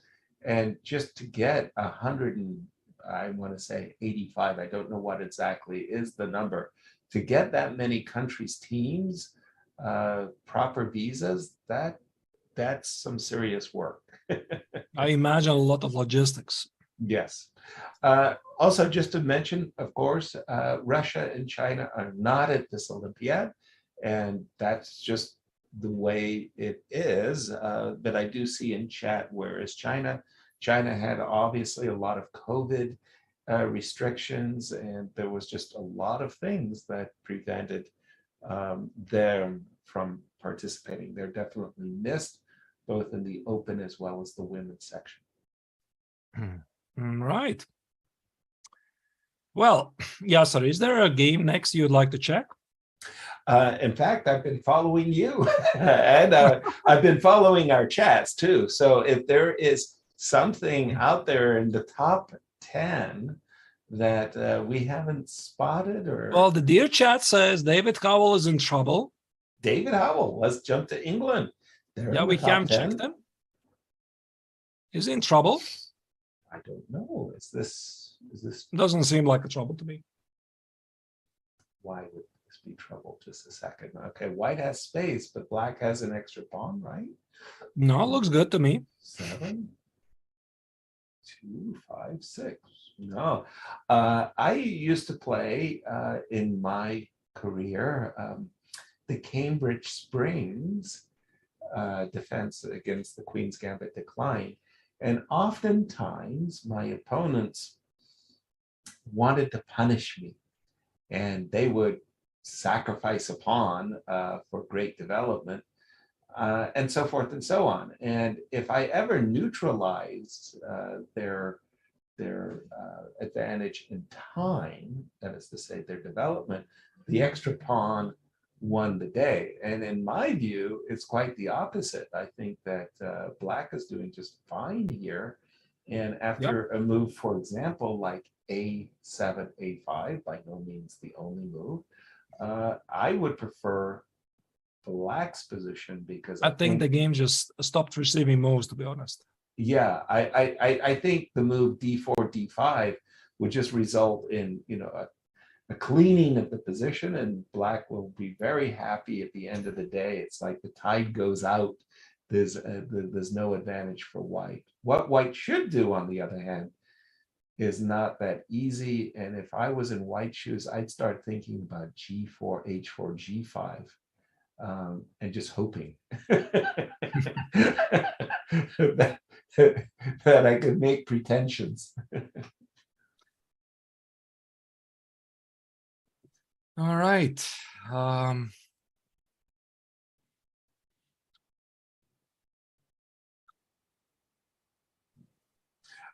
We have a question from the chat. What's the question there? What led to the change in the Olympiad in that the top-rated players often didn't used to play, but now they all are? That's the question. I think one of the biggest things was that the Olympiads used to be, how do I put this in the nice way? The Olympiads were not good events. They were simply not good events. They were very, very long. I already mentioned that there was 13 rounds. Now there are 11. But they used to be much, much longer than that. They had these qualification round robin sides. They had these events would last a month or two. A lot of the federations simply didn't have the resources to support a strong team. So a lot of the top players didn't want to invest 1 month of play or even 2 months of play for an event that didn't really pay. That's to begin. That's just kind of like stop right there. But I want to say that more or less from the 70s onwards, the Olympiads really started to become much more prestigious events. Right. And federations started to invest in their teams. The host nations also, the budgets began to get bigger and bigger and bigger. So that really a lot of the nations, like for example, Turin in Italy or Tromsø in Norway, had government support. Like Torino in 2006 came just shortly after the Olympics in Italy. And the Olympic Village is actually where the players were hosted. Like they had all of these rooms that was a follow on from the Olympics. So I just wanted to say that the Olympics themselves just became a lot more prestigious events, a lot better supported by national federations. And the players started to really appreciate them, not just for their competition and winning gold medals, but like I said earlier, this opportunity to meet organizers, to meet people across the world. And it became a friendly event rather than a harrowing journey to God knows where you are going to end up. What position do you have? You have a position from Poland? I was just browsing through the games, which is still ongoing. I found Mateusz Bartel's game. I'm curious if we have to follow how Vidit Gujrathi is going to win his game. Yes. Because that's pretty much the only remaining game from the top boards. Right. It sure looks to me like the position that you have up there, Bartel, with that wonderful two minor pieces, that should be winning for white. I would expect white to win that game. So it would seem. Rook e7, I guess rook d8. Rook d8 just sure, man, every fiber in my being demands rook d8 be played as soon as possible. Rook d8 is on the board. Yeah, same move faster was better. So maybe, again, we can jump back to the women's section. Alrighty, let's do it. Since there's not so many games left here in open section, maybe there's something really exciting going on there. Tanya Sachdev is still fighting. Things don't look so bad now anymore. Right, she had this very difficult kingside pawn structure that was this long-term static weakness, but now they look like they're just equally matched on the king side. She's also, Tanya has activated her dark square bishop, put it all the way down there to f2. Maybe it will go to even the square u. And maybe she is the one now who is the ambitious player, no? And she starts to think about it because, well, I think the position is 99% going to be a draw, whether white plays the move b3 or not. But I think Tanya has really righted the ship. When we saw her an hour ago, boy, that there was a white knight on the f5 square, and that was an unassailable piece. I have to go back to that moment, really. Yeah, just it was just so good for white. We expected queen h2 to land on the board, and asked Tanya, how are you ever going to break the pin on the h file? Her opponent traded on g6, and the next thing you know, we got the current game position. The pawn captured. In the king side, this was not a good choice, right? Right, yeah. And Tanya, very, very acute and accurate play, brought her king to c5, her bishop to f2, and as you said, who's playing for the win? I think black definitely is out of the danger here. Right. There's no risk for her to continue. Maybe b4, maybe just wait for a while. Right. But the problem from black's point of view, like imagine white just playing poorly. King c1, king c2, king c1. I never do anything. What can you do? You can put your pawn to b3 if you like. You could play b5, b4, b3. But then your king will never cross any. There's no way of black's king getting into the white camp. So you can't really play the move b3. The best you could do is capture on c3, and then in that kind of a world, your king is kind of stuck to the defense of the c4 pawn. You're right. Yeah, you would therefore probably going to be totally a draw.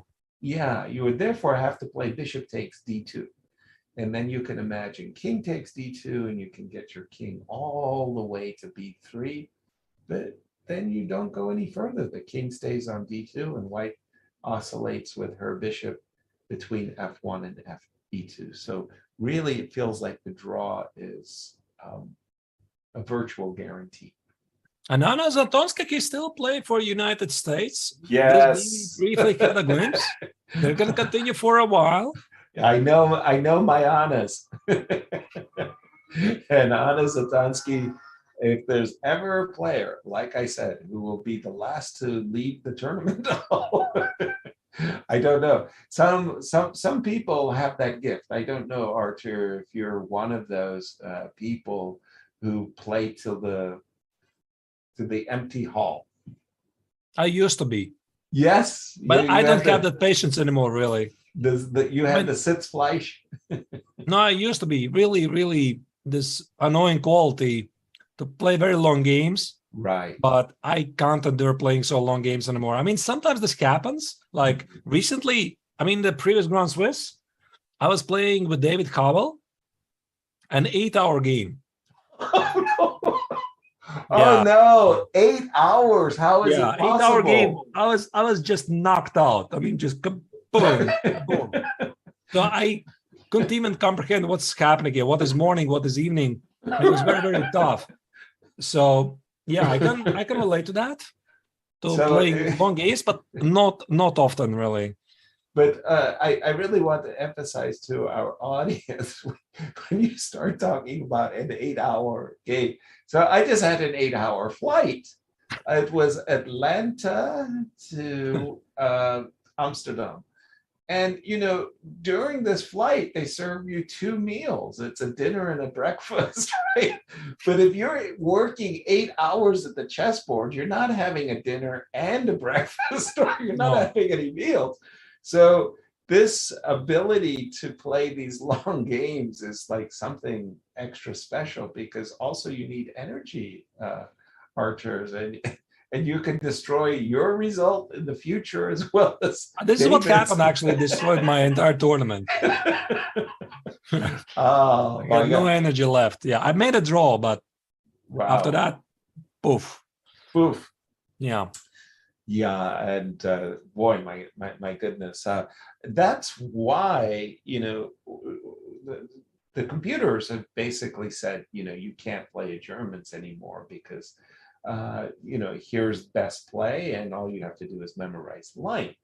But I want to say that we used to play 5 hours, and that was a very challenging period. And then you just went to dinner. You stopped the game and you resumed it the next day, and that was somehow rather civilized.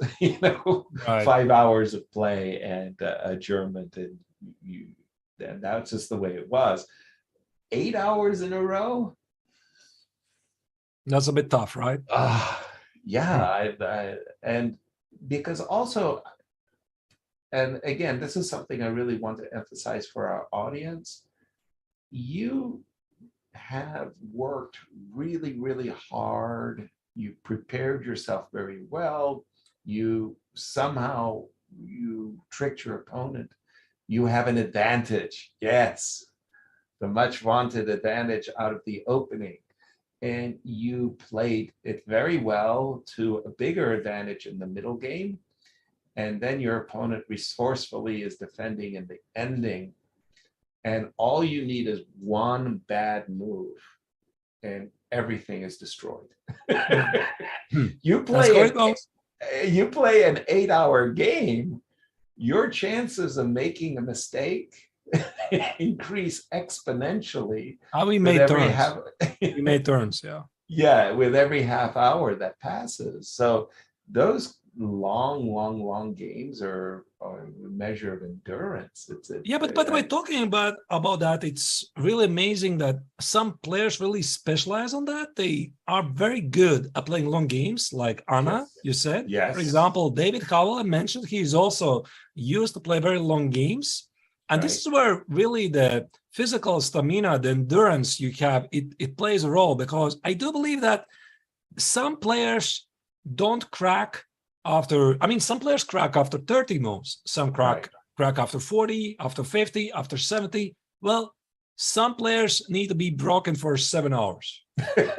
Right? And that's a nice way of putting it, but yes, I follow you. Yeah, and then it becomes incredibly physically difficult to play. So it's a big skill. It's a big skill, definitely, to keep the game going and going and going.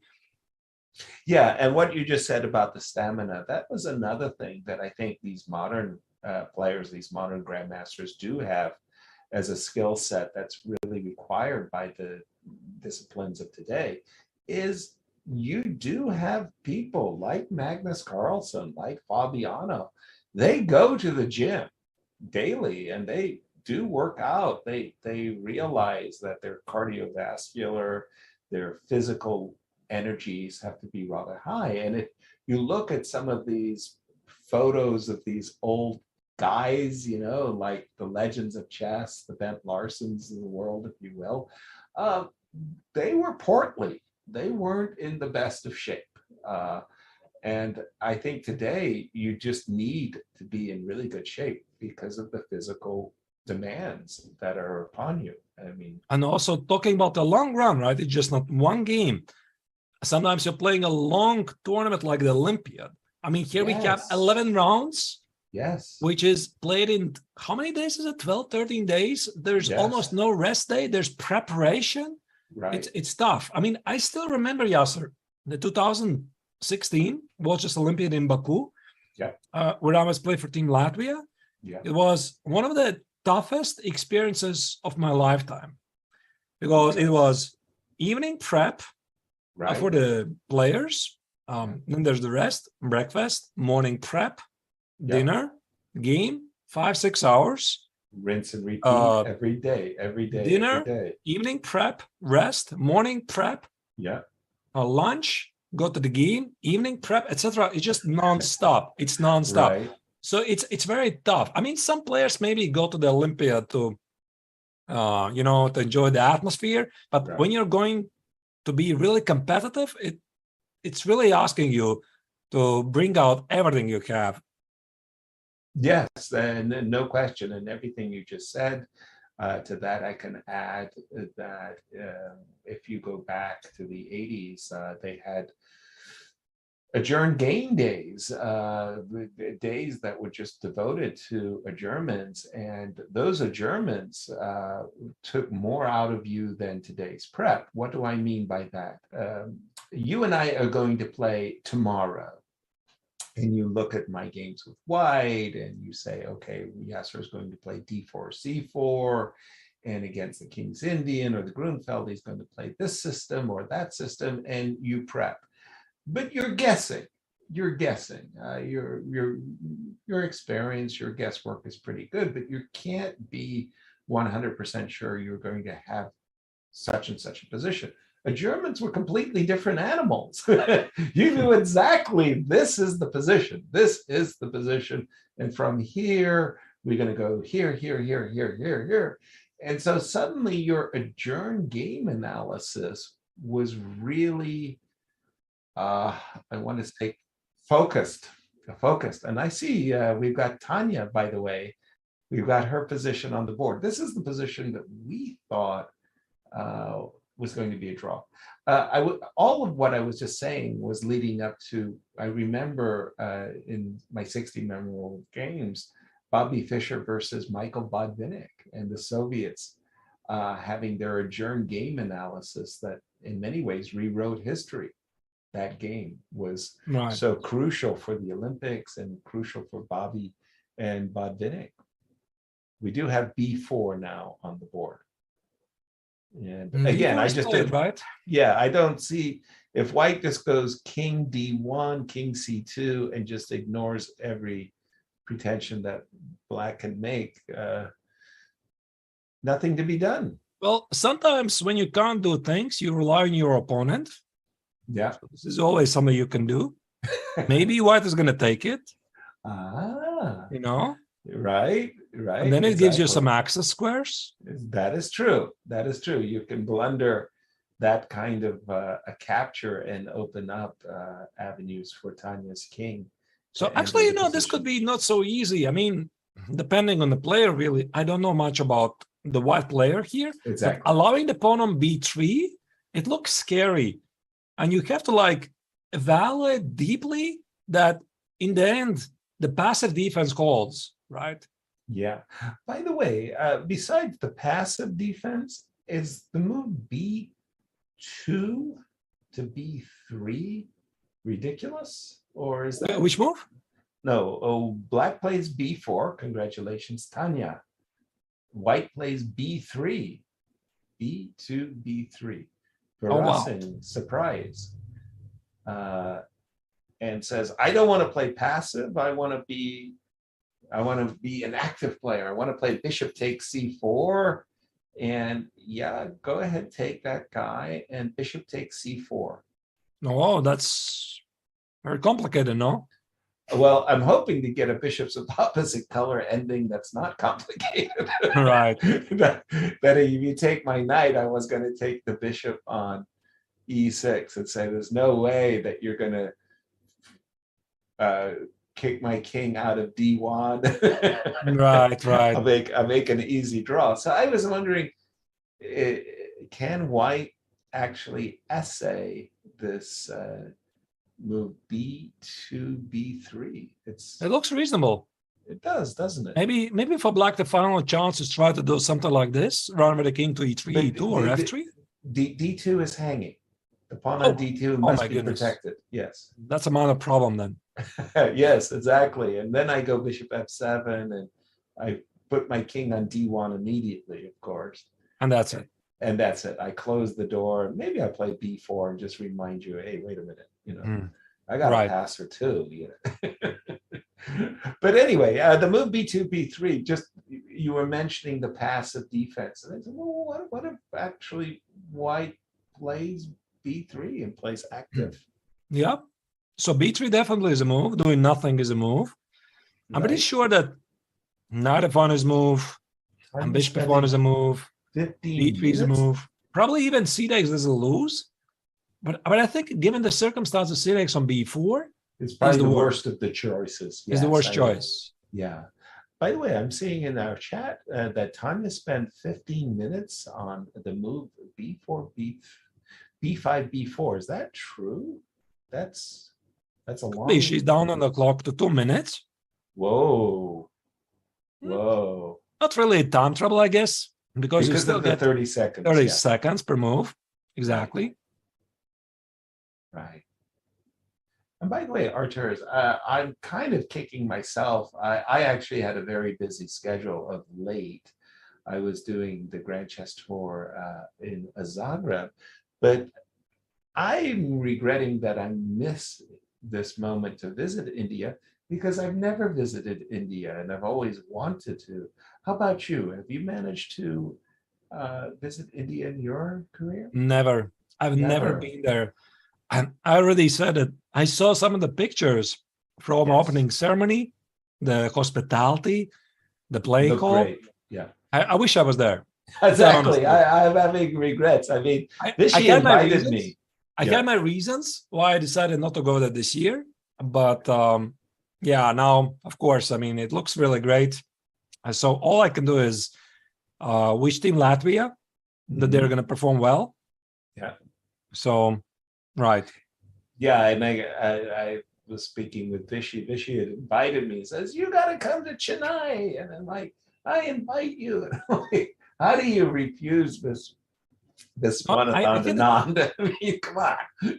I had a talk with some of the Indians, like Sarah and Nicole.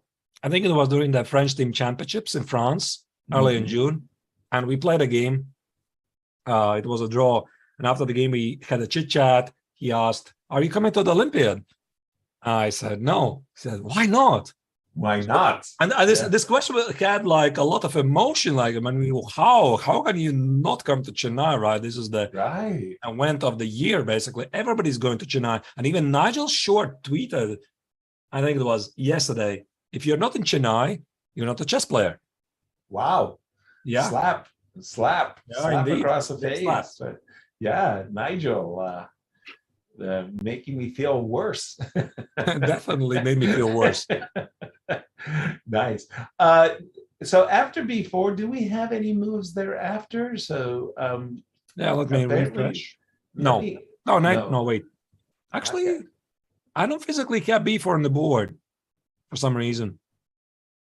I'm looking at the cameras. It's hard for me to tell. It could be a relay error. Yeah, how about Sammy? This is the Vidit game. Vidit looks like he's ready to rock and rumble with rook to d5, and that's going to just be a killer. How about Sam Shankland for the probably already won his game like an hour ago, but he did. I think so. I mean, right. That was that nice Zugzwang moment. Sometimes. Yep. A2, A3 on the board. Well, his opponent simply resigned. Yes. He definitely was well familiar with the concept of the Zugzwang. Yep. He saw what was coming. Bishop H5 or A2, A3. Nice game. Vidit. Not so many games ongoing. No. I'm not really sure. Very empty there. Right. Not sure which game to choose. Maybe maybe the second India team could be interesting to check. If we have the relay, it is not certain. If we have the relay, right. Ooh, this is not very clear, is it? No. I think there's some moves missing as well. Out of bishop c7. Because the minor pieces of white are keeping black's king essentially at bay. It's almost like an invisible shield. Black's king can't go to d7, to d6, to d8. It can't approach and escort the pawns. So the pawns aren't going to win the game by themselves, not when White's knight is on this great square c5 and not easily pushed away. Now, the question is, can White win? Well, the White king would presumably have to get to d5 and push the Black knight into some inactivity. I don't know. I feel that while White's ahead from the material point of view, it's not so easy for White to win this game. Your take? I think we're just missing a lot of moves, to be honest. Okay. And because this was move 46. You think a relay? I think so. I think so. Black's clock shows zeros unless he lost some time. Right. I don't think this happened. And India's second team has been leading so far 3-0. Okay. So, by the way, Taliban won, Gukesh won, and also Sadhwani won his game. Hat tip to Spain. They did defeat a Welsh team 4-0. I thought somebody on Wales was going to nick a half a point or more, but they were not able as Spain goes 4-0. And Shirov won his spectacular game. We left it at some point here. Queen h3. That was how Alexei managed to bring his queen. I said f1 was a terrible square, and it was, but h5 is much better. And it looks like new score sheets. Slowly he approached. Oh, Queen f4. Look at that. Ooh, what a lovely finish. Queen Pretty d7, sure this was rook the finish. d5, and rook d8 mate. We were saying the opera game and the Paul Morphy opera game with rook d8 mate. The same finish. Yeah, Alexei achieved immortality. And Right. what do you say? Maybe let's make a quick break. Yes, sir. Yeah, that works for Something me. like several minutes, then we can round up what's been happening here so far. Don't go anywhere. I'll see you soon. Okay, deal.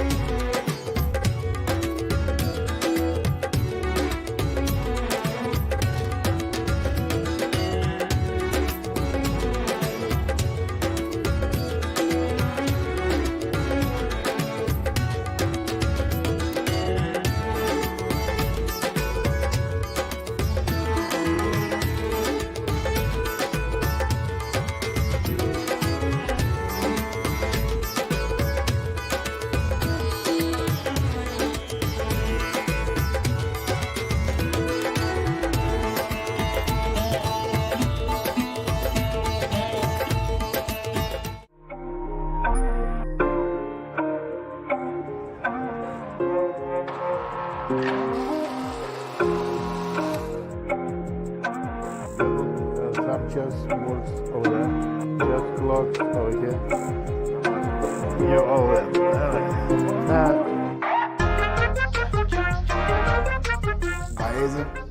He just beat me, man. We just played like 3 games. It's a 4-1 streak my way. Me and him actually learned around the same time, and it's been fun watching him grow. He's early on, he'll trade his queen off too. He doesn't mind losing his queen, but he uses his horses more. I'm a little mad if he take my horses, because they the deadliest piece on the board. Everybody think it's the queen, but it's the horse, because you can't defend it.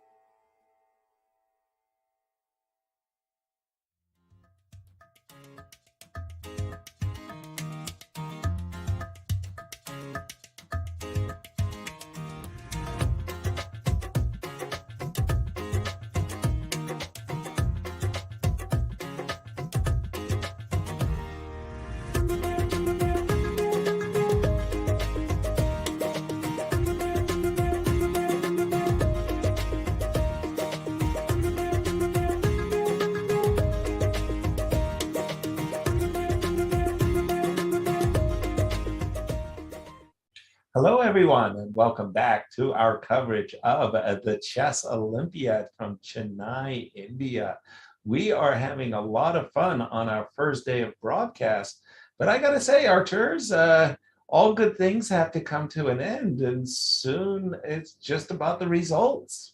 Yeah, let's maybe check some of the results of the round 1, and some small upsets did happen, but of course, the favorites mainly won their matches. For sure. Everybody wants a 4-0 result, not so easy to achieve. Even the mighty and much vaunted USA team got nicked for a draw there by Angola. And before you say nicked for a draw, it could have easily been a loss, right, as one Levon Aronian offered a draw from a losing position. It was accepted. And then you see Germany has won 4-0 as well. Here you see some other results. Azerbaijan, 4-0. Netherlands is 3-0 up against Jordan. Ukraine, 3-0. I guess one game is still ongoing. Yep. Germany, 4-0 over Sudan, not a big surprise. And England is about to score a clean victory over Cyprus. Exactly. And we were seeing in the background there, because so many games look like they've been completed, we were seeing Tanya, such as position from the women's section. And I wonder if we've got a lot of the results of the women to mention as well. Also, big shout out to our team in India who are relaying us so many of the games, the positions. They have put together something very special of highlights of this day one. So when Artur and I do sign off, do not sign off yourselves, but stay around, hang around on the Twitch stream as we will be presenting the highlights, and that will come up much later. But I just wanted to give a warning to everybody that we've got some good stuff coming your way. Don't you leave. Don't you leave. Don't you dare. Don't you dare. Yeah, and also to all of those of you who are joining our broadcast, thank you very much for sharing your day with Artur and I. But also, you can help us a lot by telling your friends where you're going to hang out. And we've got a schedule coming up for each and every round, and you can follow us.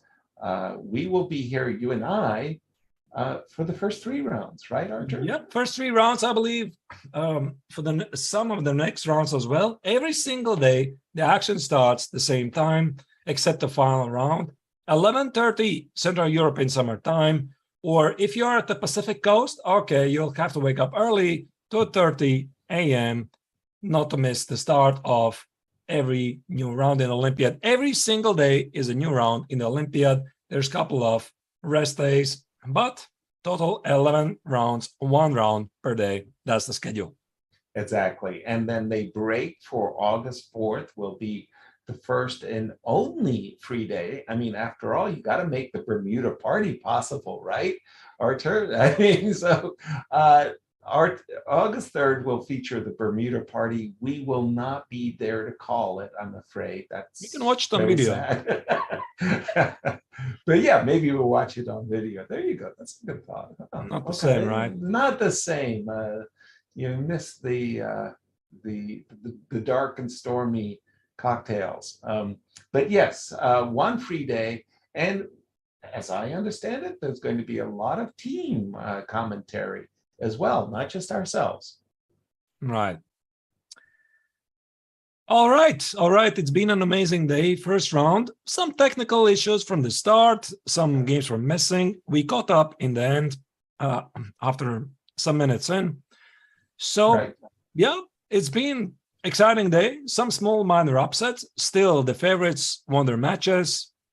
Team United States, Team India. And I guess this is where we say goodbye. But like Yasser said, we do have something special prepared for you. Exactly. And before we do say our final goodbyes, a warm shout out to you, Artur.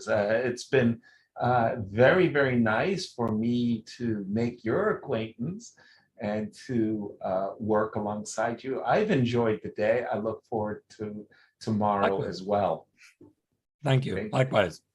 Wonderful. And as Artur says, as we close down, and we thank you all for watching, do enjoy this very special, this nice special that's coming up. Bye. Come back tomorrow.